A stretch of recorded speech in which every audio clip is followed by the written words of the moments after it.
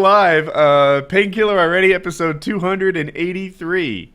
Yeah, we want to thank all our sponsors tonight: BlueApron, TotalWar Warhammer, Trackr, MVT, and of course Wendy's. Right now, I'm talking to. I'm not talking to just everyone. I'm talking to you. That's because Wendy's jalapeno fresco spicy chicken sandwich is so flavorful and so hot. It's not for everyone. It's just for you. We tried it and we loved it. It's made from Colby Jack cheese, fresh jalapenos, ghost pepper sauce, and a toasted jalapeno bun. And for those of you who really want to turn up the heat, you'll want to check out Wendy's ghost pepper fries. So go get one today. The jalapeno fresco spicy chicken sandwich is only available for a limited time at participating Wendy's. So go make it happen. It's crispy. That's right up our guest's alley, actually, is a spicy cheeseburger like that. Couldn't It's set it a up chicken more perfectly. sandwich. Yeah, man, I gotta say, I've watched a lot of your videos. I really like them. I myself, I believe, am a connoisseur of fast food restaurants, burgers, and that sort of thing. Five Guys is the top tier for me. So, like, I've seen that video a dozen times at least. I love that shit. I love that you made a channel around that.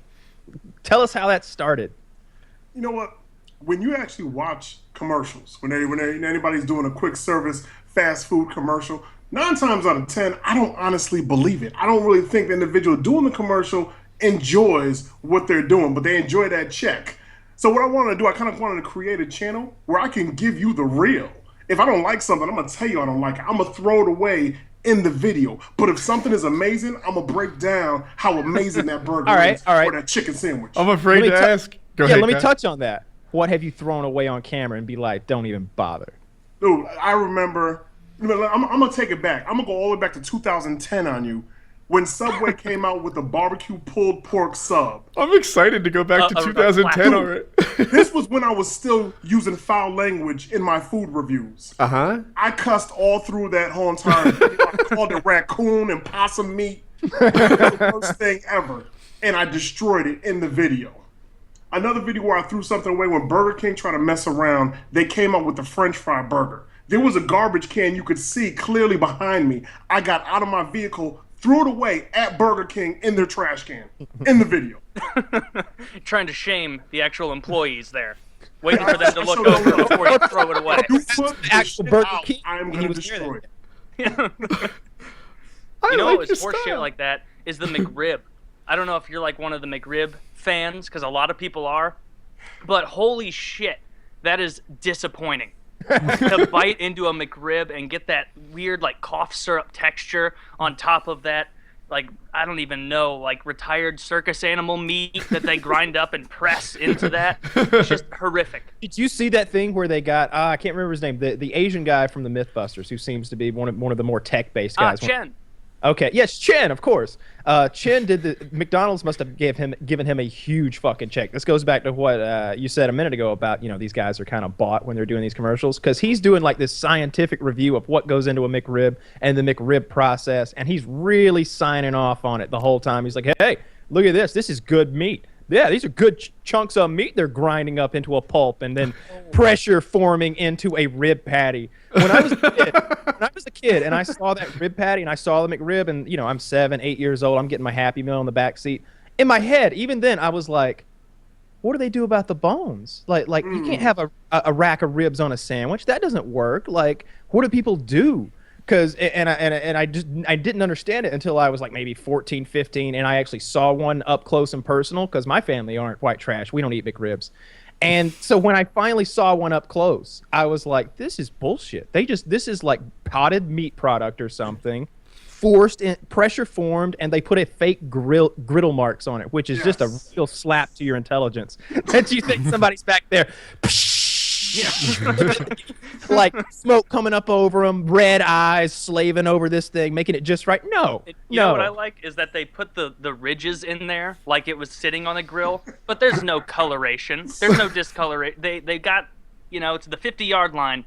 They couldn't drive it home. And even if they did, it still tastes like shit. It sells so well every time they release it that their stock prices jump a little bit. It's a huge thing somehow with McDonald's. McDonald's knows how to play to the lowest common denominator. They figured out white trash America, and they know how to get those white trash dollars $1 at a time. They invented the dollar menu. Don't forget, like, that's what they do. They sell you that Australian beef that's got worms in it and parasites.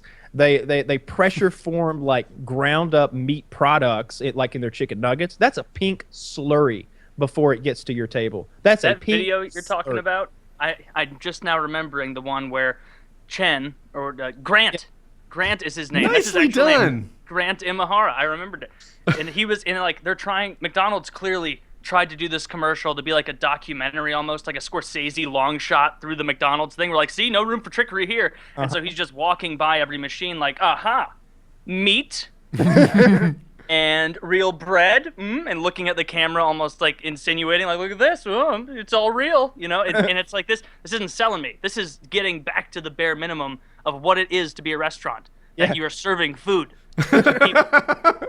But I don't know. You know, the craziest thing about fast food, what everybody loves about fast food, of course, are the prices. That's the first thing to drive you to fast food. You know, and I think if by chance you can get more fruits and vegetables at the same price that you can get a burger or, you know, some nuggets, more individuals would actually go that general route. But if you know you can grab something off like the dollar menu and for $5 get a whole entire meal and bring that female out for the first time to dinner and you don't have to spend a whole lot of money, she's happy, you know, with something that looks like a whole happy meal, you're going to go that general route. I don't think fast food, it just happens to have toy? that flavor that keeps you coming back for more.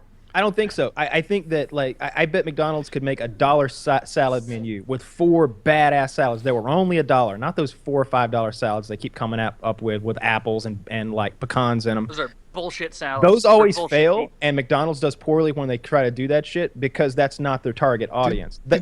Their target audience doesn't want to eat a salad in front of their buddies. All their buddies are sitting around eating double cheeseburgers on the work site, and this foofy motherfucker is over here eating his Cobb salad. I don't think so. Nobody's going to do that. Did Damon just say he takes out new dates to fast food restaurants? Did that get by us? No. I don't take on dates. It's a write-off for him. It sounds like you can't do. be married that long taking somebody out to no fast food restaurant. Do you I'm carry saying her when tray on the big pockets date? are tight, when your pockets are tight, the first thing you're doing, you're taking somebody out to a fast food spot. It wouldn't be a 4 or 5 star restaurant when your pockets aren't looking right. That's usually how it goes down. Okay.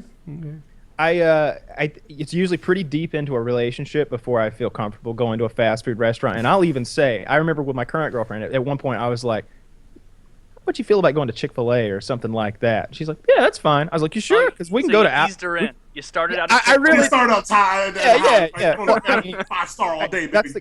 See, you kept saying that the thing about fast food is the price, and maybe that is like on the large. But for me, the thing that attracts me to fast food is I like really high quality food, which doesn't usually go hand in hand with fast food. But the few exceptions that there are, I really like those things. I really like Five Guys a lot because I feel like as far as hamburgers and French fries go, that's high quality.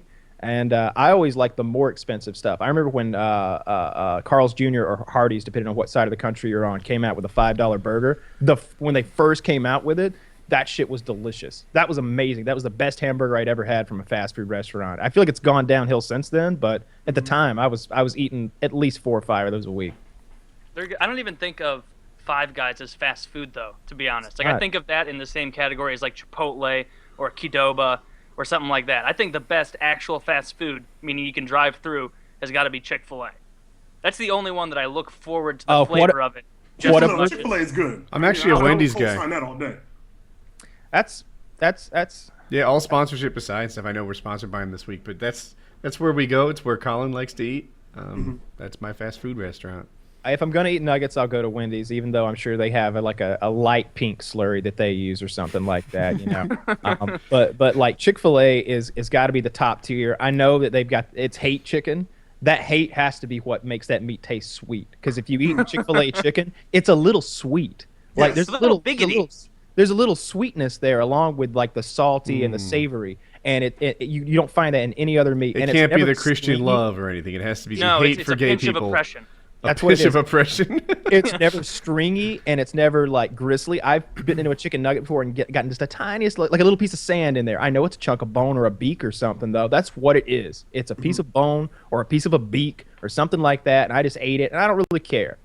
But I never get that at Chick-fil-A. Really? That ruins my whole nugget experience if I get one of the foul ones that's got, like, I don't know, beak cartilage still left in there, That's what the providing a mustard's weak for. skeletal Just a little system. more. So for your fast food, you're breaking everything down. You're going through it with that fine-tooth comb.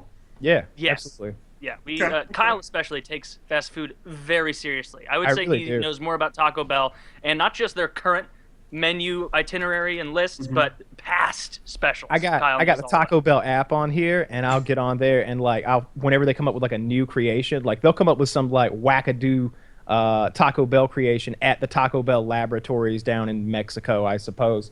And and I'll go in like special order, and they'll be like, "What the fuck are you talking about?" And I'll be like, "All right, it's right here. You got to put it together." And I know everything you make has the same 5 ingredients, so just do it. Just do it. Just put it on. It's just a different layering process and Yeah. some ranchero sauce on top. Just make it happen. Do you have lettuce, Damn. meat, beans, and cheese back there? Thank God, because I've you're invented covered. 2 or 3 things at Taco Bell. I had them make like they've got the cheesy fiesta potatoes. I was like, take that Nachos Bel Grande thing, that big fucking bowl they got. I was like, fill that completely up with those cheesy fiesta potatoes. Put extra cheese and then put ground beef on top. And they were like, we can't do that. I was like, I'll give you $6. Just make it happen. like, what do you mean you can't do And it? $1 for you. You can all. I mean, when it comes to fast food, what I've noticed, a lot of different locations, they're willing to try something new as long as they have the items there to make it happen. If it's lunch hour and they're rushing, they're not going to do it. You get there early enough, they'll make it happen for you. You know, what would be a Damon. funny, like kind of like a prank video. I know that's not your thing in any regard, but like if you wanted to, would be to go and see if you could get them to start incorporating some ingredients that you brought from home into their stuff. Like I want the Big Mac, but I brought my own special sauce. Why don't you put a little bit of this on there? And hey, keep the bottle. Trust me, you're gonna like it. Like just try to You're gonna sell love them. this stuff. It's going to be amazing. Bring one of those nasty portobello mushrooms and say you want that grilled instead of their meat. Oh, Damon, you've been on skip- TV? Which shows have you been on? Oh my goodness! All right, so I've done work with Dr. Oz. He was actually the first one to reach out to me after the Five Guys went viral. He brought me on twice. Before Jimmy Fallon took over for Jay Leno, I did 2 videos for Jimmy Fallon. It's funny that you mentioned the McRib because that's one of the videos that I ended up putting on for Jimmy Fallon, and he aired it on the show and all that good stuff.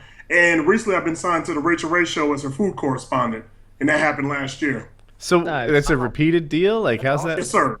Yes, sir.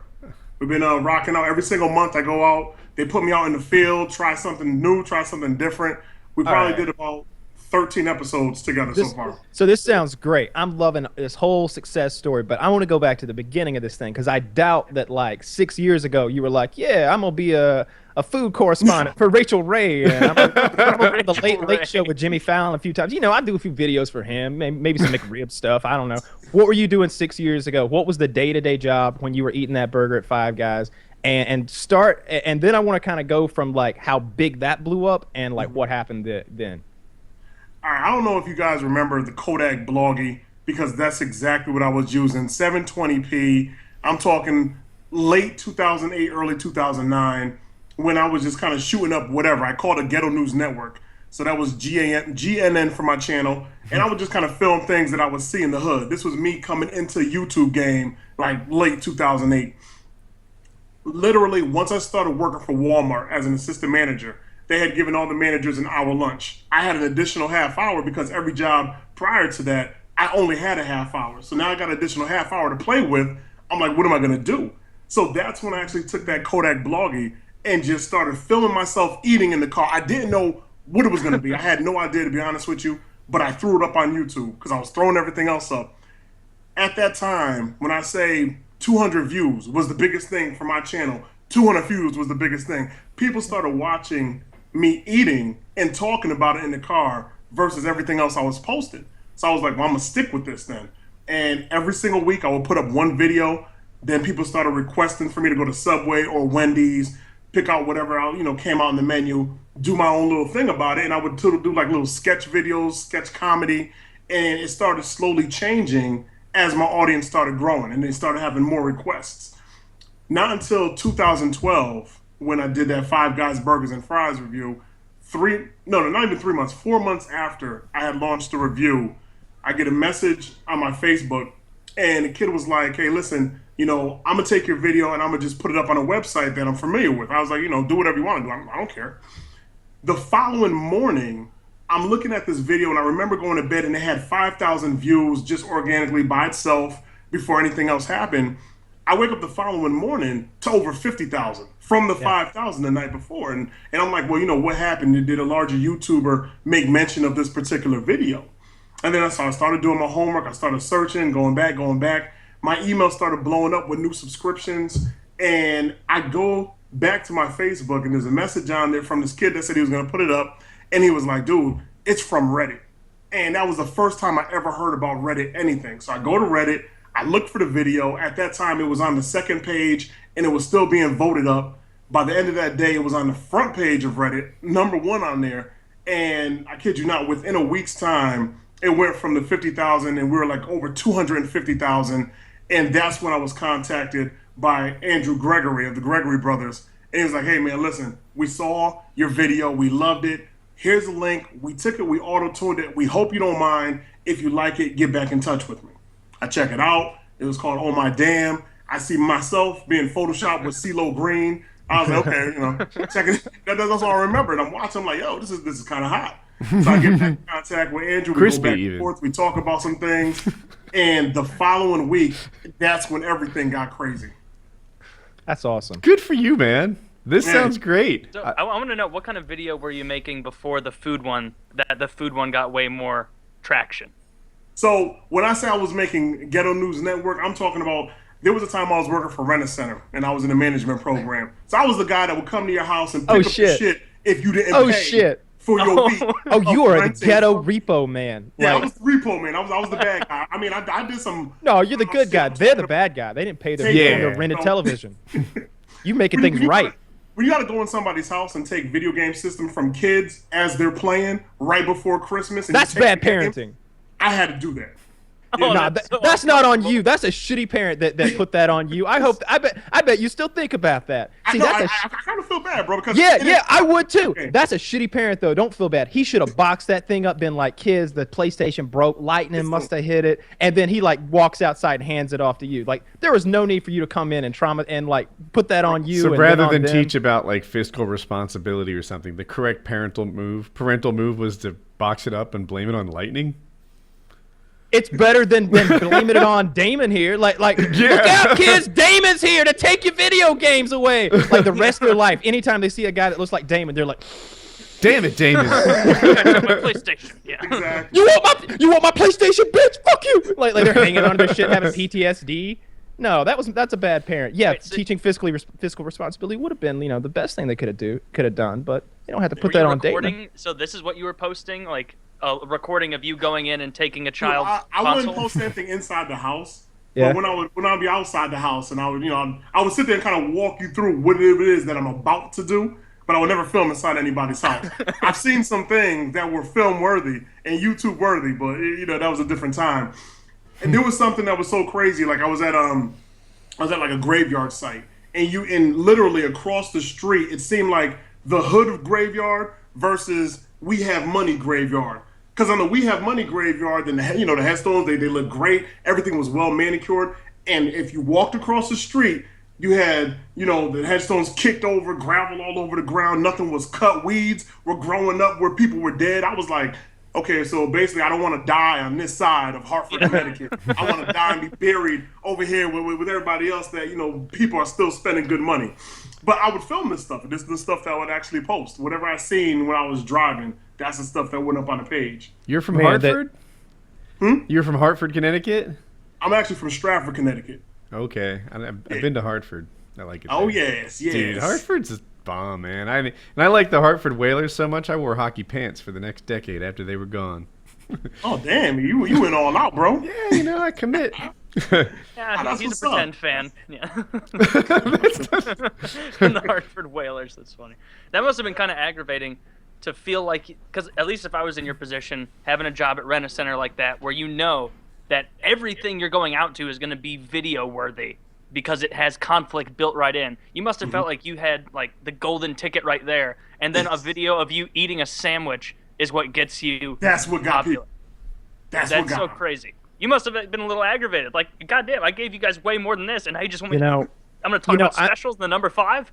Like, I'm still thinking about this Rent-A-Center thing and how to actually make that work as an entertaining thing. Imagine this. Imagine if you wore a hidden camera the whole time, and then after you've taken their shit on their doorstep, you're like, maybe they got to sign something or whatever. You say, hey, you sign this release and I'll give you $20. They are they're already in need. Yeah. It's a perfect setup. They need Your that kid can $20. finish level If 3. you're there, oh yeah, you could offer them 10. They're broke. Yeah, they would. I bet 9 times out of 10 they would sign the release and give them $20 and you'd have the interior, the conflict, whatever happened. What's the give it? You got any like Repo Man stories? Did you ever have any like real conflict? I had to break up a fight. I remember when I was first training for a management position with Rent-A-Center. I was out with another assistant manager. She was teaching me the route and all that good stuff. We get out there, she's banging on the door. And then, she was just like, this is how you got to do it. You got to bang on the door, and you make sure they come to the door. You know they're home. Just keep banging. Yeah. Start out escalating. It escalated real fast. And we are dead ass in the hood. So I'm just looking around waiting for, gunshots to start popping off. She's banging, blah, blah, blah, blah, blah. And the girl's like, she comes out the window first. She's like, yo, stop that damn banging. My grandmother up here sleeping. And she was like, you gonna come out here and pay me or I'm gonna keep on banging. She's like, I ain't doing shit. So then she slams the window. Homegirl, the assistant manager, blah, blah, blah, blah, blah, blah, just kept on banging at the door. This chick came downstairs with a gun. What? Yeah, she came downstairs with a gun. She opened the door. She was like, you bang one more time, I'm gonna shoot you. That's just how the shit went down. And I'm at a moment like, is this really happening? Look, I'm gonna die for a recliner. I just don't enjoy it this much. You know what I'm saying? So boom. Homegirl wasn't even afraid. The assistant manager, she didn't care that the gun was in Homegirl's hand. She was like, I want my money. I was like, damn, this is the most gangster job ever. You got the customer there with the heavy hammer about to give you straight work, and you are determined to get your money from the company. She was like, yo, I want my money. And she was like, I'm not giving you shit. You're going to stop banging on my door or you're going to get shot. Blah. So all I know, I'm getting ready to turn and walk the hell away, go back inside the vehicle, because like I said, I'm not trying to catch a heavy biscuit over Rent-A-Center. That's not happening, right? I get down to the bottom of the steps, and I kid you not, I hear the door slam, and that was the girl with the gun coming outside the door. Don't know what happened with the gun at this given point, but all I know is she punched the assistant manager dead ass in her face. Just punched her. Like, homegirl stumbled back and everything. So now they're up here fighting. And then I come back upstairs. I go to break the whole entire fight up. And I wasn't even on the job no more than about 2 weeks at this time. This is like my second weekend. Most interesting job ever. Break up the fight. We finally get back inside the vehicle. Nobody got shot. Homegirl got hurt. The assistant manager got hurt because, that little connect to the jaw was some heavy work. She was okay. Did we get the money? No. But that was some interesting shit to see. How much money was it? Do you remember? How much money was it? Do you remember? $37, bro. Holy shit. I knew it. How much are they paying assistant managers at Rent-A-Center? Because it's not enough. Jesus Christ, almost getting shot. She gets 10% of that. She gets 10% of that. That was a that's a great meal, bonus. and she can check your channel out for how best to spend it. That's when you're working for a real company when you are willing to fight for $37. That's okay. I can appreciate it. I would have to be like Dog the Bounty Hunter, with bear spray and like a vest on it, because I feel like you're just going in there and if it's a car, I feel like some people are like, yeah, I owe those motherfuckers $8,000, I'm fucked. But if it's TV, they're like, it's $37, fuck off, I'll pay you next week, and you're like, no, that's not how it works. I could see there being some real conflict there where they're just like, just fuck off, tell them I wasn't home, I'll get you next week, and you're like, nah. They know that I know that you're here. I gotta have that TV. I could see that getting rough. Yeah. A lot of you guys, you're handling business every single day on YouTube. You're on the grind. So you just imagine that you just finally start getting all your stuff. And if you happen to get it through Rent-A-Center, just know you missed that payment. They're coming for you. I remember when swatting was real heavy on Twitch for a hot minute. But instead of the cops coming in, that's just Rent-A-Center banging at your door. And you over here live streaming. You might catch somebody coming through your window, B. They're coming for your microphone. They're coming for your PCs. Everything gonna be gone. It's real. Dude, so I was just thinking, it occurred to me, now you're a big YouTube hit. Everything's going awesome right now. But you worked for real before YouTube. A lot of the YouTube successes, they hit it big in their early 20s or teens and didn't really go through what you did. Dude, you talked about the YouTube grind. It's a pleasure compared to the real life world out there. No? Yeah. Let me tell you something right now, man. If I always call YouTube the Titanic, and I really hope individuals stack for a rainy day. Because if anything ever happened with the Titanic and you had no other revenue coming in, you had to go back out there in the real world and all you've ever known was YouTube money, you're going to be messed up. Dude. You're going to be, because there's a reality out there, and that reality probably starts about $10 an hour. You might be lucky to catch that 15 piece. And let me tell you something right now. Those checks don't look nothing like no YouTube checks if you really getting it. No, if you look at like some of the even big YouTubers who got big in their teens and whatnot, and you know they're making good money. You know, good money for them. They don't understand the value of money, really, because they're getting it hand over fist for something that's really not that difficult at the end of the day.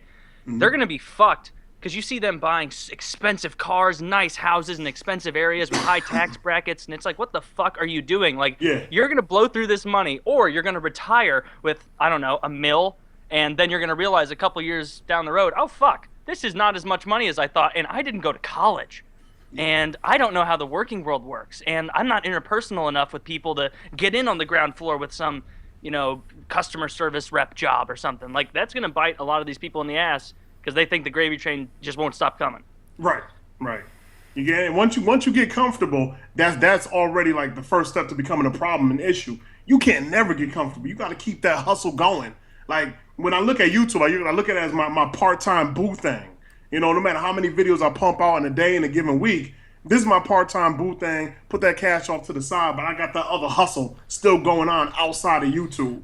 I got to make sure that whole entire flow keeps going. I got girls to put through college, you know what I'm saying? So yeah, Rachel Ray is, I've heard, kind of a Nazi about deadlines, and so you really got to make sure you get those reviews sent into her, all that. I don't think you're going to catch this man say anything negative about Rachel Ray. I don't think you will either. he's like, Rachel Ray is a wonderful person! You son of a bitch! Talk about double R like that.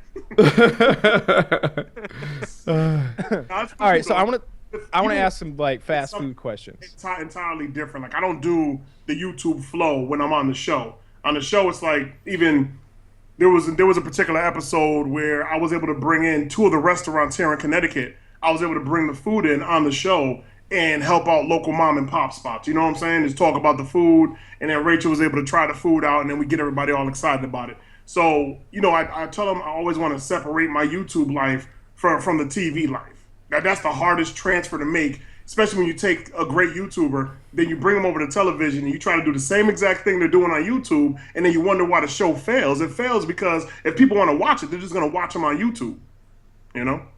Yeah. That makes sense. So, who has the best hamburger? Ooh. Oh, wait. Are we talking fast food or just in general? Both. Okay. Fast food hamburger. I'm still going to give it to Five Guys, man. I've had a lot of different burgers, bro, from a lot of different locations. Some are decent, but they just don't seem to get the whole entire proper breakdown of that burger, because you know Five Guys wraps a burger in the foil, and then all of a sudden the cheese is literally just kind of wrapped up over the beef, and that bacon is extra crispy. That's what sells me on a mean burger each and every time. When that bacon is extra crispy, I hate flimsy bacon, and then you can take a bite into something and it's not crazy grease dripping down your face. I'm going to get a little bit of grease, true indeed, but you have an actual beefy, meaty bite when you're messing with Five Guys. Not nothing flimsy where you're like, ugh. And it's not a mouthful of bread. That bitch, son, you know what I'm saying? It's not a mouthful of bread either. It is a lot of meat on there. Their condiments are good. Everything they put on the burger is good. Their hot dogs are good. I wish Five Guys would expand their menu, but I don't really, because I don't want to overcomplicate things back there. I don't want them to like get some fish grease on the burgers and all of a sudden they taste like shit or something. They're doing great at what they're doing. They've already got like 30 different things they can put on their burger, and it's all good. Like when I got mushrooms and jalapenos or whatever the fuck on there, like it's not bad mushrooms that you would. It's not like sad like McDonald's bacon or something that's like just weak, and it's like, why'd you even put it on here? This is just a reminder that this isn't what I wanted. Like, but yeah, Five Guys is great. Yeah, I'm a fan of Five Guys. Food. Did you just get served a salad, B? This is actually, so I'll let you know. One of our sponsors is BlueApron, right? BlueApron delivers food, and we just choose like what you like. Look, I'm not into pork. I am into chicken, or whatever it is that's your deal. And then they'll send you the ingredients to meals. So they made this, honey. What is this? They didn't make that. They I'm I sorry. gave you the card. Almost ruined. Maybe. Okay. Ah. Maybe you should move the camera to the plate. I don't know what's happening here. What's on that plate? Yeah. What do we got here? Oh. She gave me the I damn. gave him the card. She gave me the recipe. So this is hoisin chicken steam buns. Okay. I've never had this before. And on the back there's like how to make it. And my wife made it, and now I have it. Sorry, I've been working Nice. all day, and I haven't had dinner. That's all right. we're No, on I the mean, go ahead and topic get of your food. grind on. That works. Yeah. I thought Blue Apron, like going into it until I received it, I honestly was like, this is gonna be kind of silly and stupid. Like, there's no way this is gonna be what they say.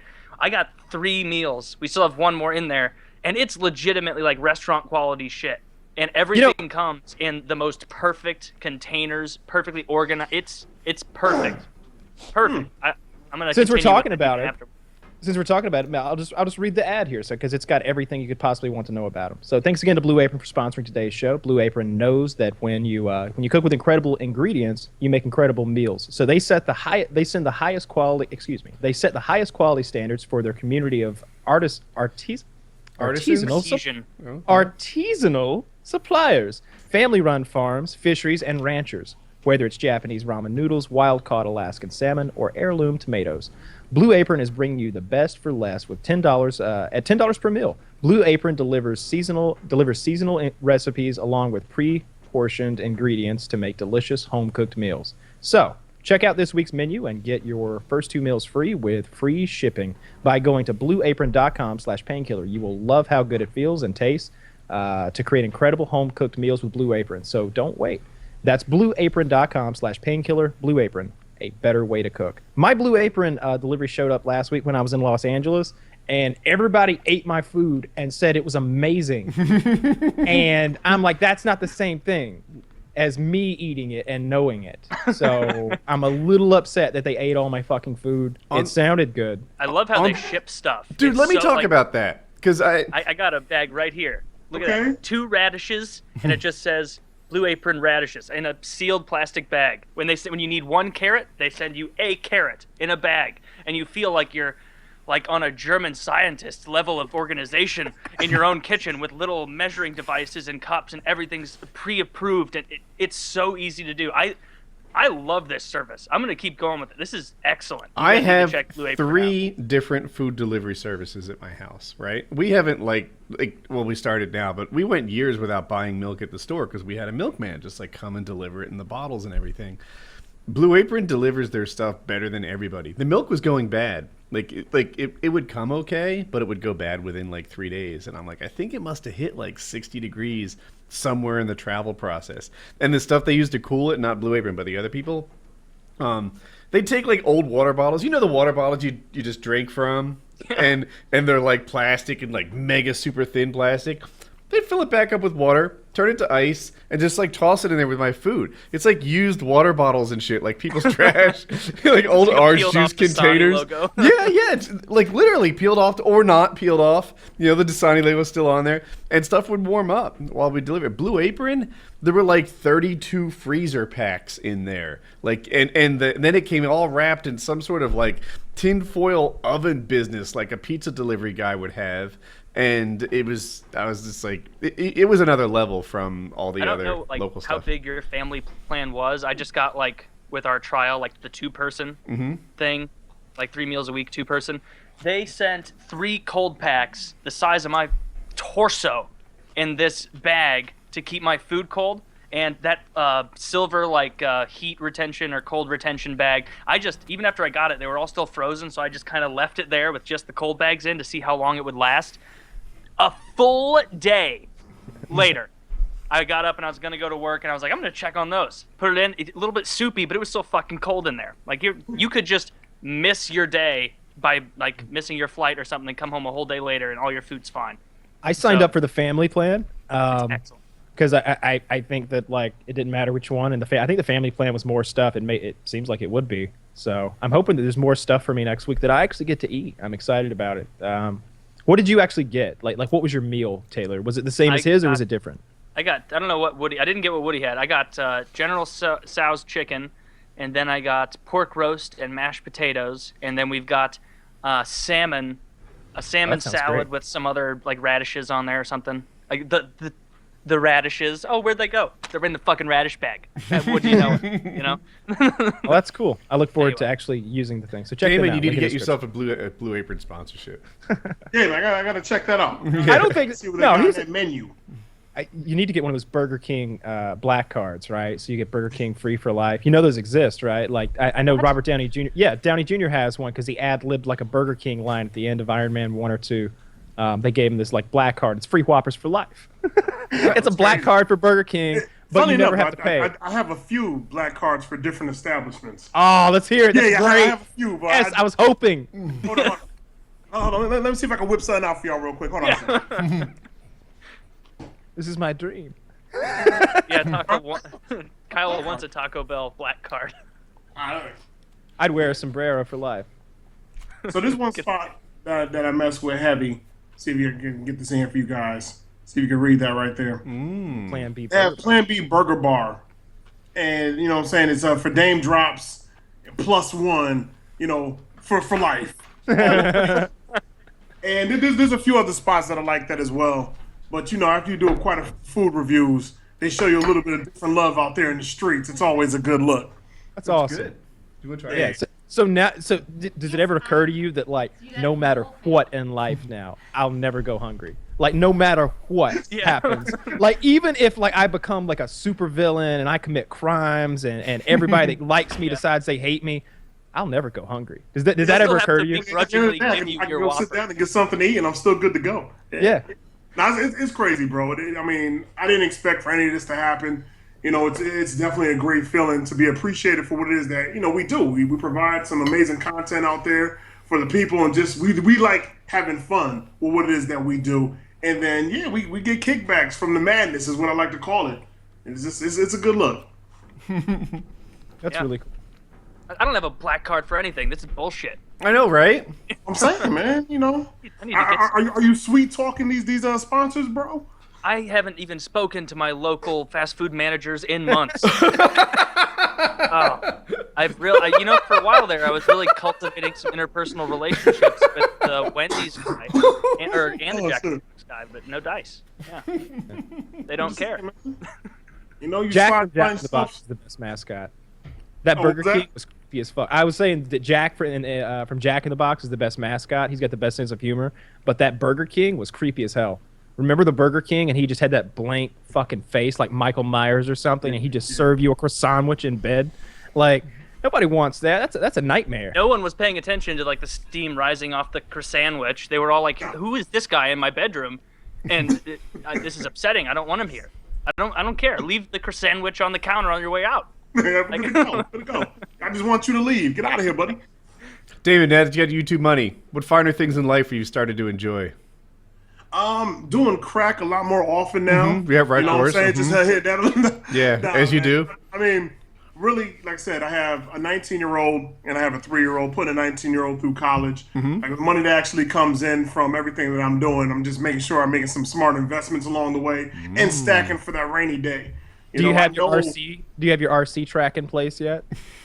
Oh, I haven't? He's teasing it. We had another guest. I asked a similar question. I was like, That's you know, a real blue chip stock. You want to get in on that early. It's the RC racetrack in the backyard that costs like 60 grand. Like 100. 100 grand. Wait, We had hold on, wait. You are kidding, right? we had Yeah, a guest who took 100 grand and made a remote control race car track in their backyard. Yeah, she said, like, I remember because we were asking, we're like, what are you investing in? And she's like, an RC track or RC track or something. And I was like, oh, okay. And it was my impression for like the next half hour that, okay, she's investing in, I guess, Tonka or one of those little like truck companies that Hot like Wheels. makes Hot Wheels, something like that, electric cars for kids. And then I found out that there was no investing. It was just I purchased a 6-figure RC car track in my backyard. And then I'm like, oh, okay, so it's like go-karts. You hop in, you drive around. And then the final plummet, I was like, oh my God, these are remote control cars in your backyard? You could have bought a real supercar for that money. That's legal on the road. You don't have to bring The biggest piece of it, she bought a skid steer, which is a piece of construction equipment to like maintain the track, and that was the most expensive part. But yeah, she and I thought it was interesting because she was a real popular, like Twitch, YouTube personality, and I have the same mindset that you do, that this stuff doesn't last forever, So what are you doing about tomorrow? And God, it sounds terrible to say it, but I feel like that's doubly true on the girl side because it helps to be pretty, right? Damon, you're going to be just as good looking 10 years from now. But Well, he's gonna be worth more, so probably even better looking. 10 years from now, I will respect your hamburger review even more than I do today. Right. Because you'll be a more experienced, more tenured burger taster. And you'll be better behind the and not that that's all you do. You'll be better behind the camera. You'll be better in front of the camera. You'll be better behind the microphone. You'll be a better version of you. But if you're right now, you're like Roger Ebert in the early '80s, very respectable, but you can really soar to the top over the next couple decades in the fast food review world. But if you were like a 27-year-old pretty girl, 10 years from now, you'll be a whole different you. Yeah, unfortunately so. And it's not necessarily, it's not that it's a worse you, it's just a less marketable you, unfortunately. Perfect. And that's just the world we live in, Yeah, so I was really fascinated about how she was packing away for the future. It turned south. Yeah, we're assholes. It's unfortunate, but these things do happen. You should make you're young, you come into a lot of money the fast way, and you're gonna pretty much blow it on everything under the sun. Damon, make Before a you know second it, you channel. fall ass backwards into a $100,000 children's track in your backyard. Yeah.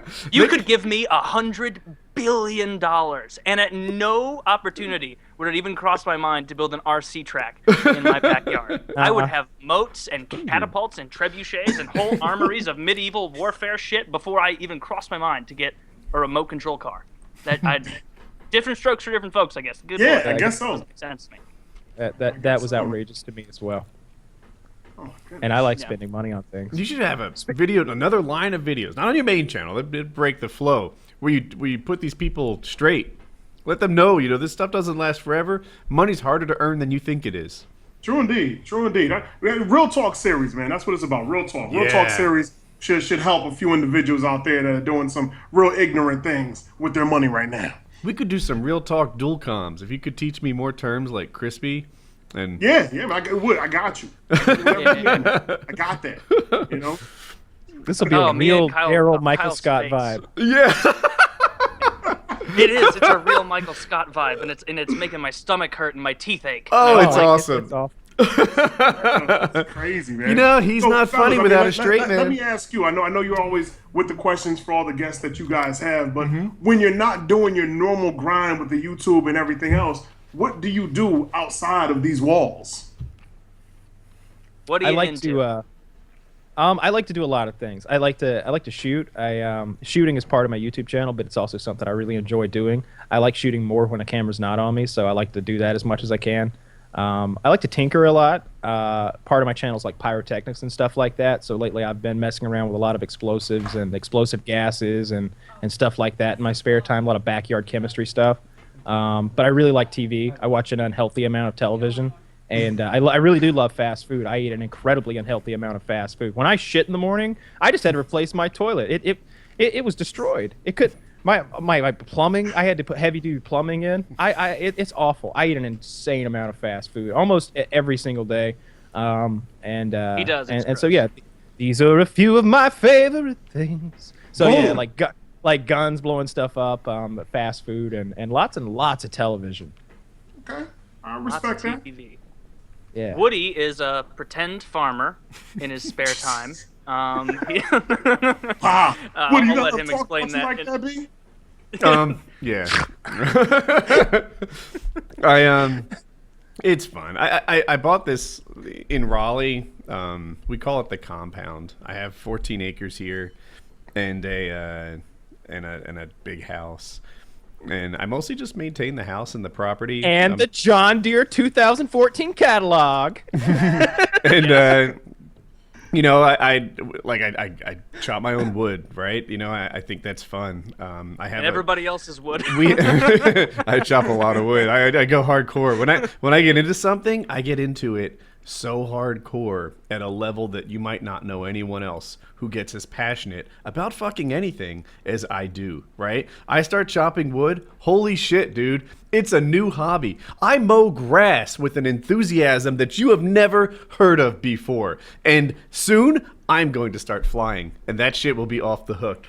And, I when I get my head set in a direction, then it's unstoppable. And now even Jackie's lined up. So, and by flying, probably a paramotor thing, which I don't know if you know that thing where you'd get towed behind a boat. And you have that like glide. So it's that, but with a motor and a fan on your back, and I can just right here from the compound fly away. And that shit's gonna start happening whenever I want it. It's badass. I've been watching some of the videos. My dad had this idea. So there's a thing called a paraplane. There's a couple of different like iterations of this idea of using a parachute to fly.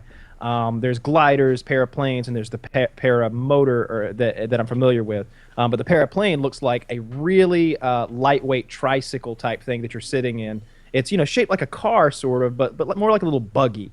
And it's got a fan on the back, and you sort of sit and steer, and it inflates the parachute, and you take off and fly away. Those are pretty interesting. Those are cool, and that's what my dad always considered getting because, again, you don't need a pilot's license because you're only endangering yourself, I suppose, like you put it, Woody. But with this thing Woody's talking about, it's much more like you're flying, like just you than anything because you've just got this 180 You're sitting in a cc chair. motor, I believe. Yeah. You're sitting in a chair with an engine and a fan on your back, flying away. But there's this whole class of planes under 254 pounds that don't require licenses. And like what's cool about the thing Kyle said is it's the fastest, and oftentimes there's some like a windshield in front if that's your cup of tea. You can control your speed, fast, slow, etc. The downside of it is it has a lot of the downsides of a plane. People tend to keep them at the airport. You tend to want a hangar for it, stuff like that. You need a bit of a runway to sort of. You need a bit of a runway, and on the end of that runway, hopefully there aren't trees. Or you need a longer runway. Yeah. And but this thing, literally like 5 steps, and you fly away, and you can fit it inside your car. I don't know what kind of car you have, but it'll fit in there. It'll fit in a regular car. And the capabilities are surprising. It can fly to 15,000 feet of altitude. It can fly for 4, 5, 6 hours, stuff like that, depending on which one you've got. And that's like that I don't know, but looks pretty quick. Like so on just level like no wind thing, something like 25 to 30 miles an hour. I mean, it's kind of a slow thing. So a very long flight anywhere. Yeah, I don't really feel like it's a useful mode of transportation. I think the range is 200 kilometers, I think I read. Yeah, which is more for fun, though. That does sound like fun. Exactly. Like I have a lake maybe 3 miles from me, and it's like I could just step out my back door, fly to the lake, and then like, I don't know, buzz around and do shit. Drag a foot in the water and drown. See the treetops and whatever. And drown. and drown. I'm hard to drown. But yeah, so that's on its way, and that's cool, man. All right, so when you say on its way, it's great that you've got Jackie on board. I told my dad today, I was like, she had no choice. I was like, Jackie put her foot down and said this and that, but at first her thing was safety. He got her off of safety, which is it's eliminating objections. It's a sales technique. He eliminated that objection, and she fell into a trap there. She got sold because instead of like focusing more on it or doing research, she just came up with a new objection, which he was also easily able to eliminate because the next objection was money. Yeah. And I'm like, baby, she's like, well, got plenty of it. Yeah, what about the money? And I was like, what about it? Well, we can sell a couple of tapes. So yeah. Anyway, so that's. And she just ran out of objections. I think safety was her real thing all along. But what it came down to it is I was like, honey, I feel a bit handcuffed. Like, when you met me, I was on my 2nd motorcycle, and I was on my 3rd not long after that. And I would go off-roading and take my car up mountains and flip that thing. And I did Brazilian Jiu-Jitsu and boxing and MMA. And suddenly now it's like everything's too dangerous. You said no to another motorcycle recently. You said no to this. You said no to that. Flying must be. Get on board.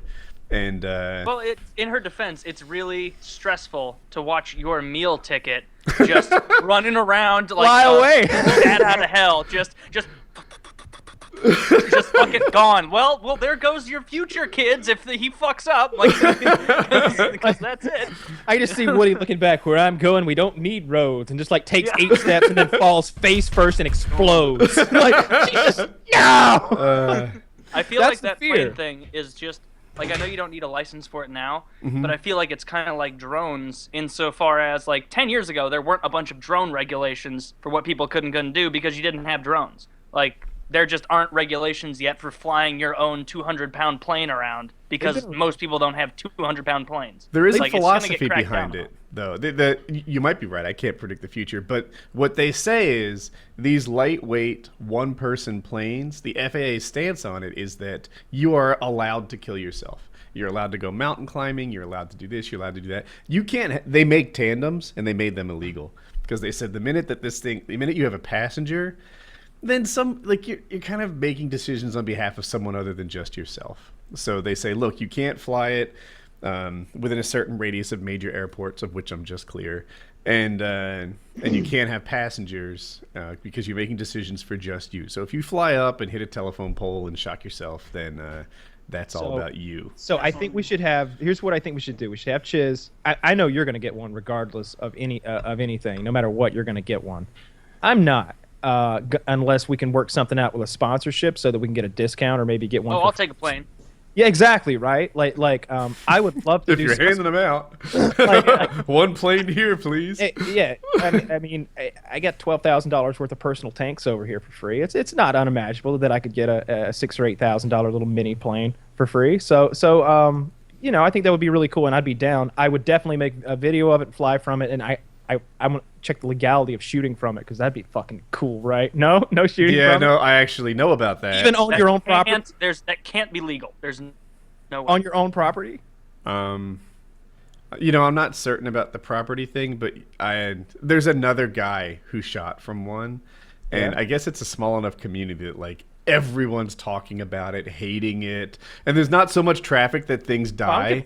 So this was like a year and a half ago, and people are like, "He's the guy that shot a gun from a paraglider, ruined it for all of us." Oh, I'll get my when I'll like take off, and my sail will just be like a big AK-47 on the back. Like you'll know I'm the one shooting the gun from the parasail. Like, I'll be the guy with the gun in the parasail. Like I don't give a fuck if that community of people thinks it's a faux pas. If it's legal, I'll do it. To do it from a flying vehicle. Now I don't know what a vehicle is.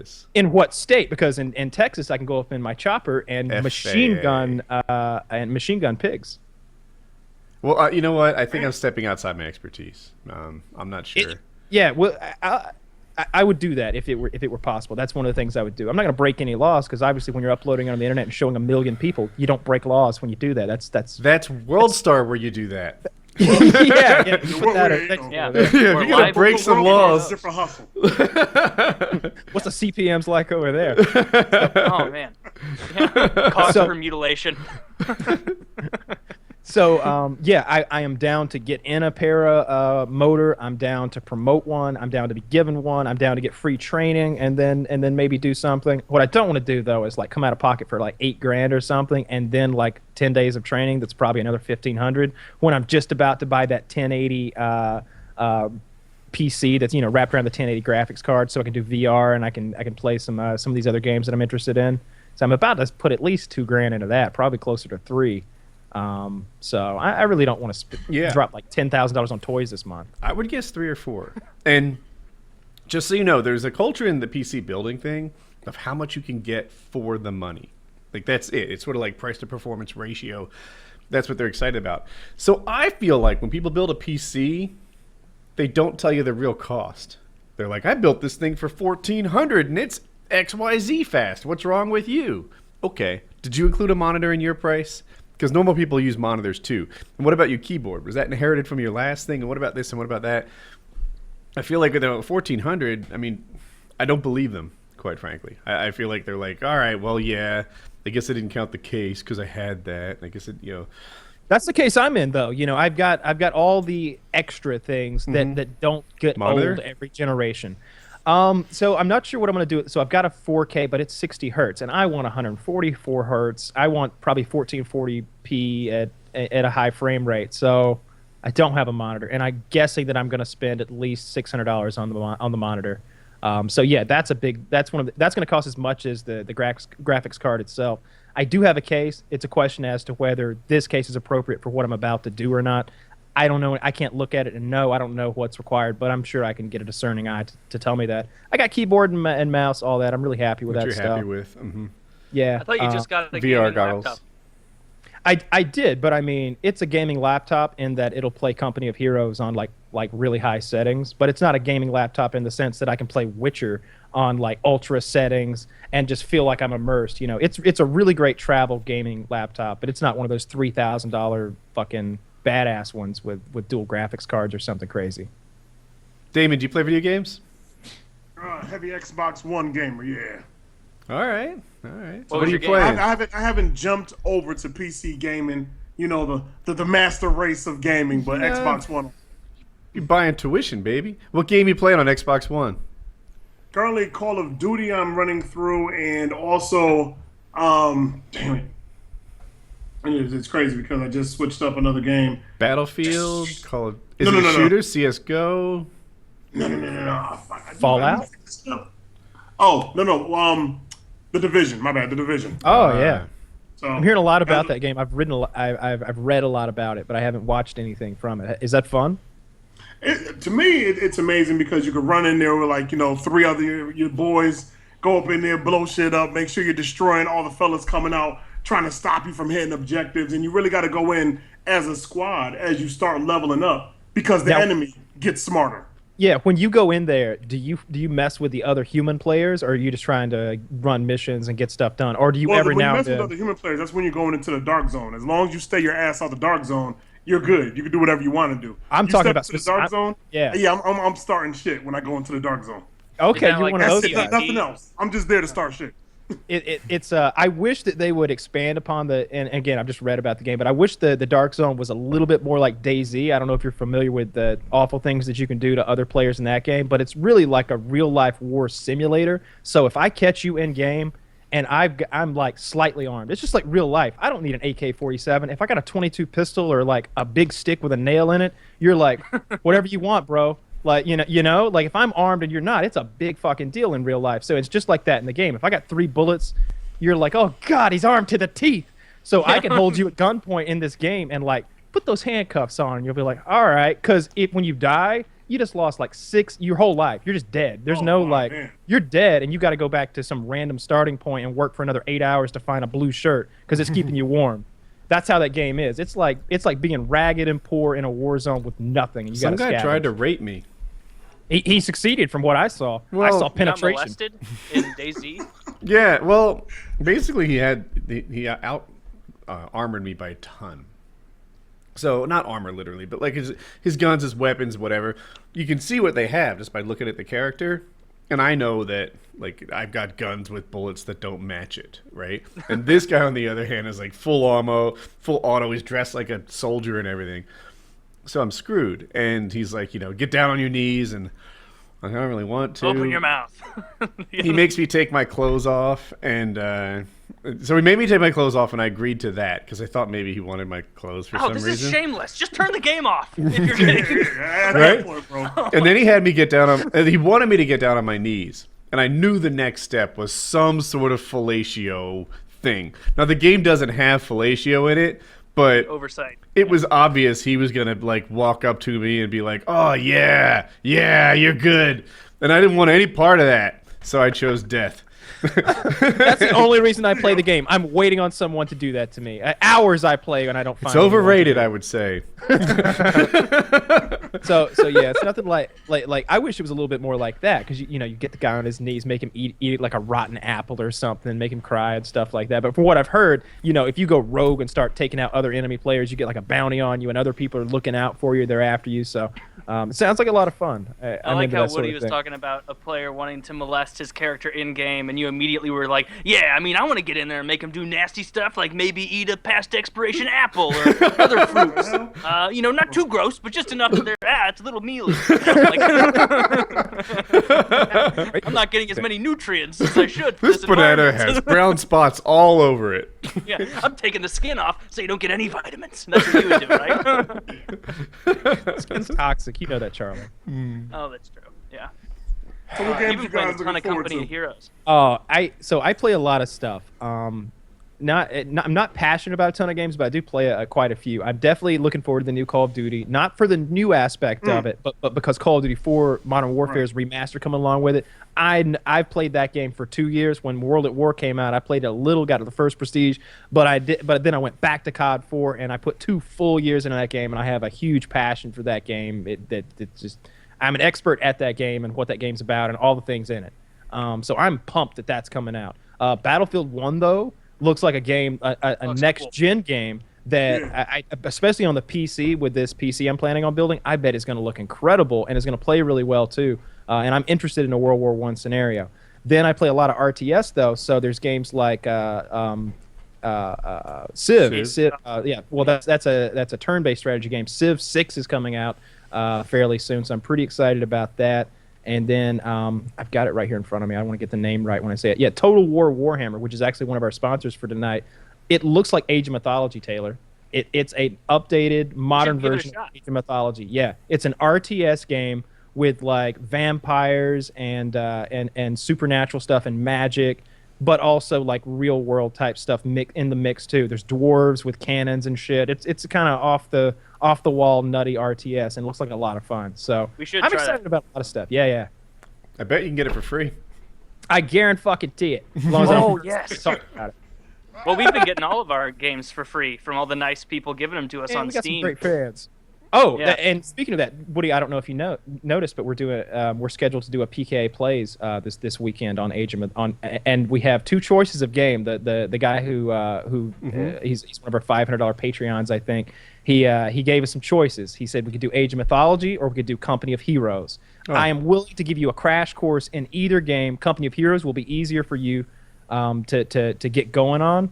I'm pretty good at that now. I can beat the game on hard. Does one of them have a bigger wood chopping aspect than the other? Yes, it does. You don't want part of that. You don't want any of that. Age of Mythology, there's a lot of wood chopping and a lot. No, it sounds attractive. No, it'll be a lot easier for you to jump in to Company of Heroes than jump into Age of Mythology. Because Age of Mythology, you have to.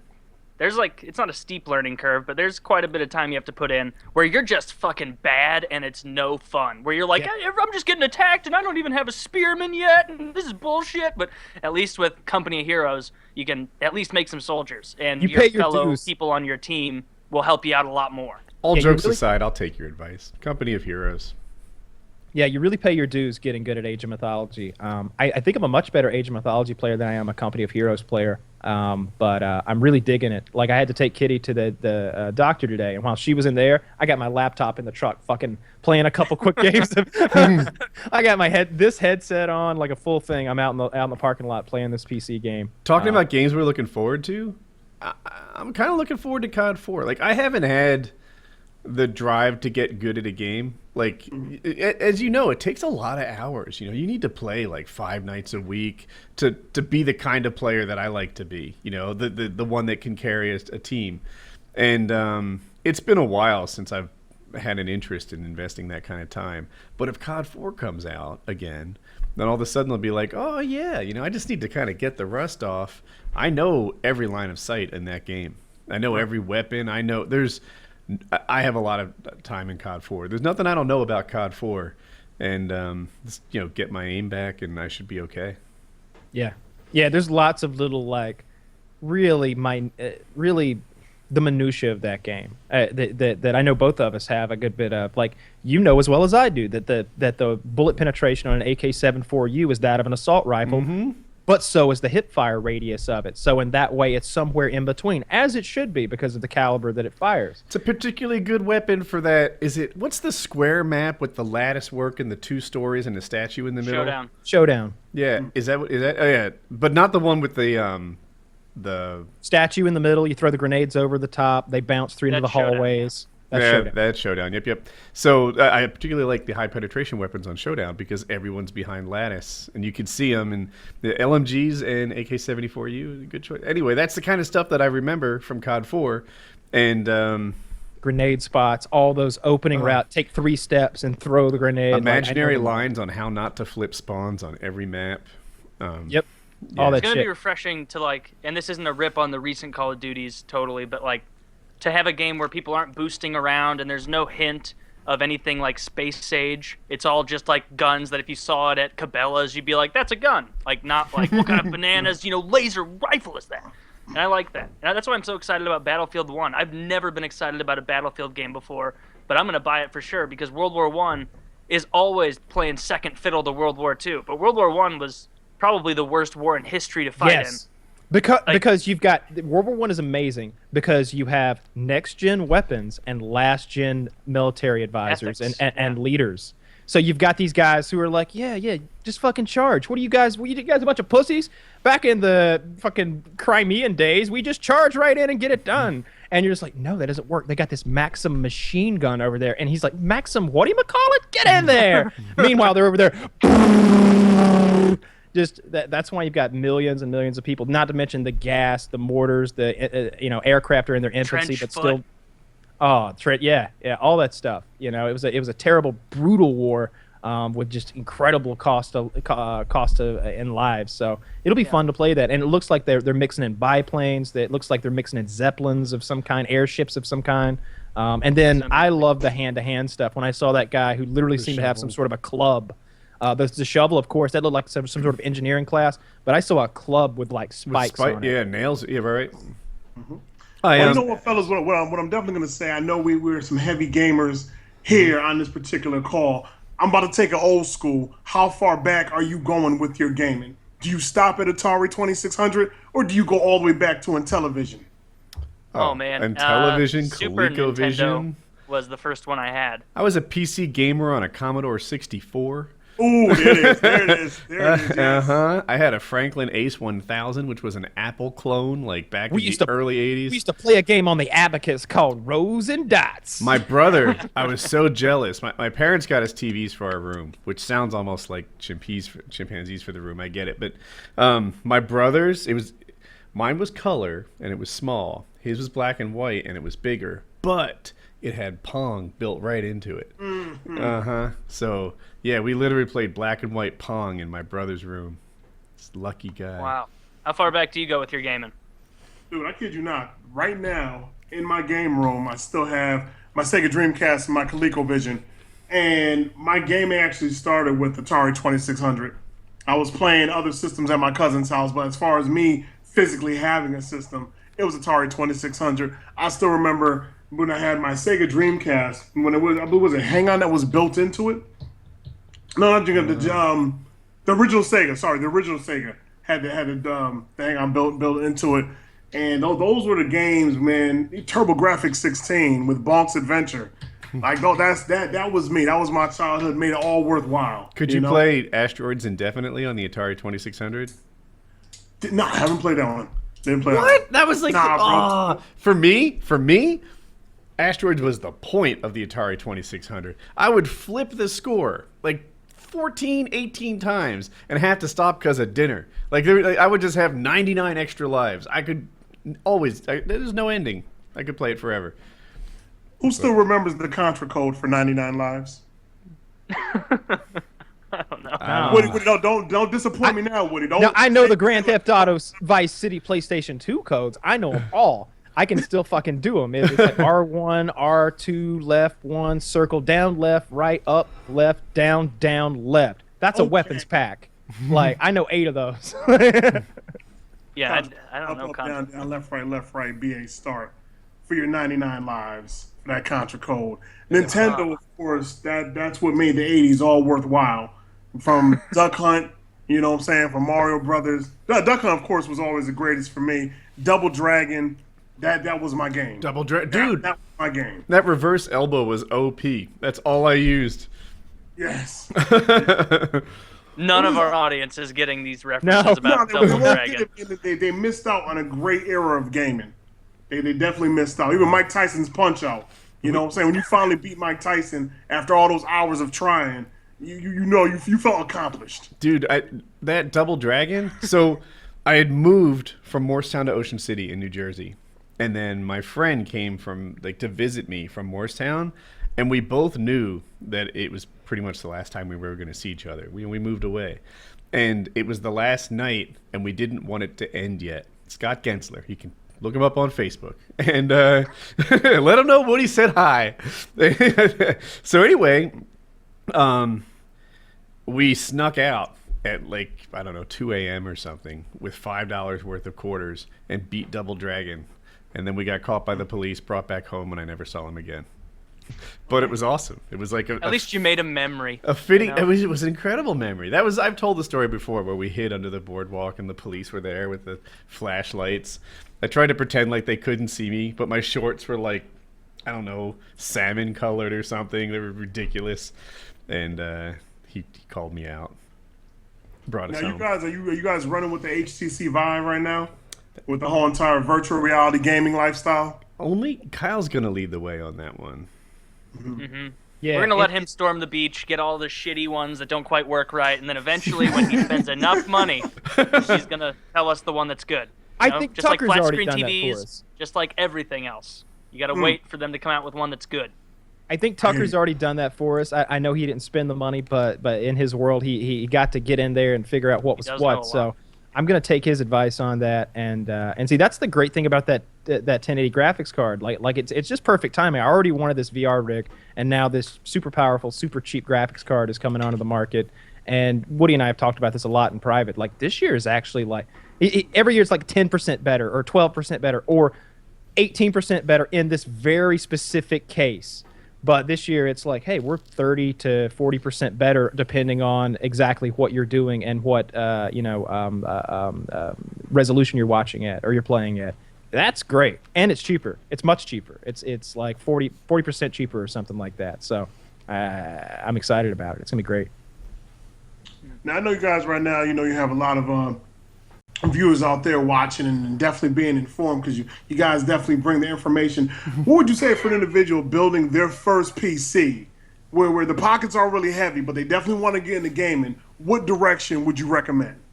Woody's the one who would know this because I'm a little confused. Talk to me, Woody. Now, the pockets are heavy. Does that mean a big budget or the A big budget when the pockets are heavy, but when the pockets are light, that means, you're struggling, but Okay. you still want a PC. Because if I remember right, earlier the pockets were tight, and when we switched it to heavy, I really got a little mixed up here. oh, Michael Scott. Floppity. Oh, you shut up! Of there's three of us here, I'm the only one with a verified hood pass. So, on another, okay. I forget how I earned it, how but would you build it? yeah, 'Cause someone. Kyle needs to know this lesson too, because you're about to build one. I'm gonna have to watch a lot of videos. Yeah, you know what? I'm a little out of touch. I get the 1080 video card. The last time I built mine, I bought probably the best motherboard of its time, and that turned out to be a waste. Like it has special monitoring stuff, so you can use nitrogen and win overclocking contests. None of which I'm interested in or do. So I'd spend less on the motherboard than before. I'd get a good, platinum rated power Can I supply. interject? Go on. What's the best way to it's hard to answer this question if we don't know a specific price range, because like every grand you add you add another $50 and like three things will change. You know what I mean? All right, So, like, let's start with $1,500. Let's start there. What kind of PC can you get with $1,500? Shucks. I feel on the spot. I probably the Intel 5000 level CPU. I'd probably stretch and put a lot of money towards the 1080 GPU, which is $600 of that budget, maybe $700. Yeah, and then you should be able to slip in the rest. You're going to spend something like $400-ish on a CPU, and then motherboard, case, and RAM, and you're about up and running. Good deal. Good deal. Yeah. I'm really enjoying. I was always about console gaming too until, I'm still about console gaming for everything that's not an RTS, real-time strategy game like Age of Mythology or Company of Heroes. The only time I want to be playing a game on the computer is when I'm like the god role, and it's like, go, do my bidding, soldiers, or like, hack that wood, peasant. I like that role. It's fun to like be the god in control, organizing everything, but I don't like first-person shooters on it because I don't feel like I'm as connected with it as I am like with the controller, which I know a lot of people feel. But I was really just thinking about getting a gaming laptop because Kyle said his was good, but if it's $1,600 and I can get a real desktop that would play games even better, I should probably do that. Well, So- in your case, $1,600 would probably be hard to do if you need to buy a monitor, a mouse, and a keyboard too. I got a mouse and well, that's it. Yep. Yeah. Okay. Yeah. Oh, let's see what Yeah. Kyle has in his PC. Yeah, this might be part. out of date. I would do a different video card, and I'm sure you would too. But I just on Reddit, they seem to usually do a good job at coming up with these builds, and this was a $1,600 or $1,550 build. Yeah. They've got everything on that website, including But a this lot of upsetting things on Reddit. Yeah, I'm really excited about getting to play some of these games to their full potential, because that's one thing that I like to do in all aspects of life. Like, if I'm going to do something, let's do it 100%. So, like, you know, if I'm going to watch a movie, let's watch it in IMAX. If I'm going to eat a steak, let's get the triple, you know, burger or whatever it is. You know, I want the big one or the best one. So it'd be nice to, like, play a game to its full potential. Yeah. Let's talk about gaming foods, because, like I said, you know, gaming definitely starts sucking up a lot of hours. I see Woody over there. You know what I'm saying? He's keeping it light. Woody, is that normally how you get down while you're gaming? Do you have something light to snack on, or do you just sometimes go all out while gaming? If I eat anything, you know, my favorite is sunflower seeds. It keeps your hands clean. It's a respectable snack, and it gets it done. A respectable snack. No one's going to look down their nose at me. Yeah. Nah. Everyone respects sunflower folk. You know? Appreciate the sunflower Living off the seeds. land, off Yeah. of David's land. You know. Sunflower seeds where it's at, man. I like to get pretty unhealthy. I You usually, honey roasted if you want. Sorry. I guess I'd usually go to some fast food restaurant and just bring back like a sack full of food and like sit that right next to me. And in between, you know, if I die, I'm watching the kill cam. I'm like, all right, And I'm like back back. I'm into right it, at like usually Taco Bell, because Taco Bell's so damn cheap, and you can get like But it'll like get for cold. I don't mind. I mean, I get so much that it keeps the heat for a long time. I get $25 worth of Taco Bell, and when you got So that it's much, like- Damn, bro. That That's outer a- layer of food is just a reverse ice pack. Meant to keep everything. yeah, Six and of I'll those just eat out of tacos, that nothing but bag. insulation. Yeah. I don't usually get the cheap tacos. I get like 8 or 10 of the like specialty items and like make a variety pack over there, and it's usually like $20-25 worth of food for me. I like Taco Bell. I tear Cheez-Its apart. I walk through an aisle at the grocery store and I hear like a chattering and a dull murmur of fear from the cracker section, because they know I'm coming and they know that I'm one man, but I'm getting the family size, and I'm gonna leave acting like it's not just for me, but everyone knows it's for me. But that is my go-to. Like, if I'm gonna cheat and eat a bunch of shit, like, I don't even do like a sampling of different crackers or cookies or something. It's no, just give me like 8 pounds of Cheez-Its and just put it in a barrel next to me, and I'll be fine. I like go. Objectively the best snack. I find it cheese. harder to stay thin than I did like even 3 years ago. I'm 43 for your help. And like I hear the stuff that you guys are snacking on, and I just think, man, like I just don't feel like I could get away with that. I'm constantly. how many meals do you When eat a day though? Like, when I snack Well, on that's- Cheez-Its, yeah. like if I eat a whole family-sized box of Cheez-Its, it's because like I was at work all day and I come home and like there's no dinner and there's nothing I want to eat, and it's like I'm just gonna eat this. Like that's what my calories for the day are, and you never feel good the next day, and you have a very uncomfortable shit because there's no nutrition. It's just empty going through you. But like you can't you can't not get to be a big fat fuck if you're adding a family-sized box of Cheez-Its on top of like regular food, or if Kyle's having like a well-rounded dinner and then he goes and gets Taco Bell. Like, the way it's sustainable is because, especially with Kyle, he splurges a lot, but he also goes like 20 hours without eating often. Yeah. That's real, bro. Yeah, I eat 2 or 3 meals a day. So if I were to throw Cheez-Its on there, that would be like extra. You know, I don't skip many dinners. When I was in LA, and they kept asking me. They're like, "Hey, it's lunchtime. You ready for lunch?" Because like even like the guys who seemed well off were excited about the free lunch that comes at the movies. When you're making a movie, they're like, "They're here with the free food. Did you hear?" And I'm just like, "What is this, like free pretzel day on The Office?" Like, I don't give a fuck about your $5 worth of free food. I mean, no offense to anyone, enjoy it, everyone, but I don't care. It's $5 worth of free food. It's not. I'd rather go up and sit in my dressing room and like go over the lines or like take a quick nap. So I didn't eat the whole time I was there, more for breakfast or lunch. And then one day, Filming went till 12:30 in the morning Pacific time, so 3:30 in the morning my time, and I hadn't eaten, and I'm just sitting over there like drinking espressos, just shaking, hoping that they don't need to like see my hand do anything, because like if there's a scene where I'm like, "Fuck you," I would just be like, just they're like talking in the corner. I think weakness. Kyle's an alcoholic. You know, Yeah, he's yeah. been there all day, hasn't been drinking, shaking all over the place. I can't really relate, man. Like I never really go 24 hours without eating, unless I'm like on a survival trip. I can. Sometimes if you hit like 18 hours or like 16 hours of not eating, have you ever not eaten long enough that your appetite goes away and your body is almost saying like, I told this fucker for 2/3 of a day to eat and he's not eating. I'm done. That happens every day at 3 p.m. Like, every single day that happens, and I'm like, no, I don't want to eat. Yeah. 3 p.m. feeling. Yeah. Like I don't eat breakfast or lunch almost ever. I mean, if we're somewhere, if we're traveling, like I'll eat all 3 or 4 or 5 meals or something like that. What if she delivered the chocolate-covered strawberries right to you? Would you still resist? Ooh. Yeah, I don't. If I'm being honest, I don't care for those. I Yeah. said, man, fuck your chocolate-covered strawberries.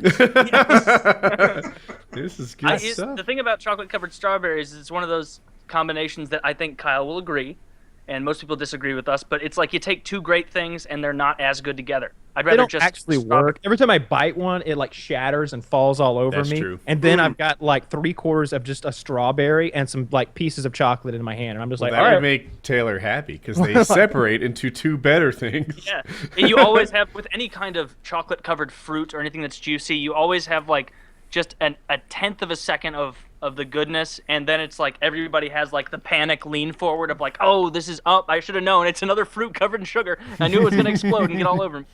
But, Yeah, if I'm gonna eat a dessert, I'm gonna eat a real dessert. Like when I was in LA, I really did eat like shit. Because like I said, every day it would be that night, and I'd get a meal. And when you're in Hollywood, the delivery options are endless and amazing. I would go on Grubhub, and there would be 45, 50 restaurants between like in a 3-mile radius, and it was every single category that they had available. There were 4 dessert restaurants that were like bakeries with like a dozen kinds of cakes and 15 different kinds of pie.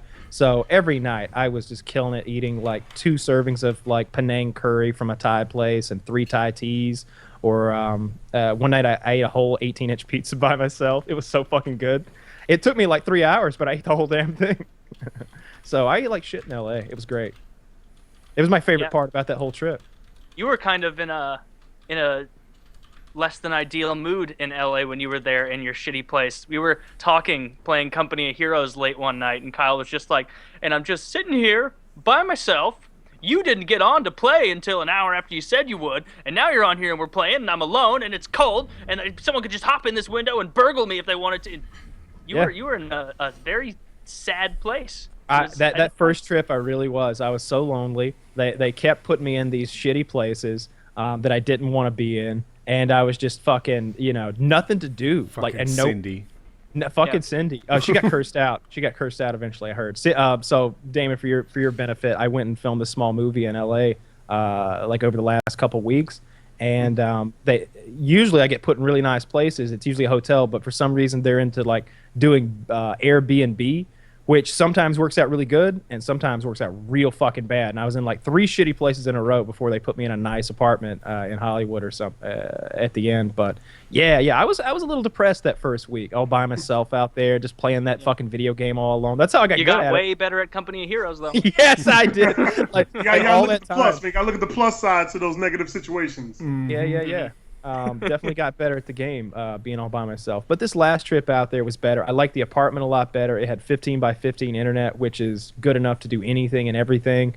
There was so much delivery food. Even the doorman was nice. It was a nice building I was in. There weren't scary people around everywhere that looked like they could fuck me up. That first place was just like a slum. It really was. I feel like I was just hanging out with the dregs of society. I didn't even want to walk out the door to go get some air because there were so many homeless in that part of town. So I thought it was especially funny because I've never been in a movie or been in that environment, and so when I heard you texting me I'm going to LA to film a movie, I'm like, oh man, he's gonna be high-fiving Robert Downey Jr., finger banging Scarlett Johansson between takes, he's gonna be doing whatever he wants. And then he hops on the camera later that day. I thought they'd be putting him up in a king's palace, you know, a penthouse. And he hops on, and it's a desolate little hovel with no decorations on the walls, not even like that taupe color on the wall that you get in a reasonable home. White. No love. Insane asylum white. With just a mattress laid on the ground and a spare mattress just leaned up against the wall. No windows, just cardboard put over the windows. There was horrific. It was a window. There was just no glass. I don't know how to describe that. Then what is a window if not glass? Exactly. It's a hole in the wall. They put hole a in big the hole wall. in the Yeah, thank you. And which would normally be a problem, you would think, if you didn't cover it with something. They just had these big fucking holes in the wall with a screen over them. It had a screen, but look, that's not keeping anybody out of like creeping into my room during the day with bugs. my all my shit here. Some bugs. Sure, I don't know. Not all. It was fucking awful. It was absurd, and I complained a lot, and Kitty complained a lot, and then eventually the lady responsible for all that shit really got cursed out and totally avoided me afterwards on set. Like she'd see me coming and she'd that story, because we didn't get that. What happened with her getting cursed out? Yeah. So I guess what had happened was when I did. So they put me in my apartment this most recent time. And a big concern was doing the show. I was like, look, I'll do this movie. I'm happy to go out there and do everything. But I got to do my podcast, and it takes place during these hours every week, and it repeats, et cetera, et cetera. And they're like, cool. So they get me to the apartment, and the internet is shit. Like it won't work. So I'm like, all right, you got to take me somewhere fucking else. So there's like 3 or 4 people somewhere else coordinating me getting taken somewhere to have better internet to film the show we're doing right now. Not literally, but, you know, last week's show. And what was arranged was for me to go to Studio 71 and like have my own fucking badass pimp room with like, you know, I got a conference room with this gigabit internet and like a big table of snacks and a big table of beverages, and I was going to get to meet the people that I technically work for and some people that I talk to a lot over the phone and through email and work with business-wise, but never have gotten to meet. And Cindy sends me to the fucking movie studio instead, and I'm in that fucking room with like Cindy. it's like a coat closet or something, and people like shuffling in and out. This lady walked in, she was like, that's my stuff over there, and I was just rude as fuck. I was like, well, get it. I was like, you know, because I'm doing it would be like if a woman walked in this room right now and was like, that's my stuff over there. Like, I don't have time to cajole you. I was just like, get it. What the fuck do you want from me? Go talk to somebody else. I don't have time for this. So I was just so pissed off, and Kitty was pissed off, who's my manager, and the guy she called, who had actually done all the like arrangements at the nice place I was supposed to go, and he had set all this fancy stuff up for me and was actually excited to meet me. He lost his shit finally, and he cursed Cindy out and really threw her under the bus with her bosses, and yeah, I didn't know it at the time. I didn't find out until after the fact, but it makes sense now because on set, like, she wouldn't even look at me or say a word. And up until then, she was always, hi, all perky and fucking acting like I haven't been fucking you over constantly. So it was just... the not talking to you is the most frustrating part, right? Like, I was hoping that the way the story would go is, oh, yeah, she got totally cursed out. Then after that, she was, hey, Kyle, can I get you something? How's your room? That's not her job. See, that's not her job anyway. Like she's got a bigger job. Like there was no reason... What's her job? I don't know, but she was my driver's boss. Like she was a coordinator. Senior driver. Yeah, backseat driver. Yeah. Well, he wasn't just a driver. You know, you don't just do one she was thing. A Everybody producer. had like 4 jobs. You know what I mean? Was like, she a producer? Yeah, I know what you mean. I doubt that. But in any case, fuck her. You know, she was bad at her job. I was glad that I didn't have to deal with her anymore because she's the kind of person who's so fake when she comes up and talks to you that I know that you're being fake. And after a while, I stopped playing along and be like, yeah, you know how it is. And I was just straight faced, like, she'd be like, how's it going? La, la, la, la. And I was like, fine. Yeah, you know, if you want to develop a rapport with someone, you got to match the mood, right? Come a little close. Don't go, if I'm at 0, don't come in at 100, baby. You know? Well, like, hey, I know, I feel like nobody had imparted on her just how fucking mad I was. Because there's so many filters between me and her that none of my rage was getting back to her. Like, I'm on the phone with Kitty cursing. I'm fucking screaming and making threats and talking about what I'm going to do if they don't fucking make this right. And I'm going to fucking lose my mind. And, well, maybe I'll just go fucking see the sights tomorrow. I just might not make it in. So, like, you know, I'm just losing my shit. But meanwhile, she's all like, "Oh, Herbie had a little issue," and finally, I was just like, "Yeah, we had a lot of issues," and just just straightly, I was just like, this problem, that problem, this problem, that problem, and she'd be like, "Well, I guess we got all that sorted." I wasn't finished yet. There was also this problem, that problem, this problem, that problem, and finally, she was just kind of bitched the fuck out and just left and never talked to me again. So fuck her. Everybody else I worked with were very professional and very good at their jobs, and it was a pleasure working with them. But she was a dumbass. Yeah, the dumbass. complaints you brought up weren't even like it's very reasonable to be like, I was I didn't under wanna the apprehension that there would be glass in my windows. I thought that there would be one mattress in this room. Like, I thought that it wouldn't look like a serial killer's den with scratch marks on the walls and mysterious stains about. Yeah. Like, these were not like, oh my god, a regular king size, not a Cali king, you bitch. Like, you were not being like that. He wanted a whole bowl of green M&Ms. What a fucking maniac. You know how many packs I had to go through? Do you know the story behind that? That was the Van Rolling Halen. Stone or someone, right? They Rolling wanted to Stones? make sure that they were just reading it or say it was kind of it was like a contract test, right? That's exactly what it was. Yeah. So Van Halen, if I have the story right, would ask for a bowl of green M&Ms, only green M&Ms in their contract. And apparently the contracts would have a lot of things that they asked for, right? Like, we need 240 volt power under the stage, we need 120 volt on top of the stage, we need this, we need that. And some would go through it and like see what they provided, and some wouldn't. And that bowl of green M&Ms was their like canary in the coal mine. Right? If there's a bowl of green M&Ms, you know they went through the contract and figured out what had to be in order. If there wasn't, they were just like, this is this concert hall. I'm sure it does concert halls things. But they had light shows and pyrotechnics and needed more than And maybe if they felt like they were mistreated, they could be like, you know what? I didn't even have my bowl of green M&Ms. That's a contract breaker. I'm out. Sorry, no M&Ms, no M&M. I'm out. Like, just talk about, that's where he came with the name, right? It's Marshall Mathers. Those are his initials. And originally he wrote it out M and M, and they were like, "Nah, man, M&M's the M&M company's gonna fuck you over. You can't be doing that." So he just wrote it out phonetically. That's the whole history of his name. Did that just hit you, Woody? The Eminem, No, Marshall Mathers? no, I knew that all along. What, I don't look crispy to you? What is up? I don't follow like Eminem at all. I like his music when it's on the radio and like his older stuff. But has he like totally gone crazy, or is he still making music? Or it seemed like he was on the path to like just running off on his own or being like he hasn't had any a while ago. He hasn't had any nutty stuff in a long time. He had a drug problem for a while with like sleeping pills and pain pills. I think and that's about as bad as it ever got. But he seems to be on. Rap God came out like last year, I think, or maybe the year before, and did really well.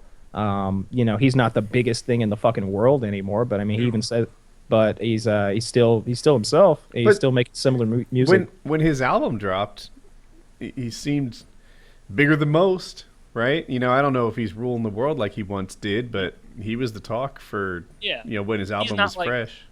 He's no like, I don't know, Michael Jackson, and never will be, but he's still a name that's more famous than 98% of every other artist out there. Like, everyone knows who he is. I'm trying to think who's bigger. Snoop Dogg, maybe?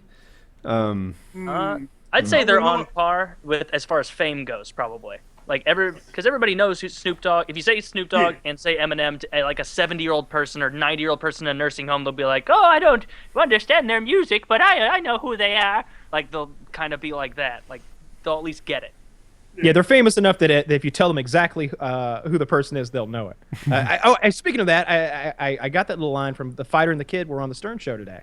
So that was really cool. They in the post show they kind of talked about a bunch of stuff. It was really neat. Hey, I have a question.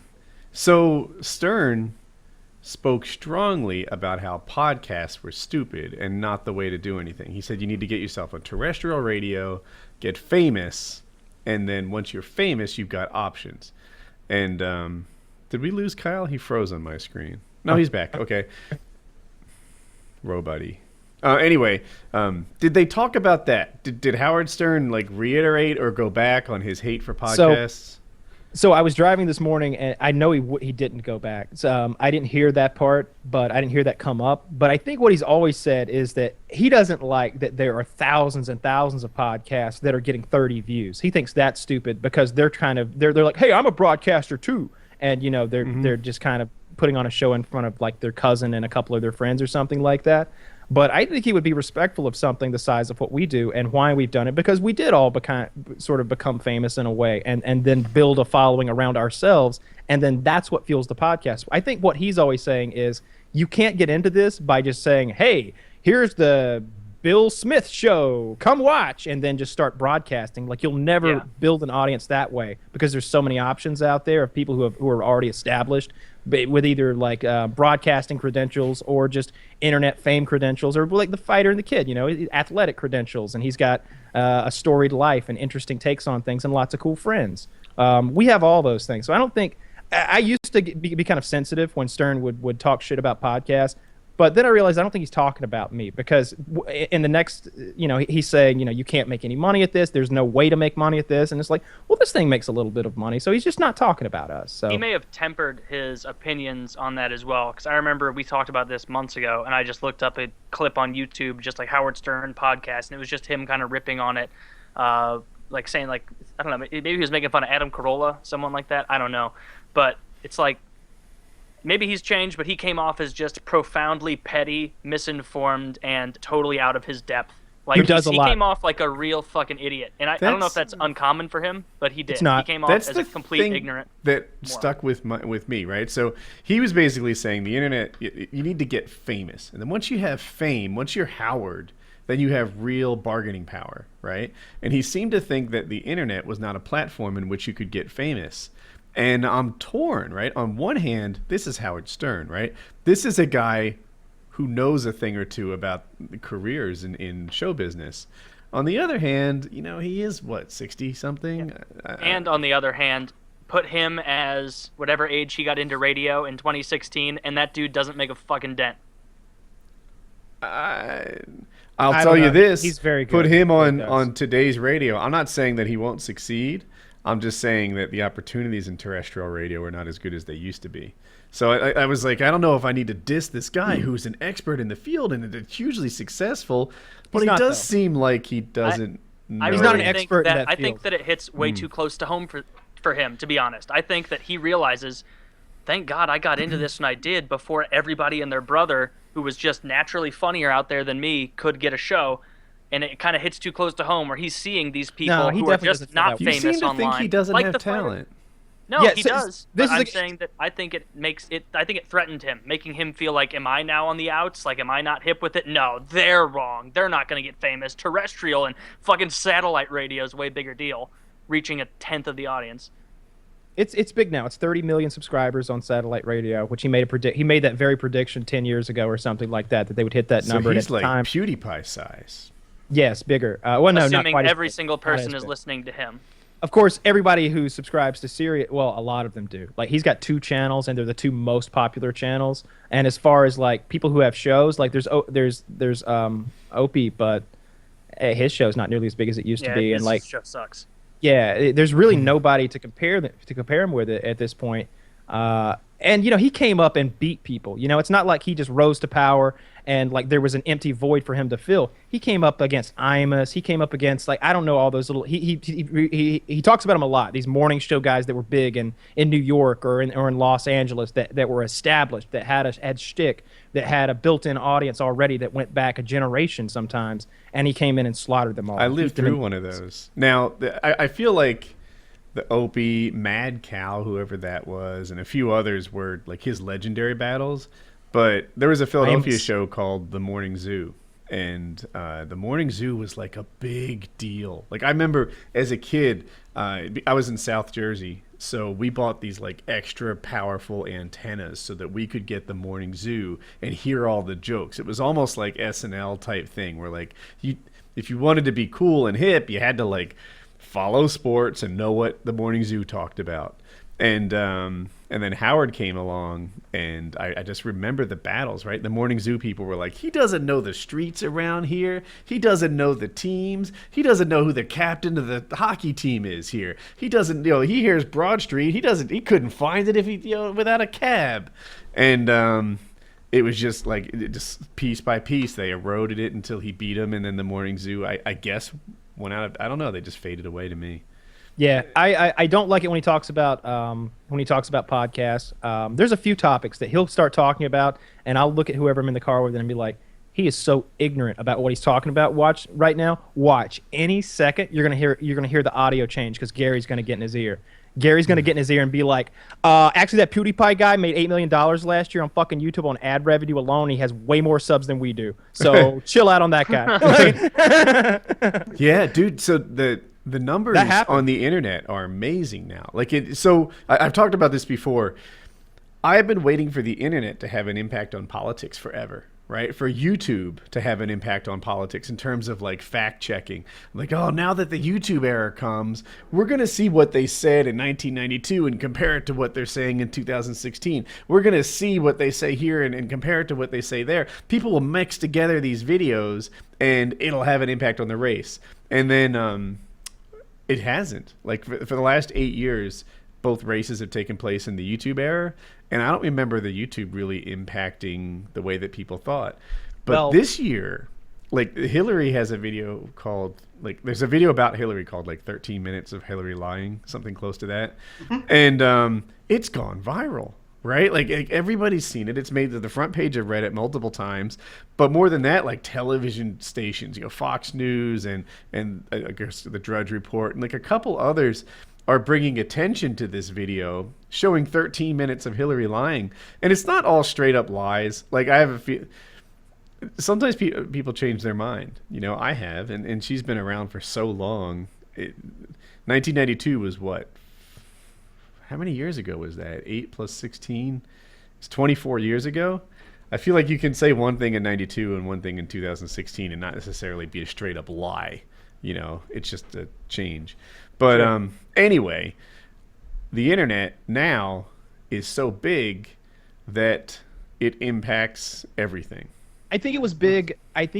Last time around, but I feel like Romney was so unsavvy at anything internet wise that we just didn't notice. But Obama ran there was Obama girl. There was so much stuff going on with Obama online. Like he really. I won't say he like threw his lasso on it and rode it into the White House like some of the candidates are doing this year. Seemingly, I feel like Sanders and Trump had these crazy grassroots movements passionate movements online that are just incredibly large and incredibly active and very high energy. It's absurd, and we haven't seen that before. And you keep waiting for them to die out like a fad, like we've seen in the past. These what do they call them? Slacktivists. We keep expecting the slacktivist thing to happen, where it's like, oh yeah, they hung out on the Wall Street steps for 2 weeks, but then after a while you start smelling, and they all went back to their basements or whatever. Or less, they clicked like and then moved on. Yeah. So, but this time around, it's months and months and months and months into this thing, and all of them are still going strong, and in some ways gaining momentum, and you see Sanders still either matching or beating Hillary at raising money at this late stage of the game when he's, she's the presumptive nominee, and he's still out earning her in some regards. I feel like Bernie is the current best case internet scenario, right? And compare that to Ron Paul, the old best case internet scenario, right? Ron Paul was the darling of the internet, and he was a blip in real life. I don't know, 5%. I made that up, but it's about right. Bernie, on the other hand, call it like 45%, to Hillary's 55. With very low negatives. Yeah. He's the new internet's best case scenario. You fast forward 4 years, and winning the internet is winning the race. It may you may not have to wait that long. It might be this year. You might have to wait till November, and you see that winning the internet won the race. Because if I'm an average voter and I look at this thing, I see Trump and I'm like, yeah, he's braggadocious and egocentric, and he says things that I don't always agree with. But I kind of like this, and that. And I like that at least he says what he thinks is true all the time. And I don't think he'd lie to me, to make him say. I think he'd lie to me in some regards, but I don't think he'd tell the same kinds of lies that a Clinton would tell. Does that make any sense? Like, I feel like Trump's lies. I think that people like it most because it's like refreshing that there's so little time between the question and his ridiculous answer, even if it's shitty, where that there's no time sitting there like. There's no buffer of like a sentence of, well, with a question like this, what we all have to sit down and consider before anything is, and then just nonsense while they're waiting for someone to tell him what to say in their ear. He'll just say, nope, don't like it. Even if he's totally wrong, it's still like, all right, at least that's different. John Miller, right? I saw him. They're like, hey, Did you pretend not to be you as your own publicist, John Miller, speaking on behalf of you, but it was really you? And he's like, what? That doesn't even sound like me. I don't know where you got this. That's not me. Doesn't sound like me. And I'm like, it sounds like him to me. I like it. All these inflections and the pauses and the gravitas. It was him. It was so him. It was totally him. And he straight up just flat out lied and denied. And I bet he'll stick to that forever.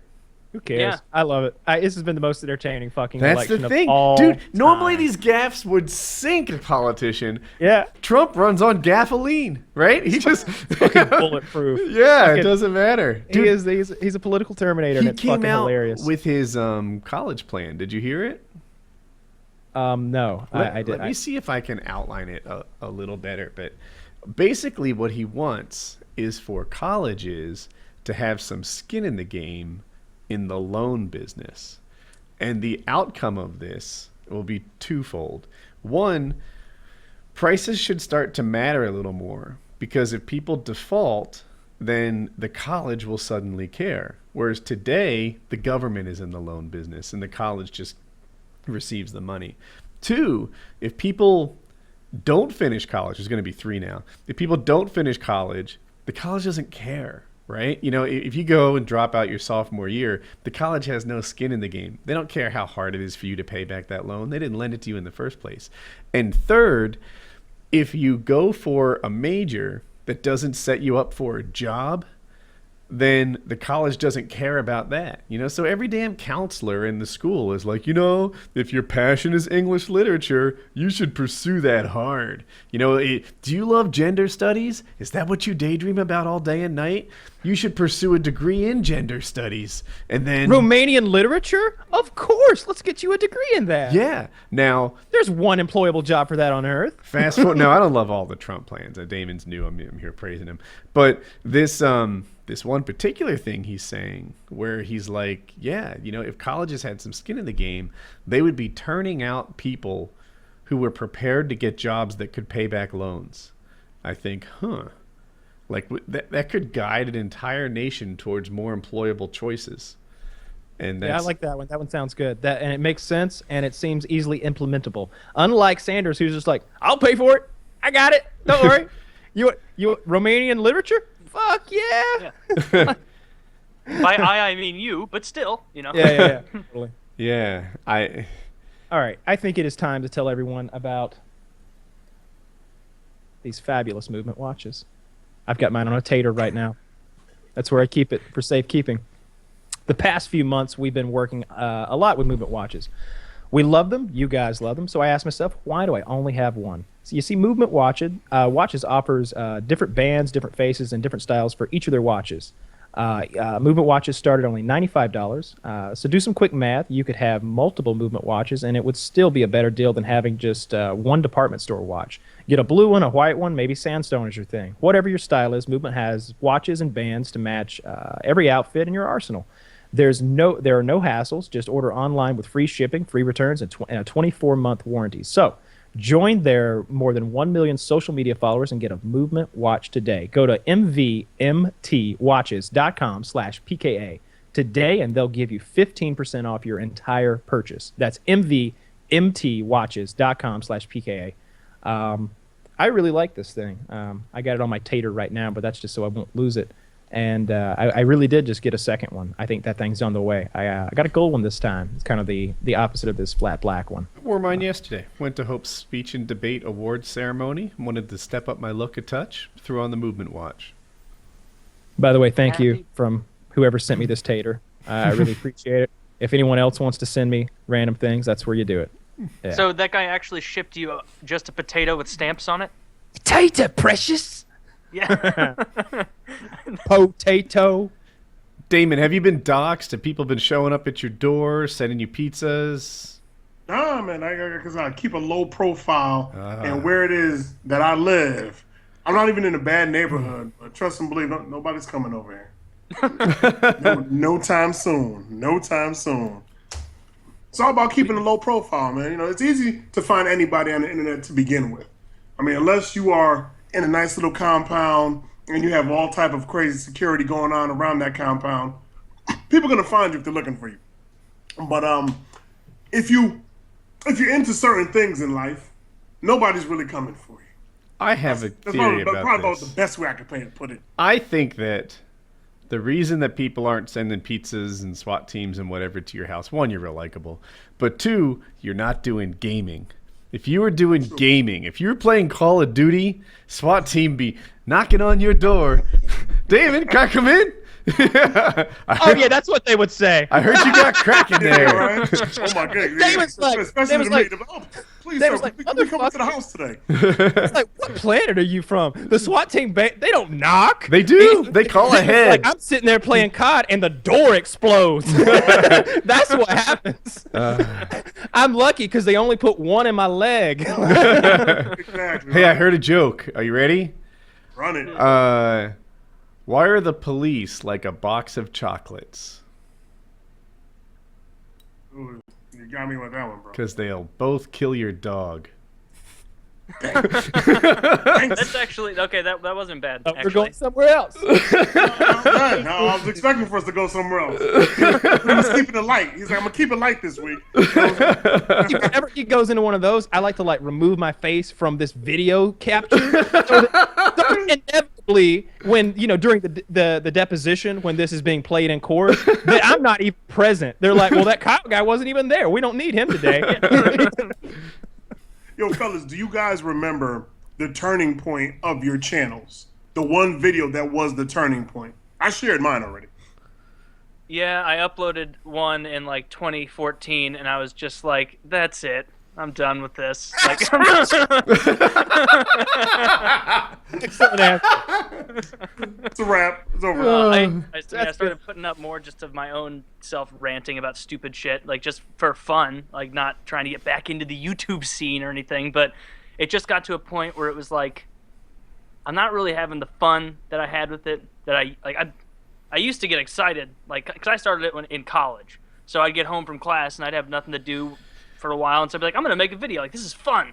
And so I had a great time with that for a few years, and it got to be a point where I was be sitting around just like, I don't want to play Nazi zombies again. I don't want to talk about what the fuck else. Like, there's nothing to even say.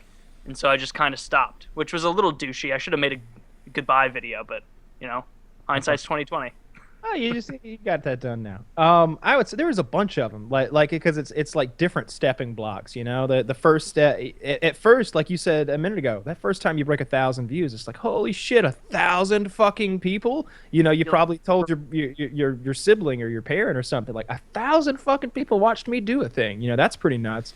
And then as with gaming stuff, I remember the first gaming video I made that got 250,000 views on my channel, and then the first one that got 1 million views on the Machinima channel, and then when I transitioned from gaming stuff into like real firearms and explosives and stuff, and there was the first video that got 3 million, and the first one that got 10 million, and the first one that got 25 million or whatever. There was a bunch of them. Little things along the way. There was a month when I got like 120 million views or something, in 1 July or something crazy like that. So. Little stepping blocks along the way. You never know, like you said, why something is going to go from like kind of viral to ultra viral. Maybe it gets picked up by a television station or a newspaper, or it's on G4, or Reddit is a great one. You get stuck on the front page of Reddit, and you're on there. The way the Reddit algorithm used to work, you'd be on there for a very long period of time. It seems like now. I was on, I think a little clip of me doing something, a GIF or a GIF, depending on if you're an asshole or not, was on there last week of me like shooting some shotgun rounds, and that was on the front page, but it was off in 6 or 8 hours or something like that. It used to seem like you got on there and it rode for a day, like 24 full hours. So I remember the helping hands I got. Like, I think I got my first like 1,000 subs on my own, and that's about when I did a dual com with Wings of Redemption. And that, gave me a bump. And then somewhere around 11,000 subs. What, I missed something. I just made up a hand signal for Wings of Redemption. Okay. And then somewhere around 11,000, I was going to do a dual com with Hutch. And respectfully, I think that he just had a lack of energy around it. So he actually gave me the login and password to his channel. And he's like, you know what? Just log in, upload a video on your own. It's cool. And Hutch was like king of gaming at the time. It was like PewDiePie's password. And I remember I was like, holy shit, like I just got Zeus's lightning bolt. Like I could do shit. I could like videos. I could, I didn't do anything bad. all of his content. Yeah. Go through one video at a time and just kill them all forever. Yeah. At the time, if Quickly you liked change a the video, password. it would like put it on that channel's homepage's feed, and that would drive, like he had some real like power, but I didn't abuse it. But I did upload my own video, and it like I want to say the impact of it is I got from like 11,000 subs to 17, and then I went from there like It was 17,000. big. I was jelly. Oh really? Yeah. Oh, that was a huge deal. You went from like, I mean, like you said, from like 10 to like a 70% increase. At a time when you had 10,000. Something like that. It was like 11 to 17. It's just stuck in my head. I'm not sure about that. And then the next like 1.2 million subs I just got on my own, like just by uploading. There was a period when Black Ops 1 dropped. I'd done a video called Shucks You. You know the CeeLo Green song? Yeah, I made one about noob tubes in Call of Duty from after Modern Warfare 2. And then right at the start of Black Ops 1, because I bought the game early, I had a couple good tips. And just that combined with that, I had a few million view videos in a row. It was great. The game rolled out. Everybody gets home with their copy, and everybody's wanting to watch a video to learn how to do a thing. And all of a sudden, Woody has a music video from the last game, kind of saying goodbye to it, and fuck you at the same time to the last game with all of its one-man army noob tubes and such. And then at the same and that's riding high on his channel, kind of doing some front page stuff and bringing traffic in. And then he hits them with like 3 or 4 informative, to the point videos that were one of a kind, all 4 or 5 of them. And it was big. You did really well at the beginning of the. Yeah, I was like top 5 growing channels on YouTube. Yep. And like I look back on that and almost forget. Like I was never higher than the 112th. That's where I peaked. I was the 112th largest channel on YouTube. But in terms of views and subs, I was routinely like in the 40s to 60s, like in views and subs. Yeah, back when they had the little medals on the bottom of your I channel. missed those. It would be like number 45 most subscribed, number 63 most viewed today. When I like, just silly stuff when like I that. when I got to like 300,000 subscribers, I completely dominated all the Russian categories there were to dominate, like every single one of them. And Russia Today, the news organization, lobbied YouTube to remove me from the category because they were tired of being number 2 at everything. Yeah. That makes sense though, because you're just a pretend Russian, and they're actually like a That's the Russian gangster news part. organization. I thought that was even better. That like I'm coming in here being a Russian that any fucking Russian can be at this game. Now these goddamn capitalists are pretending to be us for money. I'm better at being you than you are. Fuck off, Ivan. All right. Let's take it there for a moment, because I know it happens with a lot of just YouTubers in general. Have you ever hit that point of I don't want to do it anymore, but yet you just kept going on because of your subscribers? What? In the bedroom, you mean? Of course, no doubt. Yeah, I get that feeling every day about like 5 or 6 different things. Like this morning, my alarm clock goes off at like 8 or whatever, and I went to bed last night at 4:30. So it's just like I hit the 10-minute snooze, and then it goes again, and it's like it's make or break now. You don't have 10 more minutes, so it's just like, all right, I have to get up and start moving and doing all the things that make my day to come together, and I have to do it. So do it. So I force myself along drudgingly through most tasks that in life. I'll have to piss really bad, and I'll be like, I could wait a little longer. You just took that to like a morbid place, like what I'm saying. I didn't say like to kill yourself. I'm just talking with your YouTube channel.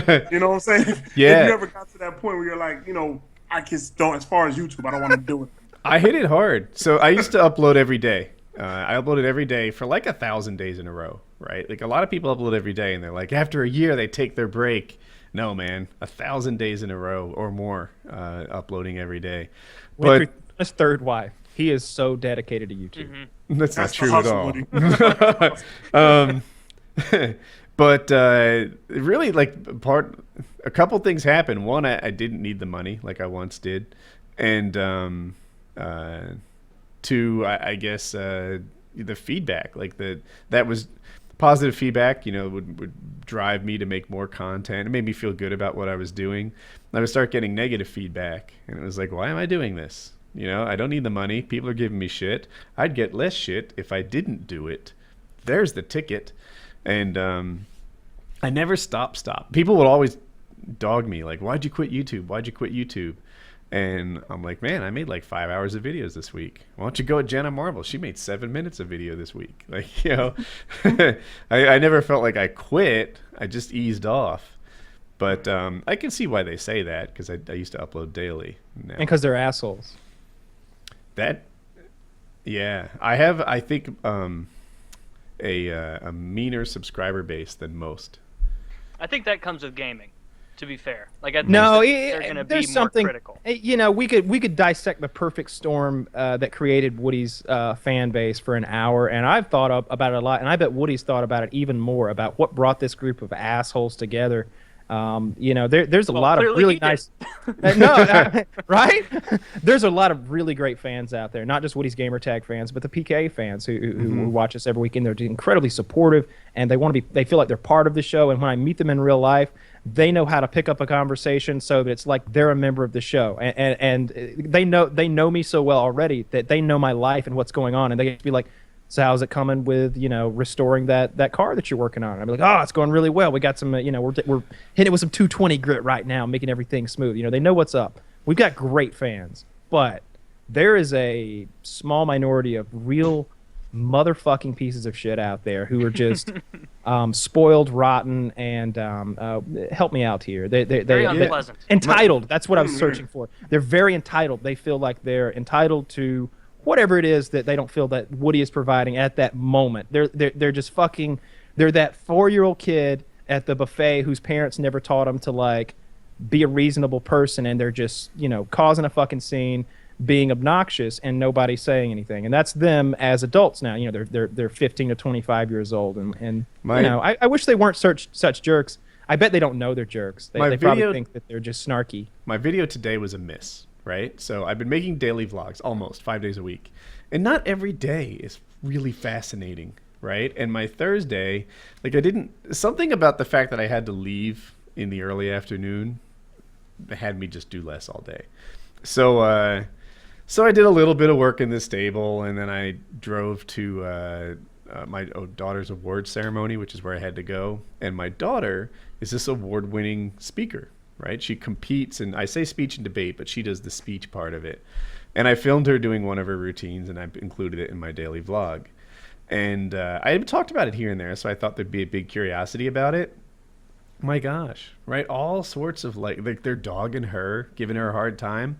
Listen, she got like fucking triple rubied sealed this year. Like, I hardly know what that means, but I know no one else did. She led her team in National Forensic League points this year and last year. She's good. She got invited to nationals. We're flying out to Sacramento on Friday, or, you know, 8 days from now.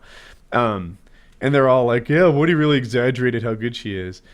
I think you just don't know what you're looking at. You know, like there's rules, like she has to read it. She can't memorize it. She can't move her feet. This is that, you know, she was a little far from the mic compared to where I'd like her to be. She had a mark on stage where she was supposed to be, so she could be in the light. But they were dogging her. And like one dipshit was on the PKA subreddit. He made like a 5-page paragraph thing about how my last vlog was the worst one I've ever made and all the things he needs to see for me to get back. And for some reason, you read it. He's like, I have citing not sources. He was a dick. He was such a dick. So you say like, oh, we've dissected why Woody's fan base is the way it is. And like you said, not all of them. If you're out here being like, Woody's dogging on me, maybe I'm not dogging on you, right? But this guy, don't come back. If you don't like my videos, don't come back. Don't just sit here and rip the fuck out of me, you know?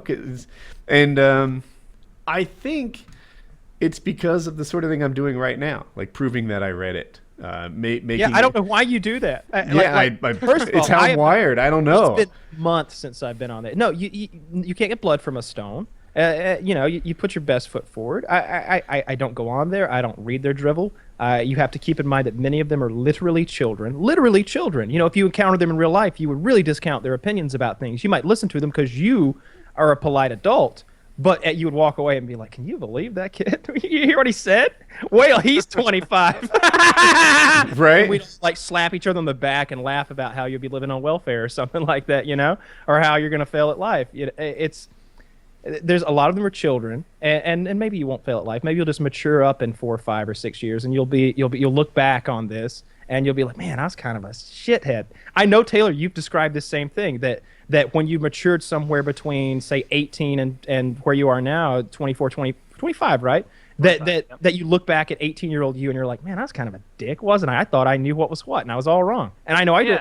The same's true for me. I look back at the thoughts I had when I was 19-year-old me, and I thought I had this figured out and that figured out, and I was really ignorant about a lot of things. I like Taylor's parenting advice, to be meaner to your children. Yes. I still stand by that, Not really. And I don't think I said be meaner to your children. I'm paraphrasing. I just said don't be as coddling, because I grew up in the generation. I think Kyle probably caught the beginning of it where, my dad was not one to play into the whole, like, everybody gets a trophy. Like, aren't you happy, Taylor, that you get one too? Like, no. That trophy got screamed at Dad and never saw me. Like, unless I won or something. Like, he was not about that. But I lost. It was crying, and it was depression, and it was a terrible thing. It made you want to get better. When you lose, it should be terrible, because losing and being a loser is a terrible thing, and you should aspire to never have that happen to you. But it's going to happen, so get used to it and fight through, because that's what I there's also a balance thought of it to be differently. struck. Even as a child, like, if I was playing soccer and they did bring out the big tray of participation trophies for all the kids, like, even as like a 6-year-old, I felt like I was being made fun of, and like condescending. Like a 6-8-year-old, I was thinking like, they think I'm so dumb that I forgot that we lost the game. Like, that's how they now, think if of me. I'm a parent, Wow, right, and you're my kid, then I don't necessarily go hard on you because you don't need it, right? On the other hand, if you take your participation trophy and say, look, Dad, I'm the bomb, then, Damon, you see my hip references? Look, Dad, I'm the bomb. Then I might be like, you're a firecracker at best. That's a participation trophy. Mm-hmm. Yeah, I never encountered any of that.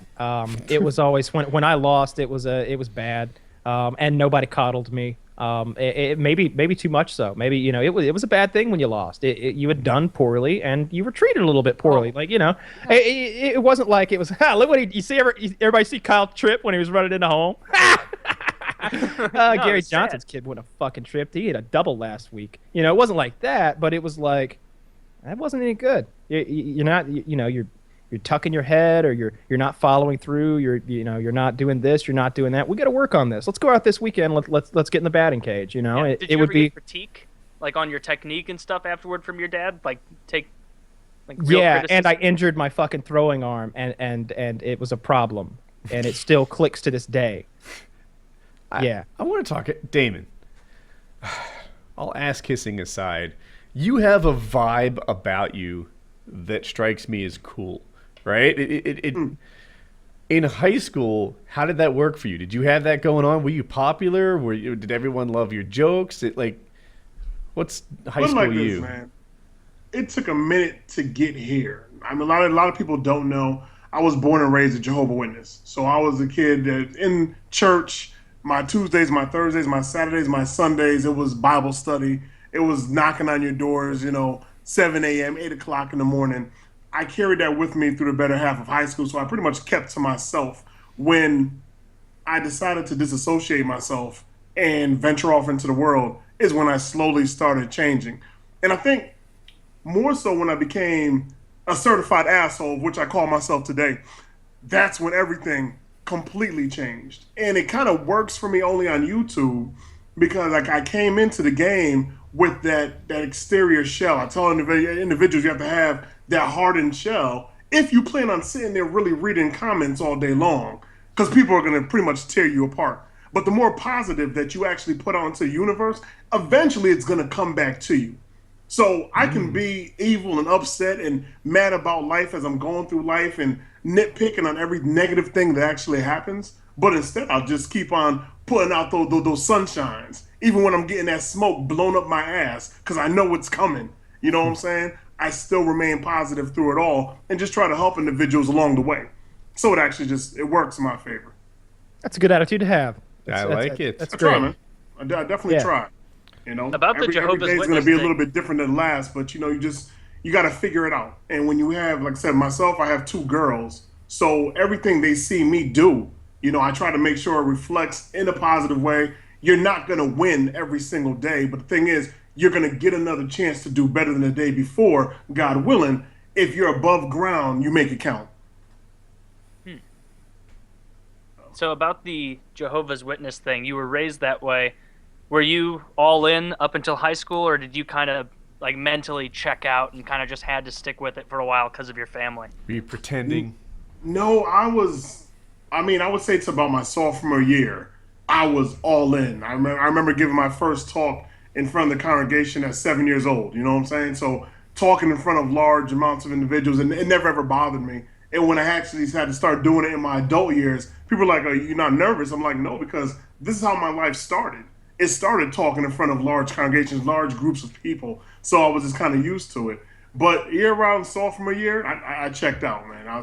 The ladies started coming in. I was ready to go ahead and start dealing with the ladies on a different level. So you could either go through the mental and emotional battle with yourself of trying to remain in the congregation and then deal with the ladies, or you're going to have to cut one off so you can go out there and learn for yourself. You know, I have a lot of respect for the Jehovah's Witnesses, because I feel like there's a lot of Christians out there who talk a big game. But I had a friend that I worked with who was a Jehovah's Witness. He was from Haiti, and I think there's a high population of them there. And he was talking about going out every weekend. You only get one. We sold cars. You get 1 day off a week at tops. A lot of times you just work through it. But he would spend his 1 day off, you know, going door to door doing his thing. And I was like, that's a hallmark of a believer. Like, if this guy was half-assing this or for whatever reason, and there are many that people go toward religion but maybe don't have it in their heart, like, this guy's a true believer. I have a lot of respect for that. And for what he did. Intensity of belief, you know, like the craziest, like most like into it Jehovah's Witness out there that's just like all they think about. The worst they're gonna do to you still is like knock on your door and maybe bother you for a couple minutes until you say to leave. You know, like there's no threat of like, oh my God, like there's a bunch of extreme Jehovah's downtown. We better avoid the area. So that's not one that Mormons do the same thing, where they go around and go on missions. They actually they put their money where their mouth is as far as what they believe.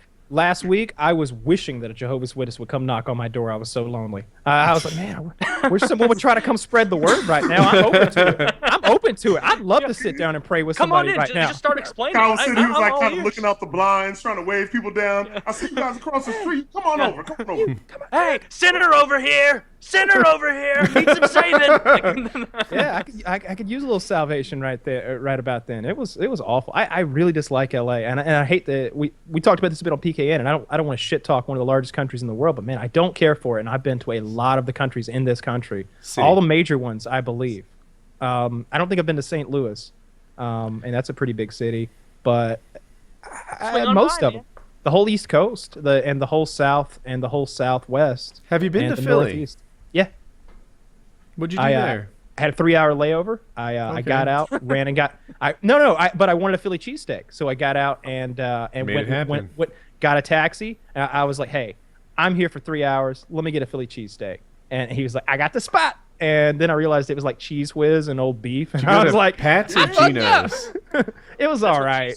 That's what a real Philly cheesesteak is, I think. I told him I wanted it to be authentic. I was like, I want the cheesesteak that you would get, right? Like, you know, I don't want some touristy bullshit. Don't send me to where there's a line of 80 people like taking their photos and selfies and stuff. Like, take me to go get a cheesesteak. And it was okay, but I felt like it was a bit of a wasted trip. I think it's overrated. Cheesesteaks and like po' boy sandwiches are things that people ate because there was nothing better. Like, if you go back into whatever time they were making Philly cheesesteak for dinner after their steel factory, like if they had real sliced cheese, they wouldn't have used the canned stuff. That's definitely some poor people food. Yeah, I guess when you think about it. And now it's just become trendy, and everybody's like, yeah, it's an authentic Philly cheesesteak, and really it's just like, yeah, man, that's Cheese Whiz and like low grade beef you're eating there. Yeah, you're just not appreciating it, man. When you were talking about that po' boy, the best po' boy I ever had when I was in New Orleans, we're out there filming when I did my television show back in 2013, and I was in the French Quarter, and that was the first time I had a shrimp po' boy. It just blew my mind. It's like I can't have a po' boy from anywhere else but New Orleans. That's it.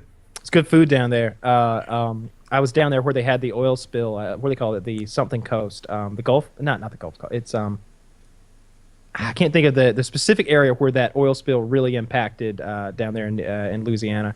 And I remember we stopped at this place, and the food was amazing. I'd never had like real like Cajun food, and just everything from the gumbo, and jambalaya, all that stuff. It was so fucking good. I loved it. Oh, Yeah. Cajun food's great. I've All driven those, like those there. big boils that they do, where they just have like a big pot full of crabs and corn and andouille sausages and all that, and they just dump it out in little bits like corn on the cob in there. Oh, that's the best meal. I love how it's just a mess, and you can just It's like if you're eating ribs in public, but someone across from you buys a burger. It's like, well, now I can't enjoy my ribs because I'm making a big mess and you're watching me. But if everybody has ribs, or if everybody's eating out of the boiled pot with crab legs, you feel okay. Oh Yo, man, let's talk last meal. Each of you, like, you're about to All right. receive your last final meal. What would you get? There's gonna be a lot of gravy. So the problem with that is I feel like if I knew that it's my last meal, I won't be able to eat it, because when I'm like, even if it's something that I'm not afraid of, but that I'm just nervous about, if I've got a big thing to do tomorrow, I won't. There's it's your last meal, and then you're getting taken up to heaven, Elijah style. That's Heaven, you what's going on. say? I like French fries. It would be a lot. I think I would, instead of like, get me this one thing and I'll enjoy that, I think I would like 30 things and just like nibbling and just going from one thing to the other. I want a bite of a Five Guys hamburger. I want some Five Guys French fries. Those are there because French fries and hamburgers are one of my favorite things. So you would get a Five Guys burger and French fries. You can't just say I Cajun want a bunch fries. of everything. I get the fries. Cajun, I get the Cajun fries. Yeah. Here's what I eat when I go there. It's 2,300 calories. I get the large Cajun fry. I get the double meat burger with bacon and all my toppings on it. And I get a large fountain drink. And it's 2,300 calories when I eat that thing. I would also get from Lou Malnati's in Chicago a deep dish pizza, pepperoni and extra garlic. I would like some really good nigiri sushi, yellowtail. I had like a few pieces of that. It's just like a bed of rice with the raw fish on top. That's my jam. I like that a lot.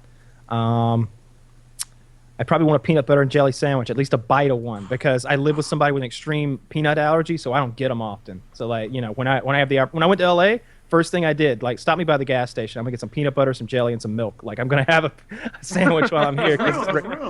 Yeah. I'm gonna be drinking a Virgil's root beer. But not just any Virgil's root beer. I want the like liter bottle with the cantilever top that's got the like special nutmeg, the limited edition bottle. I'm gonna have me one of those, and probably like chicken fried steak with lots of gravy, mashed potatoes. Ooh, that's a good one. I like that.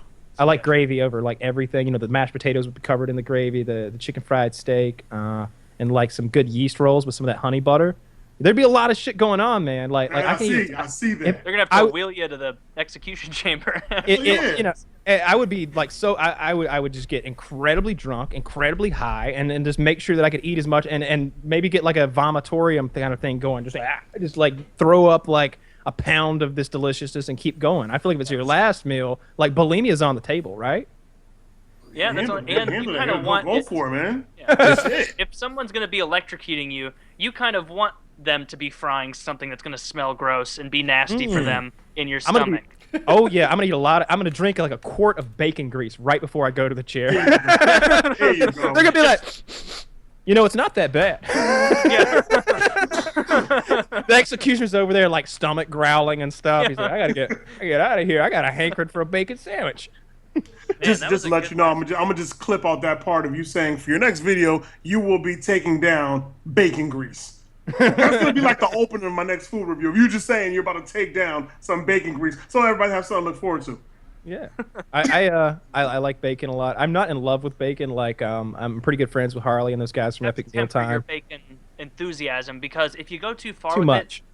it really it's aggravating to everyone, because it's like tell you you're what trying to like co-opt a cool food that it's like why is it cool? It just tastes good, right? I like bacon sandwiches. I like mayonnaise a lot, which I don't a lot. That's one thing that a lot of people don't like. I like mayonnaise on everything, and I like a lot of mayonnaise. Like for anybody out there who does like mayonnaise, the next grilled cheese you make, you put mayonnaise on the bread. I swear. Grilled cheese, bro.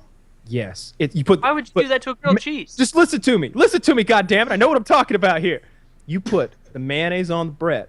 You put 2 slices of cheese in the middle. Then you put it in one of those like panini smusher makers, and until that thing is like melty and golden brown on the outside, and it's delicious. It's the best way. I won't eat a grilled cheese if it doesn't have mayonnaise on it. Damn. It's Oh good. man, that's gross. Chicken sandwiches, I want that shit slathered with it. Like I can dip fries in mayonnaise. It's not that bad. I love You're not a some- mayo guy? Nah, you know, I actually stopped messing with mayo probably about almost 2 years, bro. Almost 2 years I've cut mayo out. Congratulations. I mean, if mayo is on something that I review, I'm gonna leave it on there. But Yeah. as far as if I'm doing something on my own, I won't get mayo. I love it. I like I tuna had to salad, walk away chicken from that. salad, potato salad, all that's got mayo and mustard and stuff like that in it. Anything with mayo, I'm a big fan of. It's terrible for you too. Are That's you why I like, don't like you like chicken salad. Miracle Whip mayo salad dressing or Hellman's mayo? Neither. Dukes. It's Dukes. They Dukes. make that stuff in the South, and on the bottle, on the thing, it says real mayonnaise, because nothing else tastes like. When you get this stuff out, it'll like sit on the spoon or the knife and jiggle, like It's just not like, going nowhere. it'll jiggle like Miracle Whip. It's like I don't know. The consistency is that like if you put it on your knife and jiggled it, it just stick to the knife like glue or something. Duke's mayonnaise, you get a spoonful of it and jiggle it, and it's all jiggly. It's thick. And that's what it's you want. good. You want a little bit of bounce in your. You know, After I make the mayonnaise sandwich, I lick the topping. knife. I want it all. I love that shit. I love mayonnaise. It's a That's real, cornerstone bro. of my diet. All right, Taylor, what's going to be your final meal, bro? On your way out, what is your final meal? Oh, I need some steamed snow crab legs, and Hmm. not a couple clusters. I need twice as much as you think a human can eat.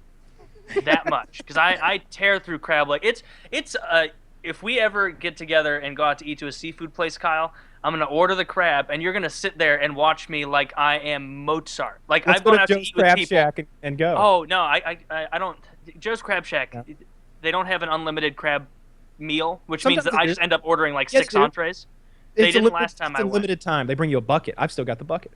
But regardless, they'll bring out a full serving for each of us, and I'll be completely done with every bit of meat out of it in like 4 minutes. It's gross to watch because when you break open crab, it's just kind of like a of liquid that goes out, and you just kind of Butter. everybody. No, not just butter. Like when you break the crab Oh leg. yeah, there's a little juice coming out. I I don't like even put butter on most of the pieces. I just wolf them right down because I like crab. I also have a nice filet mignon with the bacon around it, rare. A little bit, just a teeny bit warm on the inside, maybe a little cool. I like it when it's so red it just looks like it's just died.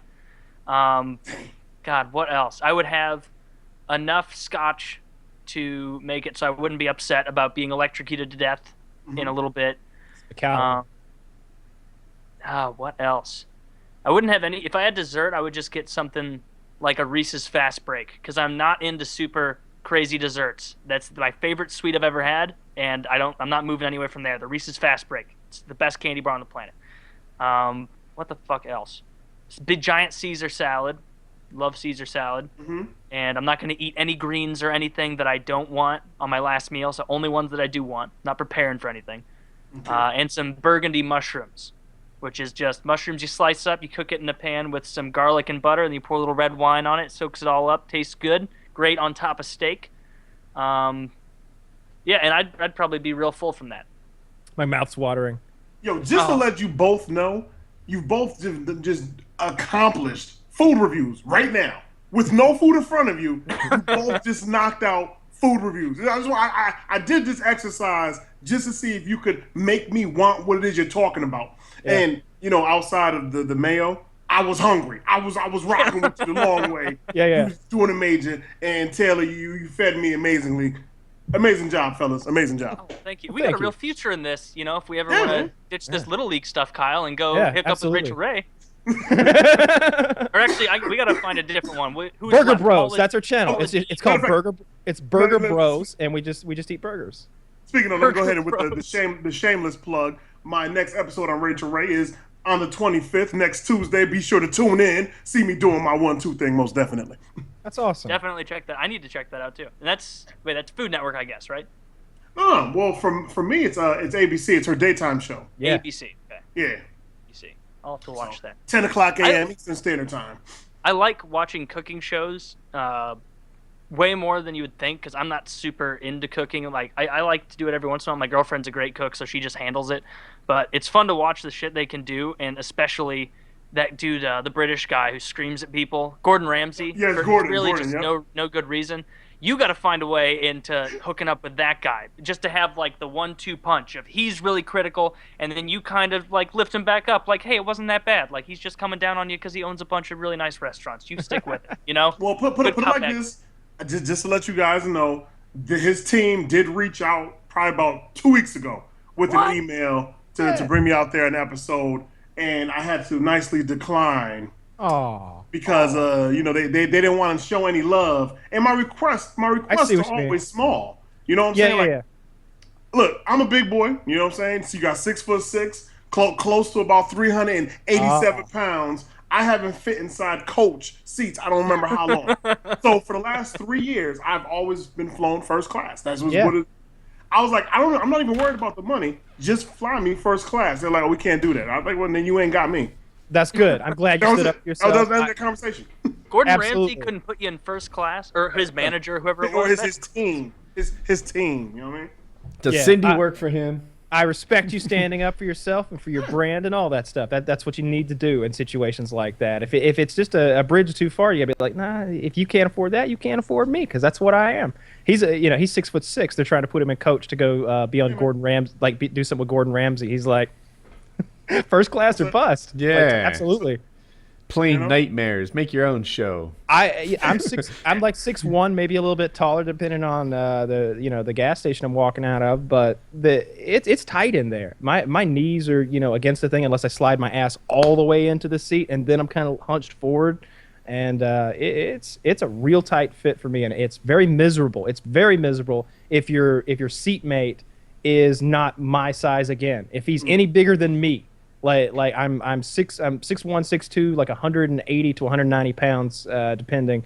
And if he's any bigger than me, then it's not enough room. Both ways back, I had tiny people. On the way back this last time, I was just waiting for my seatmate to come, and there's this little. If you're there first, you're playing the like please no game, right? As they come down the hall, it's like, I hope it's that little Asian woman. I hope it's that little Asian woman. No, not the big dude. Oh no, he's coming closer. He's oh fuck. He's pointing. He's like, could you let the armrest up? It's just not gonna work otherwise. I'm like, absolutely not. Real quick, I wanted to share definitely one of the probably most uncomfortable, and not so much for me, just for the guy sitting next to me. That was my final coach trip a few years back. I go to sit down. The gentleman next to me, he's rather large in size, but he's in his seat. He's already comfortable, and I gotta go sit down next to this individual. The plane is packed. There's no other places to sit down. I kid you not, for about 2.5 hours, we are just intertwined with our legs. You're cuddling. Wrapped to each other with all type of body arm fat, snuggling close. It was the most close I ever wanted to be next to a stranger in my entire life. Yeah. And we said nothing to one another. We didn't look at each other. We were already sharing far too much. But I'll never forget that experience, and that was my last time flying coach. That's great. Nice. I like that. Yeah, Mr. Fiscal Responsibility is like, but there is one thing. Coaches for peasants. I'm done with that shit. I don't ever want to fly first class because I don't want to go back. For peasants. That's what I understand what you're saying. It's small. Yeah, I have a hood pass. It sounds like you need an estate pass. Somewhere, you know what I'm saying? We all got to start somewhere. If there was a middle ground where maybe it's not so fancy and your luggage isn't free and you don't get free booze, you just get more leg room, I'd pick that. Because I'm never like, bring me a glass of champagne. I'm never really taking advantage of a lot of the first class stuff. The free luggage is great, and it's usually the determining factor if I'm gonna take a first class. You don't take advantage of like champagne or whatever the fuck they bring you? Why not? Because I don't drink. But what I used to do is I used to order Bloody Marys over and over and over and just pocket the mini bottles. And then when I got where I was going, I had a little walking mini bar, because the mini bars in hotels, I don't know if you've ever done that, drinking out of one, but it gets expensive. It's like $6 a shot. Maybe not the alcohol, but I'm huge on the food. All the peasants, as Damon would say, are back there, eating their I don't know, mystery meat and mashed potatoes or something. Meanwhile, you have steak and lobster up front. It's nice. I've never experienced that on a first Really? class. Oh, I have. And then it comes with a dessert, and they have peanuts back there. I have heated cashews up front, and you eat them, and you're like, This sounds great. Don't Last these time I are was on hot. a plane, I that bought warm an towel. When that $8. warm towel comes out, that's everything on first class. the warm towels, the bomb. I Yeah, warm I don't towels. have warm towels in my daily life. As great as my wife is, she's not heating up wash rags and laying them on me this gloriously. No, I don't get that unless I'm in first class, which is rare. You can heat your own towels, Wait, what? I don't know.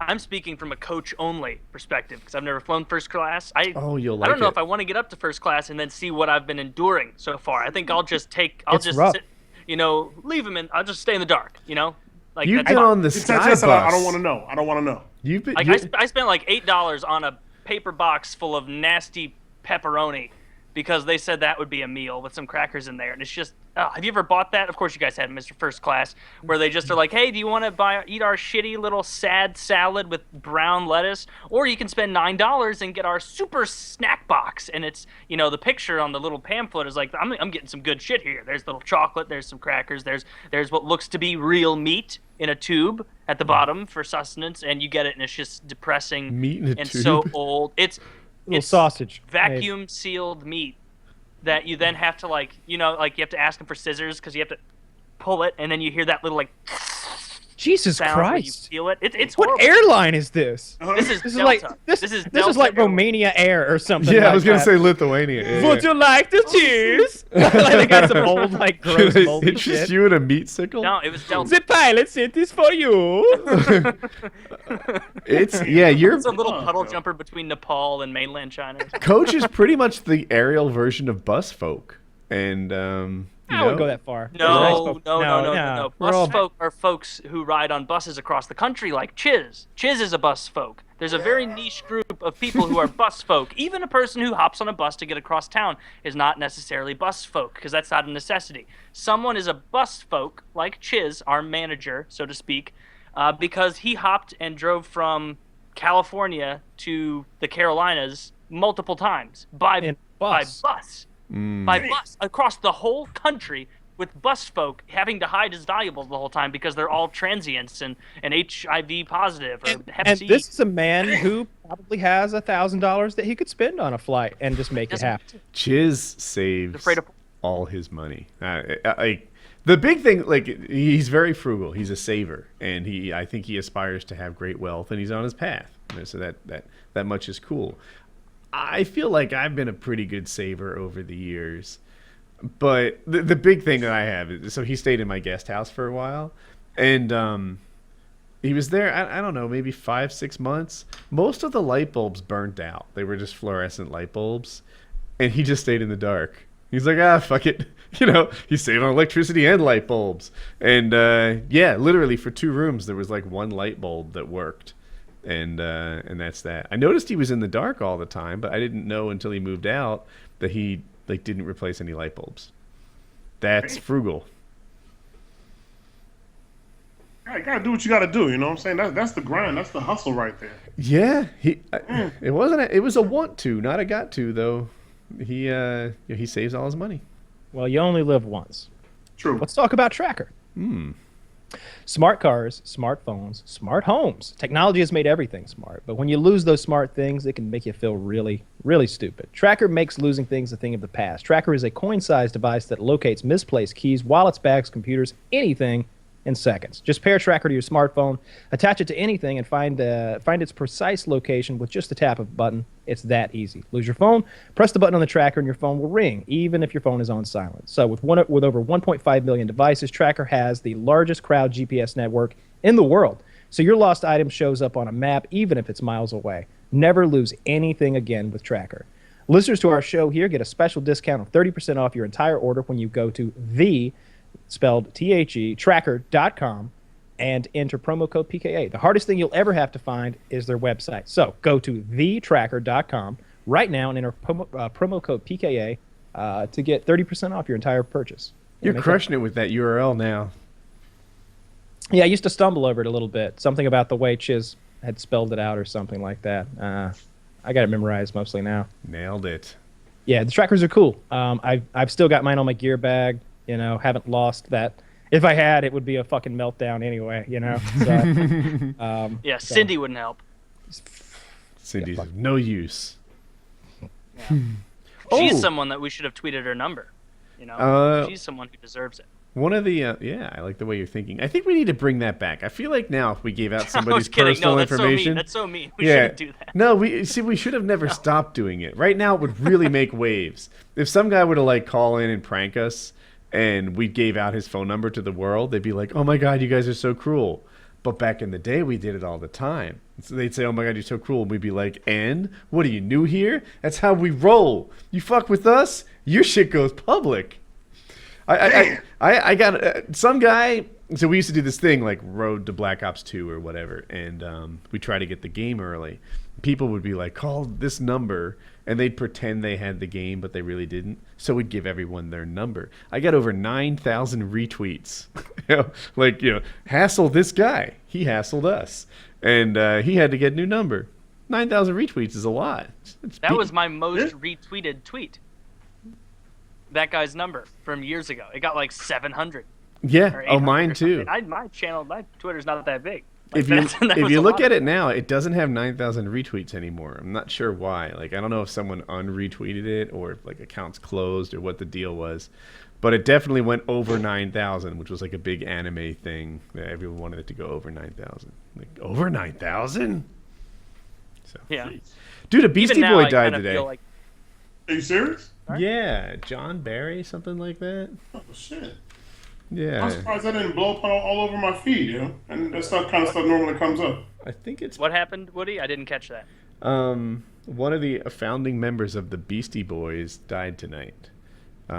He had some sort of frontal lobe, like brain deterioration. I hate to get it wrong, but he had a brain problem, and he hadn't been himself or 100% for a little time now, and he died today.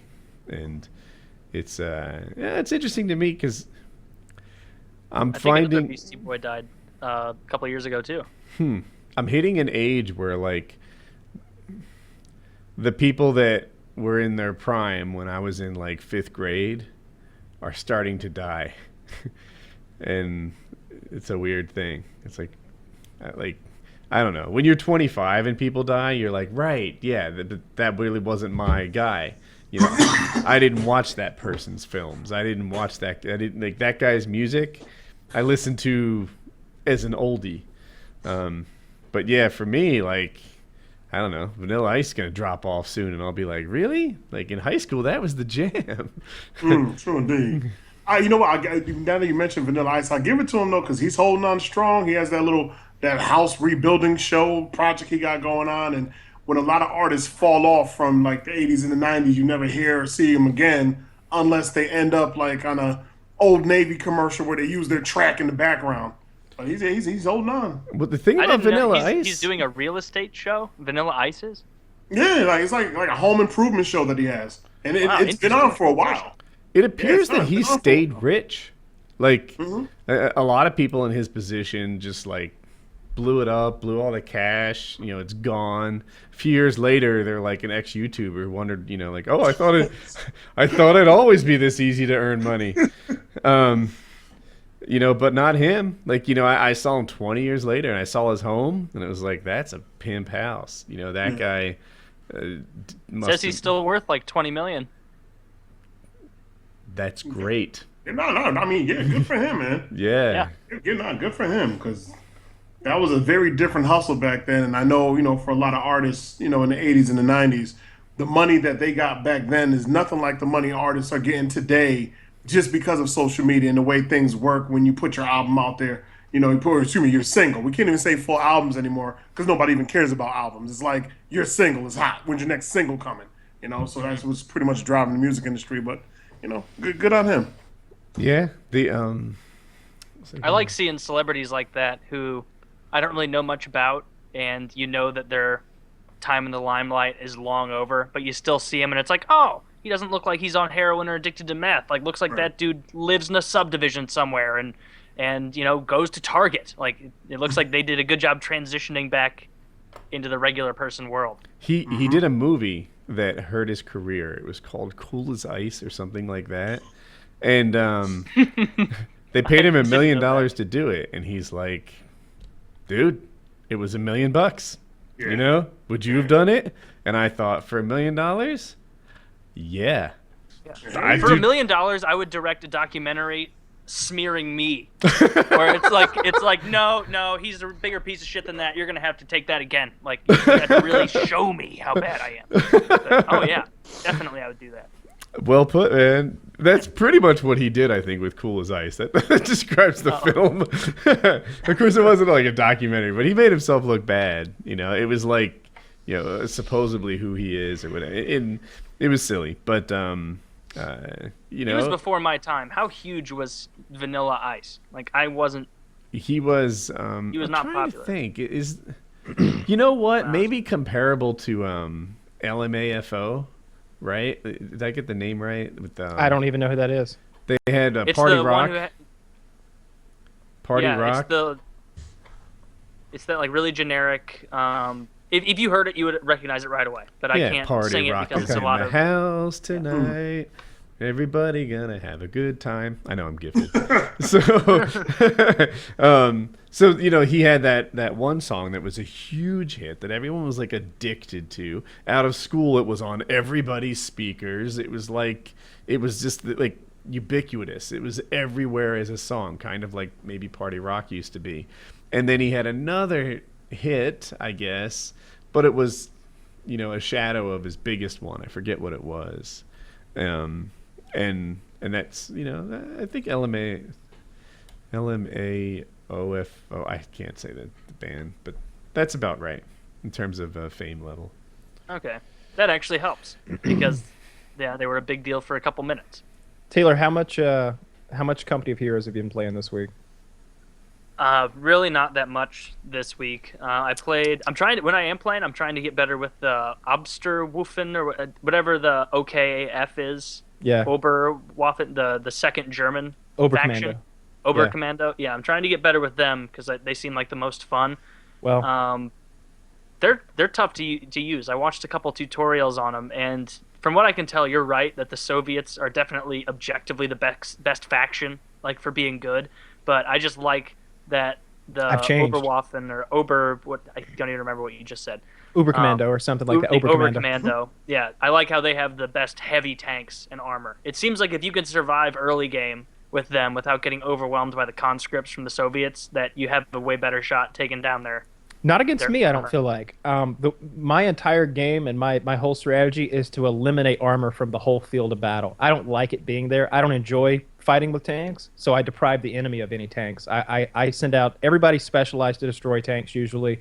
There's lots of anti-tank weapons. I bought the British. It was like $10 to get the British, but the British. Did. Now I gotta get them. God damn it, dude! They're great. So the British are very defensive. They build like hard placements that are very defendable, and they build these enormous anti-tank guns that are just sit there, and you can use them to direct fire. You can just tell the gun to shoot the ground somewhere, and it's like a 25-pounder cannon or something like that. You can build 40mm Bofors guns, like that thing I shot in the video that time, that little carriage you sit in and gong gong gong gong gong gong, and you can tell that thing just to auto fire somewhere. And it will high explosive rounds continuously forever, and you can build them pretty cheaply with your engineers. I like it a lot. I've been playing as the British all week. I felt like it was a worthy $10, unlike that $4 I once spent on one of the commander cards. I'm digging it a lot though. I like the British. I want to play some 1v1s. I feel like that would be fun, and I feel like when you were kicking my ass forever in Age of Mythology, I felt like that accelerated my learning so fast.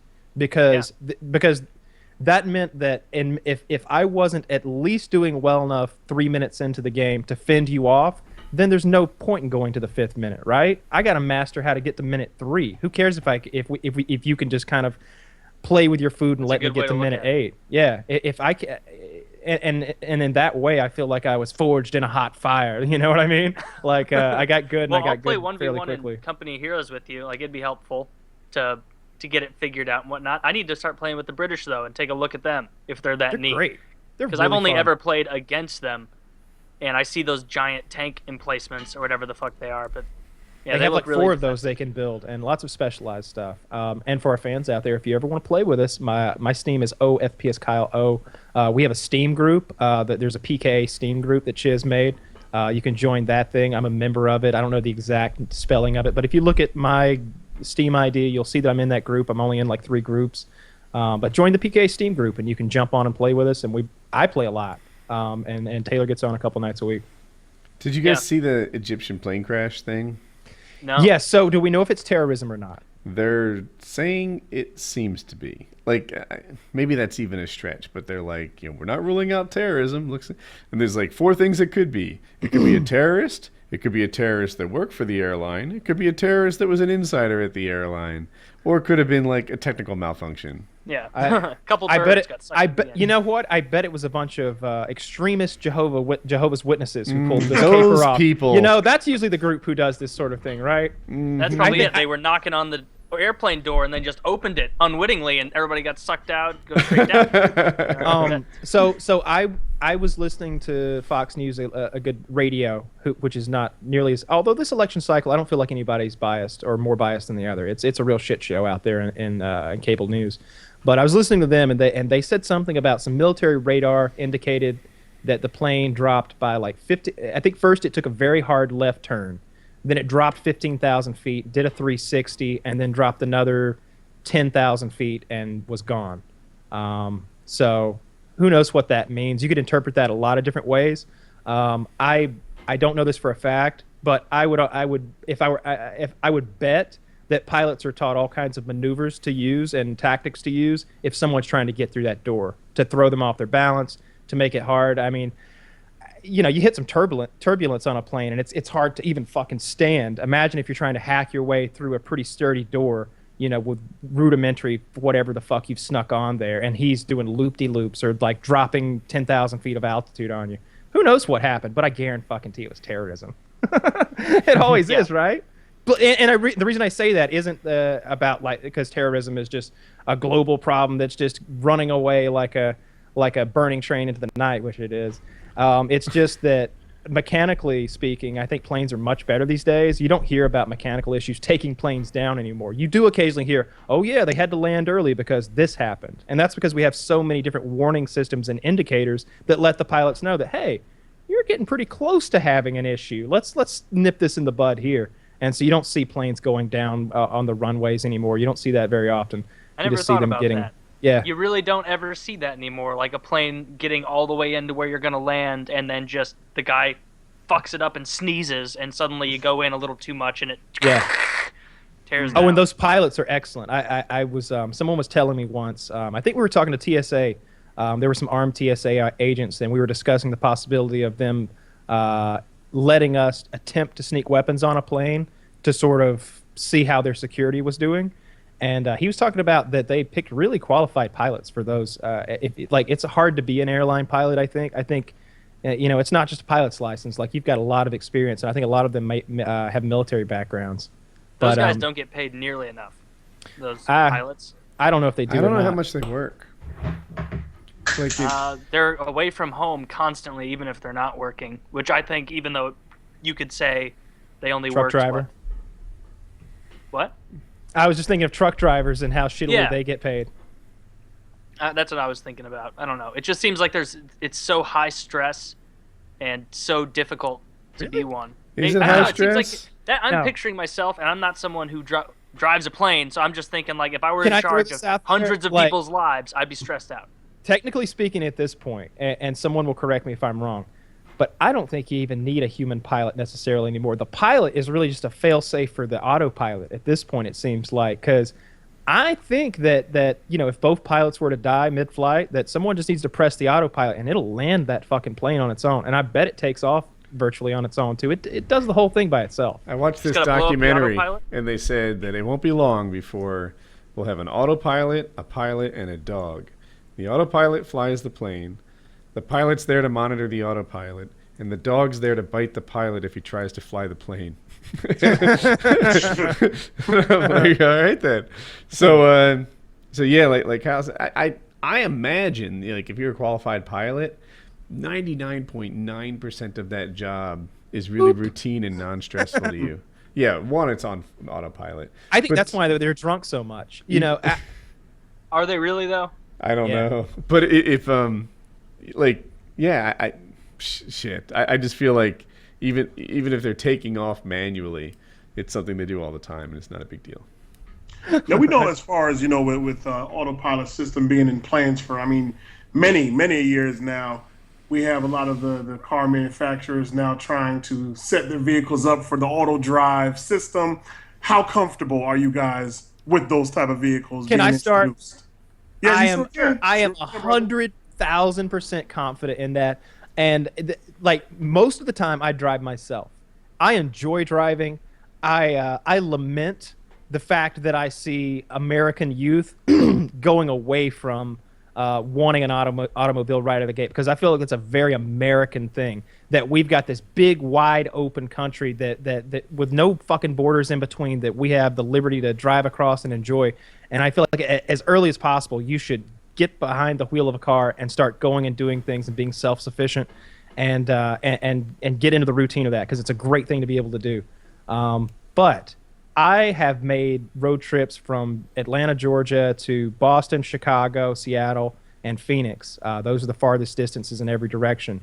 And after driving that much, I would have loved an autopilot just so I could sleep, I'll drive 80% of it, but let me get some shut-eye. Let me like relax and like get my neck to get this crick out of it or whatever's going on. Also, lots of sex in the car now. You're constantly going to be fucking in my car. Just black those windows out. Now I bet Let the glove compartment be known heretofore as the condom department.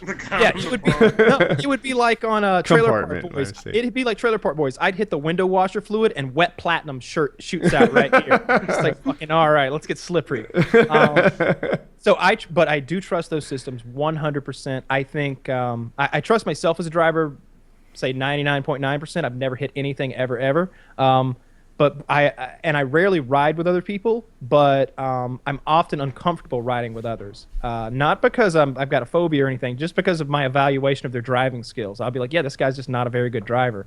I've ridden with like race car drivers. I think the guy's Billy Baldwin, the Baja truck champion or whatever. When you're in the car with him, you're like, do whatever the fuck you want, Billy. You want to jump the Grand Canyon? Let's fucking do it, because I believe you, and you have more driving skill than me, and infinitely more so. So, like, whatever you want to do, I'm on board for. Let's do it. But if I'm in the car with my girlfriend, I'm like, just don't hit anything, baby. Just fucking. Do you trust yourself Tell me more about it. than a robot, or less? More on the long run, and that's despite the fact that I've driven probably 400,000 miles on my own and never hit anything. But those auto things do better. I think you answered it backwards. Right? He said, do you trust yourself more than a robot? And you said more. You mean you trust the robot? Oh, my mistake then. Yeah, no. I trust the robot more, because I feel like if I were being irrational, I'd be like, hey man, I'm just an amazing driver, never hit anything. But it's not like it's a different computer system driving car A and car B. The same computer is actually driving all the cars, and none of them have ever had any issues. So they've millions and millions and millions of miles in every direction, all kinds of conceivable scenarios, avoiding incidents that a human might not see. It's 3 in the morning. I read something differently about that, in that some of them are having problems, like just because some roads are shit and you can't see the lines correctly, and so the computer is really having difficulty reading, like, by context. Like, maybe it's fine on a brand new road in New York, but then it gets to, East Jesus Nowhere in Indiana, and it has no idea what to do. Right. New York, known for its quality road system. I was just thinking about, it's just two modern different city. Wait, nowhere has quality roads. I mean, Southern cities. Do they? In the South, Missouri does not. Come enjoy the New York hospitality and our brand new roads. Special. All right, Kyle, so we got your breakdown of it. We know that you trust the robot more than yourself. You need a little bit of relaxation after clocking in over 400,000 miles. Much respect. Taylor, how are you feeling about the situation? I like how you're taking charge of this. That's great. Me too. I think he's fantastic. Yeah, I Rock love with letting him go with it. I still, as long as I have the option to like turn on manual, I'm fine with it. Like as long as it's not just something where if it goes awry, I'm just looking at like a readout and there's nothing here and I'm just grasping. Like as long as there's something there tangible for me that I can grab and Start take control if shooting need the car. be. Yeah. Why It's won't you gonna be- die? Yeah. In like 20 years, they're gonna make a movie like that, just like that shitty movie, Phone Booth. Stephen King. Oh, where God. you're stuck in there.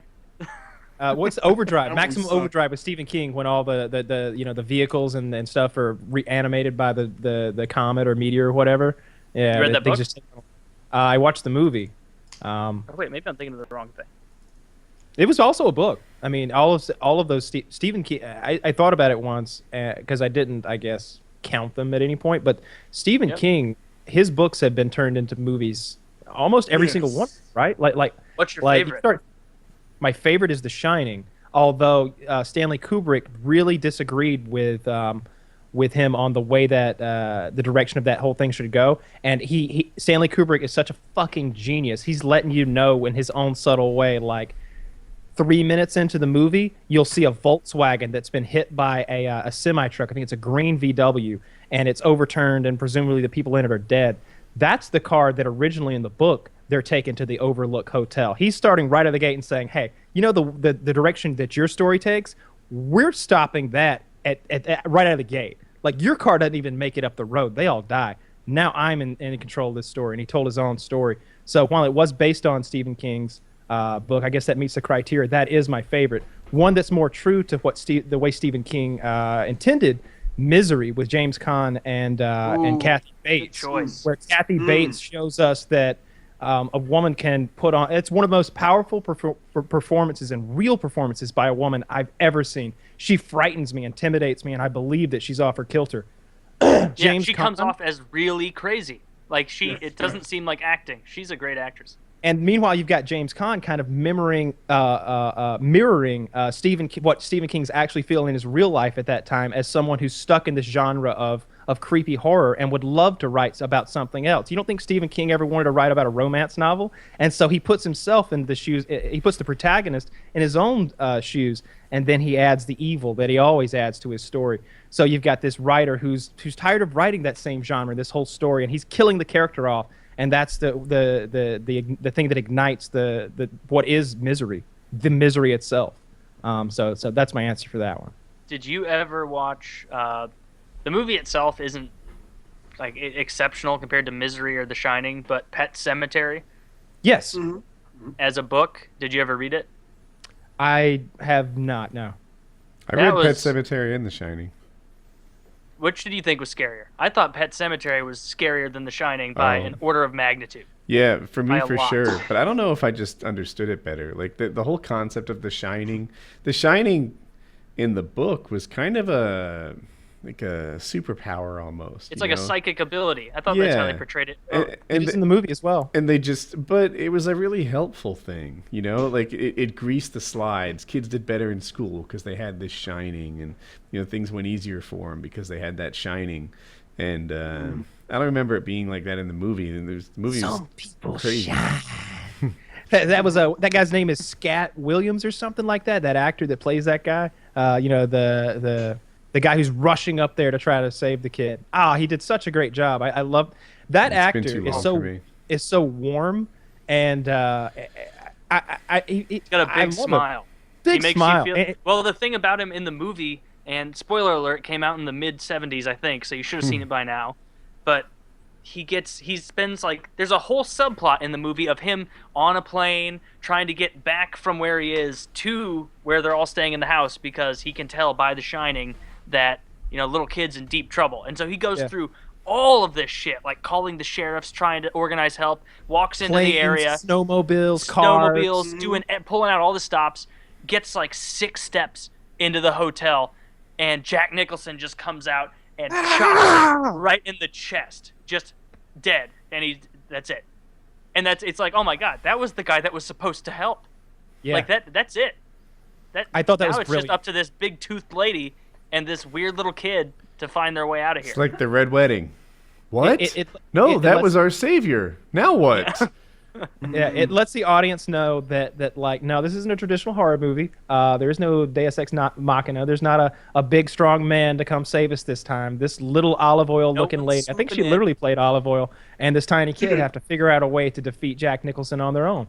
You know. The cool thing about Pet Sematary was, for me anyway, in reading the book, it proposed or posed a question that you had to answer. You know, like, what would you do if your pet died? Yeah. What would you do if your kid died? Yeah. You know, like, all right, I get they're not the same, but you're just going to say bye for done? You know, when there's a chance they could come back? Don't you roll the dice? Yeah. You roll the dice and you get the gun. like that's it. That's why like so many movies don't do it for me, I think, is because I've got guns and I've got access to lots of guns and really powerful ones and effective ones. And so it's just like every time that the hero or you know the guy on screen runs into an issue that could easily be solved by just a gun, I'm just like, all right, let's see how you do it without a gun. You know, because like most things a gun solves. I mean, almost everything a gun solves. That's true in life, isn't it? I couldn't open my Coke that you the other need day. to solve the problem. Yeah, absolutely. Couldn't open your Coke, so you got your gun out? Yeah. Just, dude, I carry a multi-tool on me. Not right now as I say this, but I have my multi-tool on me almost all the time. I think it's in here. I carry a 9mm multi-tool. Do you? I use that. Like, it seems like I can't be an hour without that thing without noticing that I don't have it. And also, most of the time it's me, but I'm also like the family multi-tool holder. So, you know, the Hope has a spare string at her speech and debate event yesterday, and you know, I come in and take care of it. It just seems like I use it 5 times a day. That's something you should get the whole family. You got them all lawnmowers. They should all get their own multi-tool, so you're not called to their errands. Well, half of them are girls and don't have the same kind of pocket capacity that I do. they have a purse. They have a larger pocket capacity. They have a bag that they can carry around everywhere. You make a strong point. I could make, so you know what? They just don't want to do it. I am so happy with my multi-tool that I bought one that's TSA approved for the trip. Maybe I'll give it to Hope because it's probably school approved. I'm glad you brought TSA approved. I wanted to talk about this, and I almost got on it earlier. I feel like TSA security is shit. It's absolutely terrible, and I feel like I was just thinking, because I saw this guy on the plane with a very large cane, and I guess you're allowed to have them. And I was looking at it and thinking of ways to conceal weaponry in it, or explosives, or something that shoots a projectile of some kind. And I was thinking, like, an intelligent, motivated individual could get a gun on this plane, because I just figured out how to do it sitting here, and that really bothers me, because I know it's true. I know exactly how to get a shotgun on that plane. Like, it's not that hard. You know, and you could bust a lock with that. You could depressurize the cabin, or you could just shoot people. And it's terrible, but it's true. It absolutely is. And I saw recently, I guess their budget got cut. Would your hypothetical shotgun do more than one round without reloading?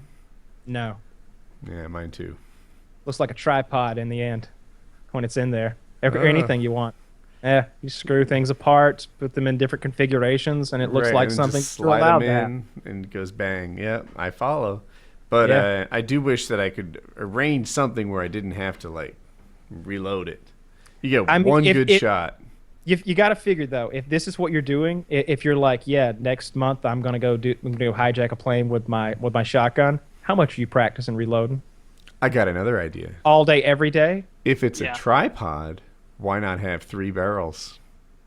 Just, you know, like, should I make this gun? Get the guy. Chikang, get the guy. Chikang, get the door.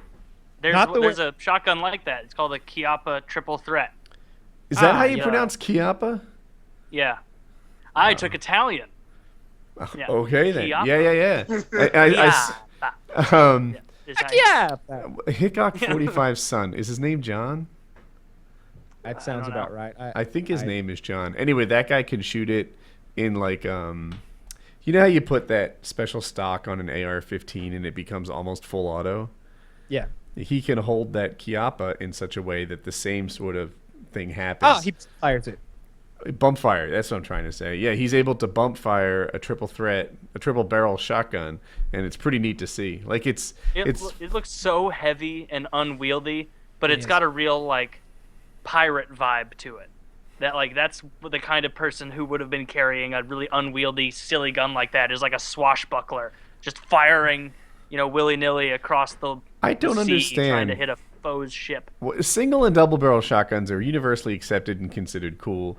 Everything else is like, is that a gimmick? That quad fire shotgun, that triple fire shotgun. Because of the It weight. is a gimmick, though. It's totally a gimmick. Like, if you see a car with 3 wheels or a car with 5 wheels, you're like, we've already arrived at the perfect number of wheels for this, and two. you're just being a dick trying to act like this is better. We all know it's not better. the in your reason 3-wheeler. The reason 2 is the perfect number. First of all, like all the shooting sports are based around 2, and you could say that which came first, the chicken or the egg. But all the shooting sports and hunting sports are based around 2 or 3 rounds, and it's just you add a third barrel, it gets very heavy. I've got a couple double barrel shotguns. I think I got one in the room back there I could get, I guess, but they're fairly light. You add a third barrel, that Kiapa is a little unwieldy, although like. All of the silly shotguns are. I mean, this is the UTAS, and it's fucking like... I mean, it's all plastic, but it's still pretty heavy. Piece of shit. This thing... Kyle's got so many weapons just sitting right by him. It's madness. just weapons on deck over there, bro. This is the 1216, like from Modern Warfare 2, with the magazine down there. Sure, I know. These a are lot great. of noobs with that thing. I'm so many fucking noobs. Yeah. These things are pretty great, actually. I like this, but it's very heavy because it's an oddball kind of special thing you're trying to do, and I can't really reach the other 3 over there. But all of the special ones are like that. They're just too Do you fucking have heavy. any experience with guns, Damon? Been to the range a few times over, on a little 22, nothing too crazy. Getting the wife into stepping up her gun game so I can make sure that she's well trained when I'm out on the road. But not as heavy as our good man Kyle over here. Most people are not that heavy. Of all weaponry. Yeah. Where are you in the country, if you don't mind saying? Like, what? I'm based in Connecticut, so I'm not even really far from Hartford at all. Right. Okay. Right. We talked about that before. Stanford. I don't know what Connecticut's gun laws are like. I think they're kind of tight. It's Massachusetts. They are very, very tight, and they keep changing, which seems to be every 2 years at this rate. They're about to actually make some more changes to make it a little more difficult for you to even get your license if that's what you I gotta like to say, do with your life.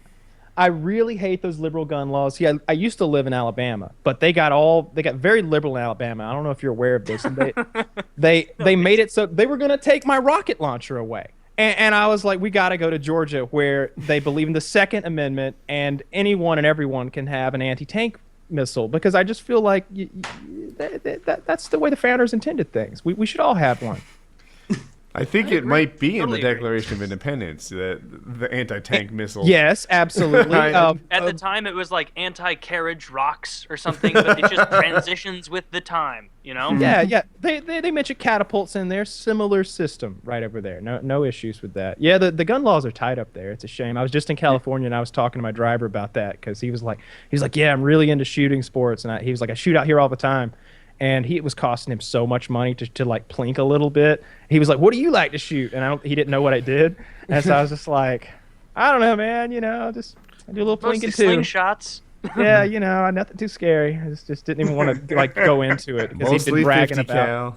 he'd been bragging about shooting his pistol for like 15 minutes or something, and how much money he spent on like 10 boxes of ammo a year or something. And then he's like, "So what do you like to shoot?" And I was, I just like just plinking, stuff like that. I used to talking about like the YouTube thing, your fame, like not wanting to go into it again. Like it's gotten that way for me at this point, where I used to be like, "Oh yeah, let me show you this video from one of my buddies, Kyle. Like he shoots up all these guns."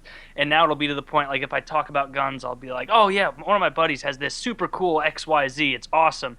And they'll be like, "Oh, you do YouTube? Is it FPS Russia? Is it that guy?" I'm like, no, it's just a buddy. Shuts the whole conversation down. No, it's not that guy. I'm not about to talk to you about him. Is he really Russian? Then just, I asked Vitaly. I was asking him about my Russian accent, because Vitaly is Russian. His parents are very much Russian, and I was like, "How good's my accent?" He's like, "It's very thick, but I always thought you were Russian." he's like, "We all did." I was like, "Good." Good. It's very thick. So Yeah. you're pouring it on heavy even for Russians, where they're like, this well, guy's a bit of a hick. Like, Yeah, exactly. Because the guy that I'm mimicking today is like a 53-year-old Ukrainian man. So I have the accent of a 53-year-old Ukrainian man. Although that's what's going on there. So Vitaly's like 30. I guess he's my age or something like that. It's not nearly as thick, and he lived here most of his life, I think. Let's see. Oh, I was gonna say that I would like to have that job for the TSA, or at least like do that for them, like show them security weaknesses, because I have a few ideas in my head that I feel like could really defeat their scanners and a few other pieces of technology they use, and I wonder if it's true, and if it is, I feel like they should know it. And I don't want to sound arrogant that I've like figured this out and they'll never believe it, but I mean, it is the TSA. Like we've all been to the airport, right? We've seen these people in action. So it just worries me because on that last flight I had so much stuff in my bag that was like lots of electronics, because I had this whole boom mic. Like this whole boom mic was in there, and there's metal and all kinds of stuff, and there's all kinds of electronics, big extension cords and stuff, and my bag wasn't even looked at. And I know they don't look at any of the bags. They got their budget cut recently, and to kind of protest that, they're allowing the lines to go outrageously long in Atlanta. Is that why that's happening? Yes. In Atlanta, the line was backed up to a place that it's never been before. If you're familiar with Atlanta's airport, that sort of food court place that's in the middle between North and South Terminal, the South Terminal security line stretched through that and wrapped around the bathroom area, and it went almost to the check-in area. And it was 4 people wide, and there were 2 of those lines. And that wasn't nearly as bad as it was in Chicago. I was going to say, I couldn't describe it very well, but I saw it in Chicago, and it looked a quarter mile long and 4 people wide. Like it was that was a few hundred yards 450 of people people. missed their flight. How many? 450. Jesus, that sucks. Fuck the TSA. You know what? I was talking to Private someone I know companies who's do that. who's Jewish recently, who's been to Israel, and they were saying how airport security in Israel is if you're gonna do airport security, they take it so seriously. You can't bring your phone on the plane. Everything has to be stowed away. Like you give it all to them. You just go in, no phone, no like nothing. It's just you and your clothes walking in. And apparently they have tons of devices for entertaining you and having movies going, because they all know, like, you know, we're in Israel. We can't, like, you all have to kind of know people don't care for us in this area, so we got to be really careful. And so they just entertain you on the whole flight because they don't let you bring anything on the planes. No laptops, no electronics, no wallets. Like, it's ridiculous. I wonder if it's good, because the airplane entertainment They've I have never now had is shit. They've never had. Really? And this is Israel, mind you. This isn't fucking New York, Detroit, St. Louis, Chicago, Atlanta. This is Israel. They've never had a plane get hijacked. Yeah, I find from their airports while doing these procedures. the airplane television to really suck. You know, like I don't think it's good. It has commercials in it. A lot of the channels are bad. The audio is bad. They have a lot of connections to the entertainment community, so they get lots of good movies. I had so I'm not looking for a great experience with airplane television. I usually when I see it, it's a blessing. And if it works at all, I'm happy. Like I'm never like, oh, what is this? Only 14 channels. I'm like, all right, let's put the news on and watch that for a while. Maybe something funny will come on later. And here's a movie I can watch for 2 hours. You know, like Friends is on now. I can't choose that it started. I missed the first 10 minutes. It's like, yeah. You know, what is this? Every once in a while, you luck out and get a good show like Seinfeld or something. But most of the time, it's like I watch the news. Show with the big fat mailman and his big fat wife or something. King of Queens? I don't have cable, so King of Queens. He's UPS. I miss like cable news because I don't have access to it anymore, and I feel like it's kind of like junk food for my brain or something. I really like getting on there and watching Wolf Blitzer bullshit for 2 hours. So I usually take advantage of that when I'm on the plane. But hang on a minute. It's time to tell everyone about Total War Warhammer. It's a fantasy strategy game of legendary proportions. Total War Warhammer combines an addictive turn-based campaign of conquest and empire building with explosive, colossal, real-time battles, all set in the vivid and incredible world of Warhammer fantasy battles. Some things you should know about this incredible game. 1, it's the perfect match. Total War Warhammer is a marriage made in gaming heaven. Warhammer is a rich, high fantasy world of perpetual war and massive battles. Total War is a critically acclaimed, epic-scale, conquest-based strategy game. Total War plus Warhammer is a gorgeous high fantasy world of perpetual war and conquest on a colossal scale, brought to life in hours and hours of gripping strategy gameplay. 2, epic fantasy Total War style. No one's done Warhammer or even fantasy like this before. From the personal skills of your character to 20,000 roaring orcs, no fantasy strategy game is this big and detailed. Well, 20,000. As a fantasy spectacle, it is unmatched. If you're a PC gamer and not involved, you are definitely missing out. 3, factions that all feel and play very differently. Each race is wholly different with their own unique characters, campaign mechanics, battlefield units, and playstyle. You can select between the valiant men of the Empire, the vengeful dwarves, the murderous vampire counts, or the brutal orcs and goblins of the green-skinned tribes. That sounds a little racist. The game is very deep, but the gameplay is simplified, accessible to anyone and everyone wanting to stick their toe into the waters of Total War Warhammer. With its clear and intuitive UI, you'll begin stomping on your foes in no time. But that's enough rambling. Go check out Total War Warhammer for yourselves today. The game releases on PC and Steam Tuesday, May 24th, so go check it out. Tuesday, May 24th. 2016. I saw for a you bunch future of people. viewers. I saw a bunch of people commenting about that game, saying that they loved the previous ones, and that we need to give it a shot, especially since it's an RTS game. Is it? I think it might be turn-based, but I'm up for that too because I loved Civ, so I'll give Is it anything a try. turn-based? I don't mind turn-based either, as long as it's not like Civ. And from what I've learned about this game, games are pretty quick. Like, it's not like a 10-hour Civilization Odyssey that you have to embark on. Yeah, I'm not sure if it's all turn-based, but it definitely says right there at the beginning that it's, combines an addictive turn-based campaign with conquest and empire building, et cetera, et cetera. Maybe so, you get more. Yeah, maybe that sounds the cool. We need multiplayer, to check that out. it's not. Yeah, definitely so. I'm up for it. But this weekend's gonna be fun doing PKA Plays with our fan. I think it's gonna be all of us plus Chiz and our fan. So gonna have some. We could see. Hear me out, Kyle. We could do Company of Heroes for the benefit of Woody, or we could play Age of Mythology and just shit stomp everyone and have more fun. Just me and you will have more fun. I'm on Kyle Taylor's team. 3 of us versus Chiz and the Patreon. You got it. Worst experience ever. Yeah, I feel like I'm pretty decent at fucking Age of Mythology, especially at like early rush against noobs. Like that we'll clean you up real fast. Is Kyle better than Taylor at this point?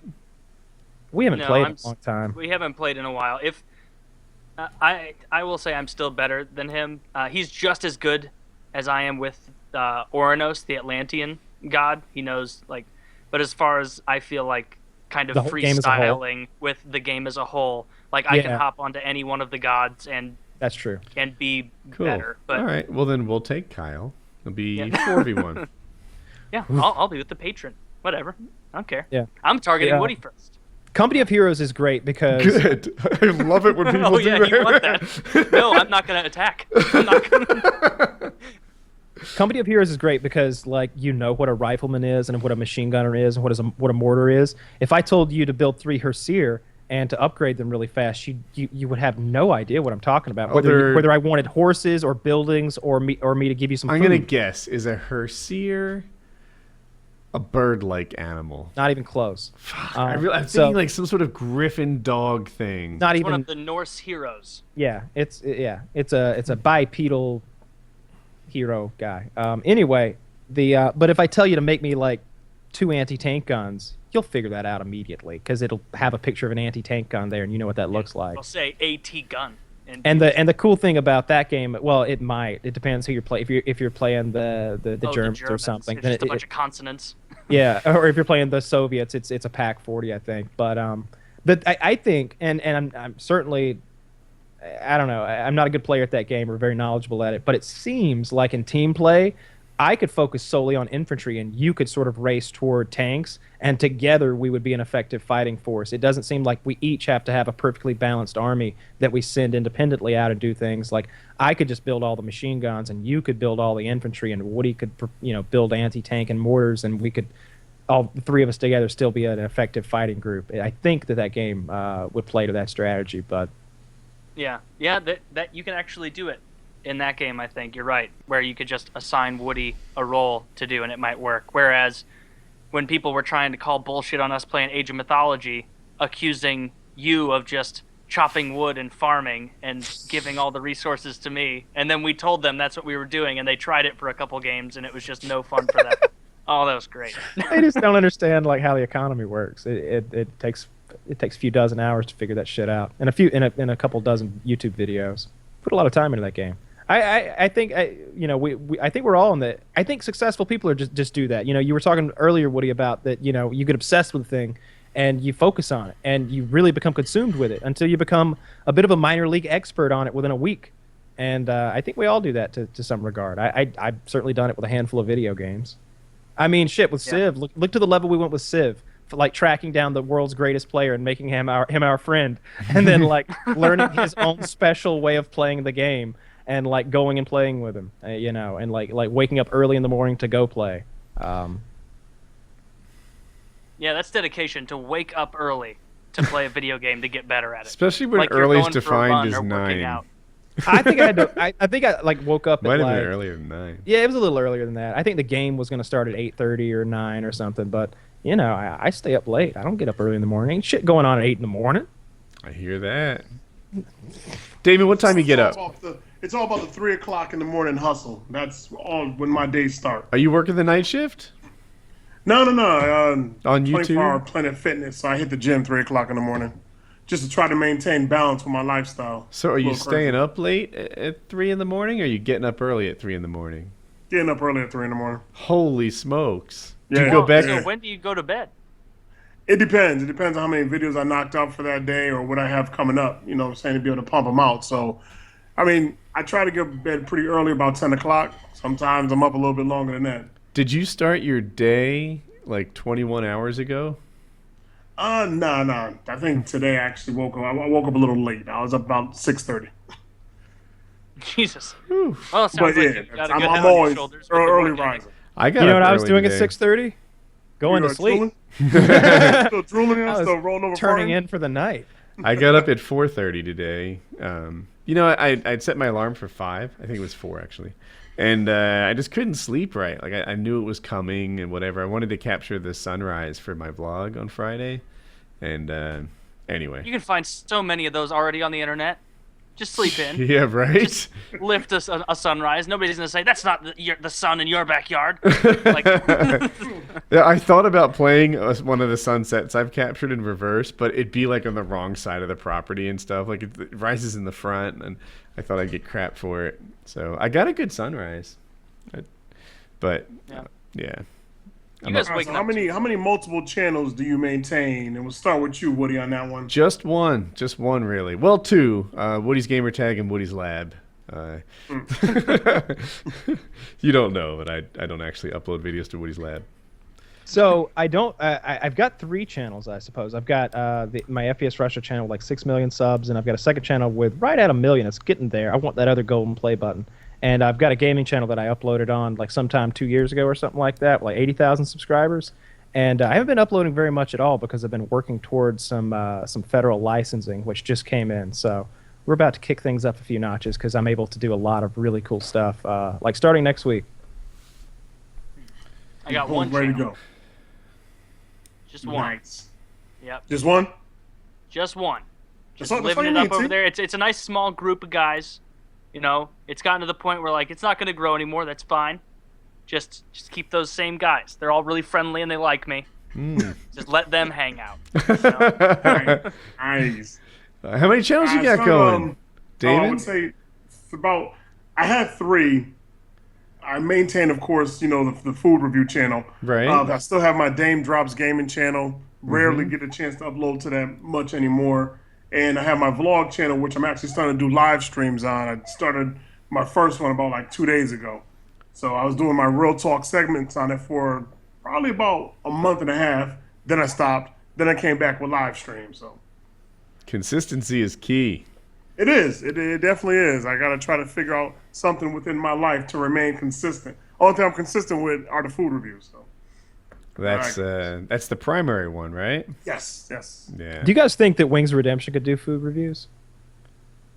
I think he could. It's right in his wheelhouse, you would think. Yeah, I think he'd do I good. don't think so. Because it involves like going outside and making a thing happen, and that's not his like strong point. He goes out and makes the thing we're talking about happen at least 2 or 3 times a day. I guarantee Ooh, I didn't think of it along those lines. Well, right now he's eating healthy, right? So, but yeah, I didn't think about it along those lines because like I remember he's also really into trucks, right? So we were like, why don't you go to a car dealership and just talk about trucks? See, these are the things that are good. This is the thing. See this plastic grommet? Man, I spend all my day on forums, and this plastic grommet breaks all the time. Cars catch on fire for this. And it didn't happen because, like, he's much better at, like, getting stuff done that doesn't involve leaving. I think I am too. But maybe with going out and doing food reviews, like, that's something that he would make happen. I don't know. probably not conducive to a healthy lifestyle. So no, it'd be like like, hey, what if you did a little crack reviews? Just I know he's on the. You're like I don't know, man. I'm just kind of coming off of it right now. Yeah, right. I know he just finished rehab. Anyone. He's got himself like coming back. He's on the healthy train. Things are going good, but it doesn't have to kill him. He could just have like one Big Mac every 2 or 3 days. Something along those lines. You can see they cut this with a little baking soda for sure. I can taste it. You can take the saltiness right on the tip of your tongue, and it hits hard. It hits hard. This is from Little J. Little J! Little J, like, don't put me on the camera, motherfucker! I told you! Little J's cool. He's cool. Oh, nothing worse than giving a shout out to your plug when it comes to the drugs. You know what I'm saying? I don't have any subscribers. Fuck off! Yeah, that would be, he'd be fresh out of rehab. He just put the cork in that bottle, and we'd be asking him to take a drink. We laugh at that, but I predict in the next 25, 30 years, we'll probably legalize a few of those harder drugs, cocaine definitely, and you'll have somebody like Strain Central on there. Josh, hi, my name is Josh. Welcome to Strain Central. He's going to be on there fucking doing coke, like doing a fucking rail and be like, yeah, there's a little laxative in there, just a little, but not much. This is from part of Colombia where, and I could tell this is from last year's crop. God damn, where it had a lot of rain down there, and it was real wet, and that makes for some potent blow. And he's, that's going to be a YouTube channel like in 25 or 30 years or whatever YouTube is then, because we see Josh on there right now, smoking a gram of weed right there, being like, yeah, that's smooth. And if we saw that 10 years ago, we'd be like, why haven't they taken this down yet? I wonder, when does YouTube get knocked off its perch? Never, because Google is the big daddy, and he'll always be that big sugar daddy making things right. What it would take is for someone to make a competitive site, and there's only a couple of people out there in the world now that are big enough to do that when you're going up against Google. Maybe like Alibaba or whatever, that Chinese company that's Amazon's making one. I can see. I feel like the Chinese will probably do something because their censorship is so crazy and stuff. They'll want to do their own thing, and it'll be all government sanctioned. I feel like Damon's tone over there was Amazon might be doing a thing, but the people are on YouTube, and I need to be where the people are. But what if they said, hey, bring the people with you. We'll give you cash. You know what? Give me that Amazon black card, motherfucker. Hell yeah, I need an Amazon card, son. Amazon's amazing for everything that we have to do when it comes to pretty much cutting out the middleman and getting everything that we actually need for a low rate, of course. And it makes sense, with the direction of television and everybody grabbing up the little Amazon little plug-in modules and getting all that wonderful television. And if you know how to connect to your proper bootleg, man, you could take it a step further. But we won't plug nothing like that here today. But what I'm saying is, for Amazon to be anything like YouTube, and for that monetization to be laid out for individuals to make that switch and to start bringing over their loyal subscribers, I think it will still be a difficult fight for Amazon, more so than it would be for Facebook, for instance. Whereas Facebook, you don't have just a set range of a particular age group. It's not like you just have the youth. You have all ages. I mean, your 85-year-old grandmama is on Facebook messing around, and she might end up with a Facebook page very much similar to a YouTube channel. if she knew she was getting paid. She's like, well, forget my Social Security, honey. I got myself a Facebook page. I would just sit here and play with my teeth and take them in and out all day long. So I think Facebook would be more of an issue for YouTube than Amazon would be. Facebook started monetizing, right? Am I crazy? I remember reading about that. I heard they have with certain individuals, but they haven't made it wide range as of yet. They said they're working on it. Facebook's got enough issues right now with it seeming that Zuckerberg is censoring out half of the country's news and figuring out which stories need to go to the top, and then in that way being a bit of a fucking James, like he's at least 1/4 of a James Bond villain with his manipulation of the media, and when you're as big as Facebook. So that's pretty shitty of him, and I believe those claims. And I love that there were some journalists today being like, yeah, they're taking it then today and they're gonna show us the system and tell us how the algorithm works, and we'll see if everything's on the up and up. And I'm thinking, like, this reminds me of that scene from House of Cards when you've got the NSA guy, like, you know, using the master NSA computer to like data mine everybody and figure out how to win the election for Frank. And Frank's like, can you keep this buttoned up over there? And he's like, yeah, as long as I'm here, they'll have no idea what they're even looking at. And I'm thinking, like, that's exactly the scenario with some journalists going down to Facebook headquarters and looking at a computer screen. Like, they got no idea what they're looking at. And even if they did, even if they had the know-how to see something and know something, they wouldn't be shown anything. And what they're being accused of doesn't leave any traces anyway. It's just someone selectively saying, this is news, this is not news, this is news. And when you look at it as a whole, it's like, well, all the stuff you said was news kind of seems like it's coming from the same bias. And all of a sudden, stuff that you said wasn't news also looks biased. Yeah, you can say it. It's conservative. Yeah. They censor conservative media. That's what's happening. Absolutely. Yeah. It's And not they've always liberal been scary media. when it comes to gun stuff anyway. I gotta be very careful with what I post on my Facebook or risk, having the page just deleted. That's so ridiculous. Yeah. They can just shut you down if you post something about guns that goes against the narrative, or like, that's your livelihood. That's why you like deplore Hillary so much, is that's going to be her modus operandi, just like Obama's was implementing this healthcare. Like, hers is going to be shutting down guns. Like, that's going to be her thing. Which is, I don't like that because I like guns. I like owning guns and shooting guns and being a responsible gun owner. It's that. It's the Supreme Court justice nominees, because we're getting at least one, probably three. I would bet on three by this. So they are old as shit. Yeah, they're old as shit. There's a lot of stuff at risk here, and I can't trust it to Hillary Clinton. As terrible as it may sound to some people, Donald Trump is much more trustworthy with the rights and the things I care about than Clinton. Well, yeah, for you, for me, he's not going to come after your livelihood.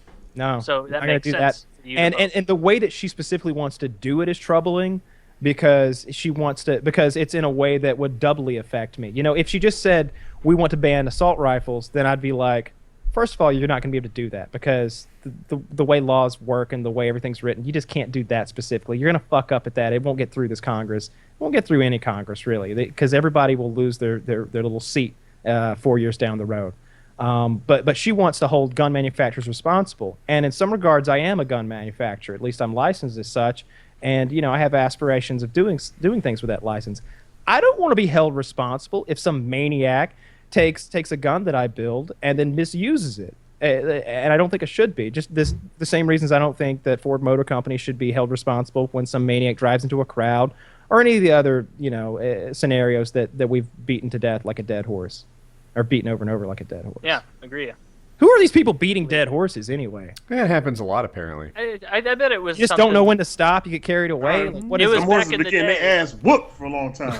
Yeah, it was back in the day when you're beating the horse to go faster, and the horse died under you from dehydration, and you're so angry at the horse that you just keep beating it, even though it's dead. Do you think we'll ever get so? It's not true. The social justice warriors. Do you think the social justice warriors will ever take over to such an extent that using the phrase "beating something like a dead horse" will become like hell?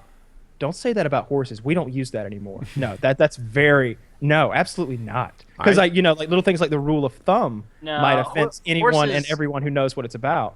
horses can't applaud them about how tolerant they're being, and so they have no interest there. I don't think. I think the social justice warrior thing is going to slip backwards. Oh yeah, it's just they've pushed too far, and now people are getting pissed because they feel like they're getting accused of things. Like, what did I do? Like, why are you mad at me? Like, I didn't do anything. Social or say anything. appropriation is one that I find particularly like lighten up. Cultural appropriation or whatever, where they're Did like, I say it wrong? I think that you said social, but I think I know what you mean. I where meant they'll say, cultural like, appropriation. you shouldn't be able to wear a sombrero or something because you're not Mexican, or you shouldn't be able to dress in a parka or whatever if you're not an Eskimo. That's silly because on the one hand they're preaching that all cultures are equal, but you can't participate in any of them. Except for yours. I've talked so many times about how I love the melting pot and I don't love the salad bowl. Cultural appropriation prevents the melting pot from happening, right? Like, I feel like you're supposed to take 9/10 from America, and America's supposed to take 1/10 from you, and in the end, we're all better than we were before. And when you say no, you can't imitate me. Like, this is my sombrero. Yeah. You're like, really? Because none of my hats were protecting my shoulders from sunburn until now, and suddenly I'm mocking you if I have one? Silly. It should be like the different cultures come together, and maybe one culture is the best at one thing, and everybody else is like, these guys got it figured out. Like, these Jewish fellas really know this financial market, and they're really successful here. Let's take a look at what they're doing. Their food's kind of gross. Let's chop that off. Let's take some Mexican food, some soul food, some. Yeah. Bring it on in. By the way, China, those chopsticks. What the fuck are you thinking? Food is good. Utensils, we got you there. Yeah. See, you bring the best of everything together. Yeah. And that's the melting pot, right? I love it. That's what you think. What it's supposed to be, anyway. Yeah. You don't want people coming in and keeping all the bad stuff, and that just makes sense. Yeah. Like, no country would want that. And what we have now is this, like, groups of people who find strength through weakness. Like, oh my God, you're suppressing me. Oh my gosh, you're bullying me. And they're cry bullies. And they push back and say, how dare you do that to me? And it's like, stop it. You're being offended, and your weakness is not a strength. You want to have actual strength, just power through.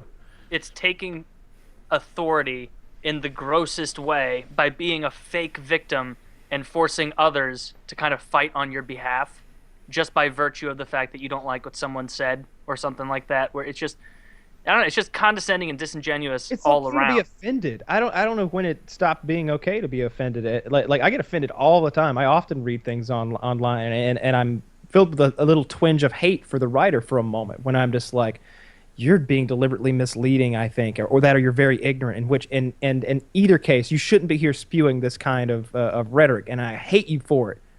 But it's your right, and I respect that, and I'm going to keep moving on, and maybe I'll post a comment down here giving my clear thoughts about where you might have went misguided. But I won't be insulting, and I won't be an asshole like you are. But you don't take all of your friends and conscript them into emailing the management at MSNBC talking about how you're so offended by Rachel Maddow or whatever, and that, you're going to, everybody like you. There is nothing offensive about Rachel Maddow.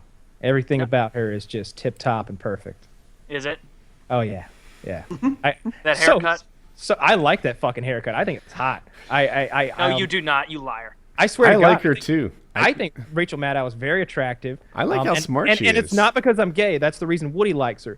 For me, it's something else. She's so intelligent, and I can see, like, she's not intelligent like Peter Jennings sitting there reading off a teleprompter. I can see through what she's reading and kind of behind her eyes and see the inner workings going on here because she lets it show through her facial expressions in her eyes so much.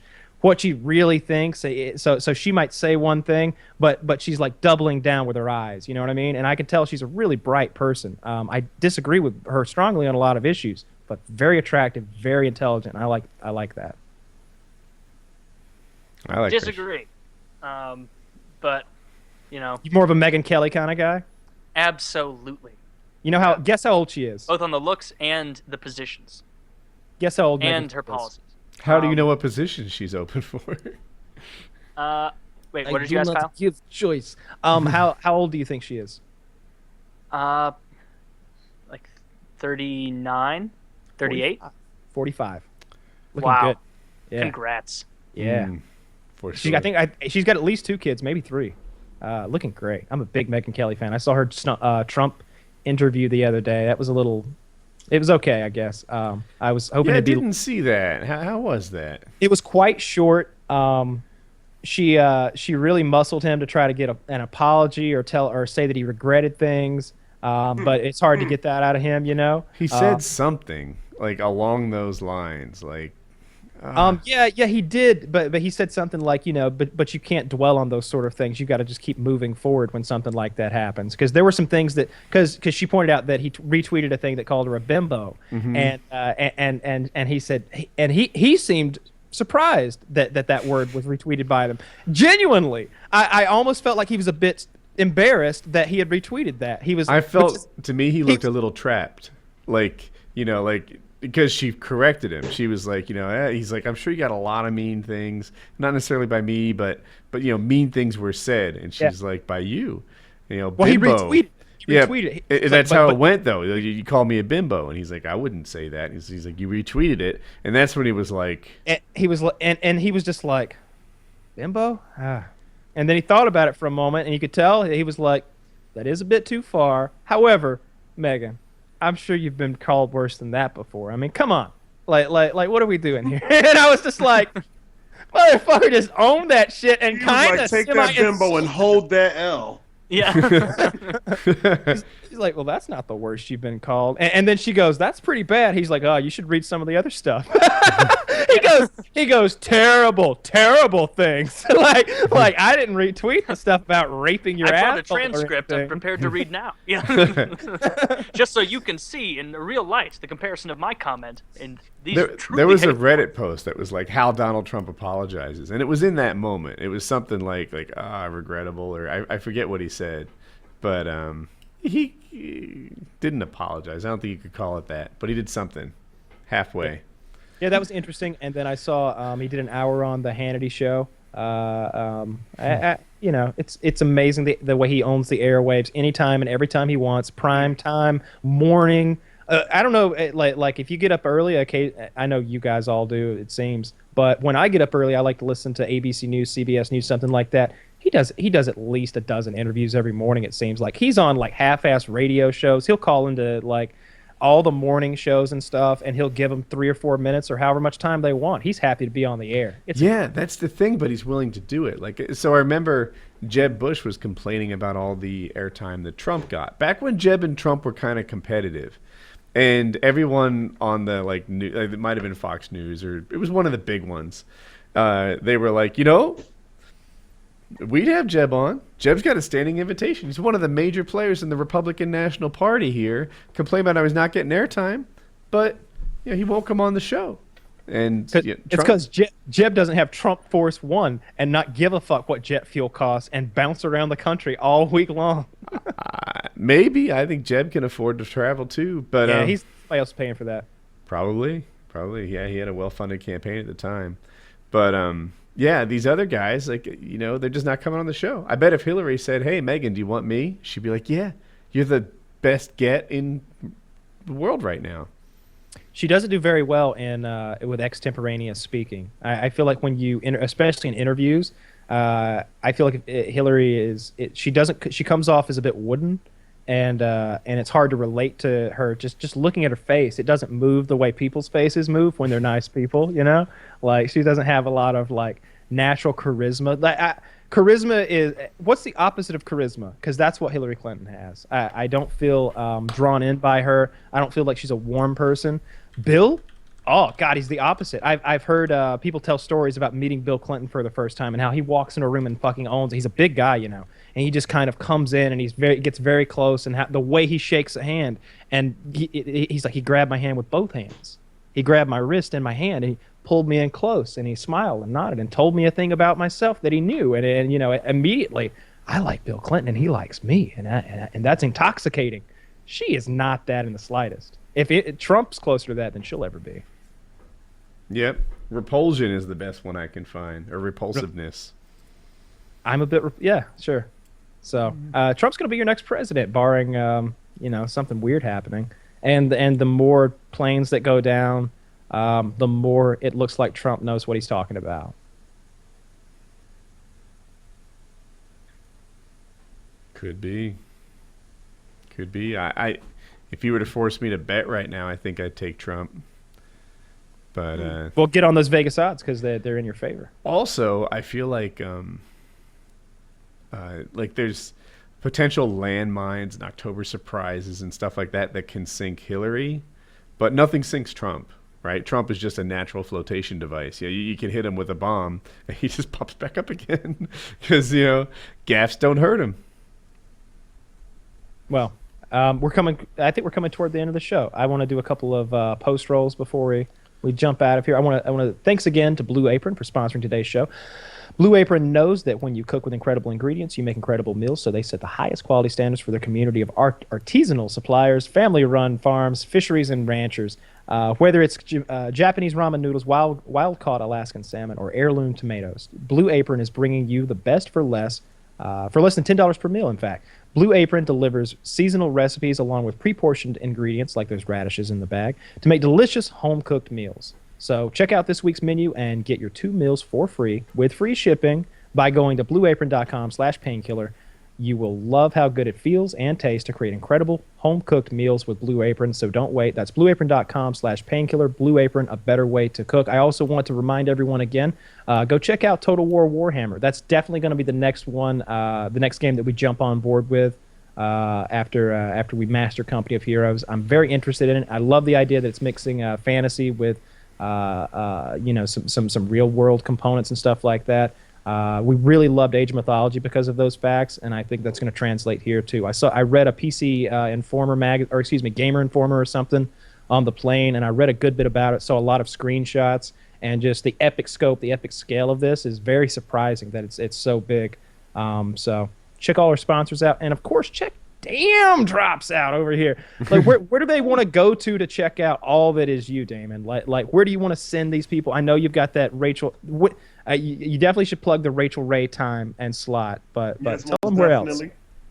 Just let everybody know you can catch me May 25th, next Tuesday, on the Rachel Ray Show, ABC, 10 a.m. Eastern Standard Time. Of course, check out the super official food reviews. You're already on YouTube, so check me out, Daym Drops. I'm always in the building, at Daym Drops on Twitter, Instagram, Daym_Drops. I'm all over the place. I want to give a quick shout out to the PKA squad up over here. Woody's Gamer Tag, FPS Rush, and my main man Taylor. Doing it major right now, having me over here on this Skype call, super official. Thank you, gentlemen. Hey guys, check him out. Link in the description. Yeah, definitely check him out. Thanks a lot for coming, man. I appreciate It was it. a good Sticking time. through. I know you did an must be excellent tired. job. You're still here. I love you for it.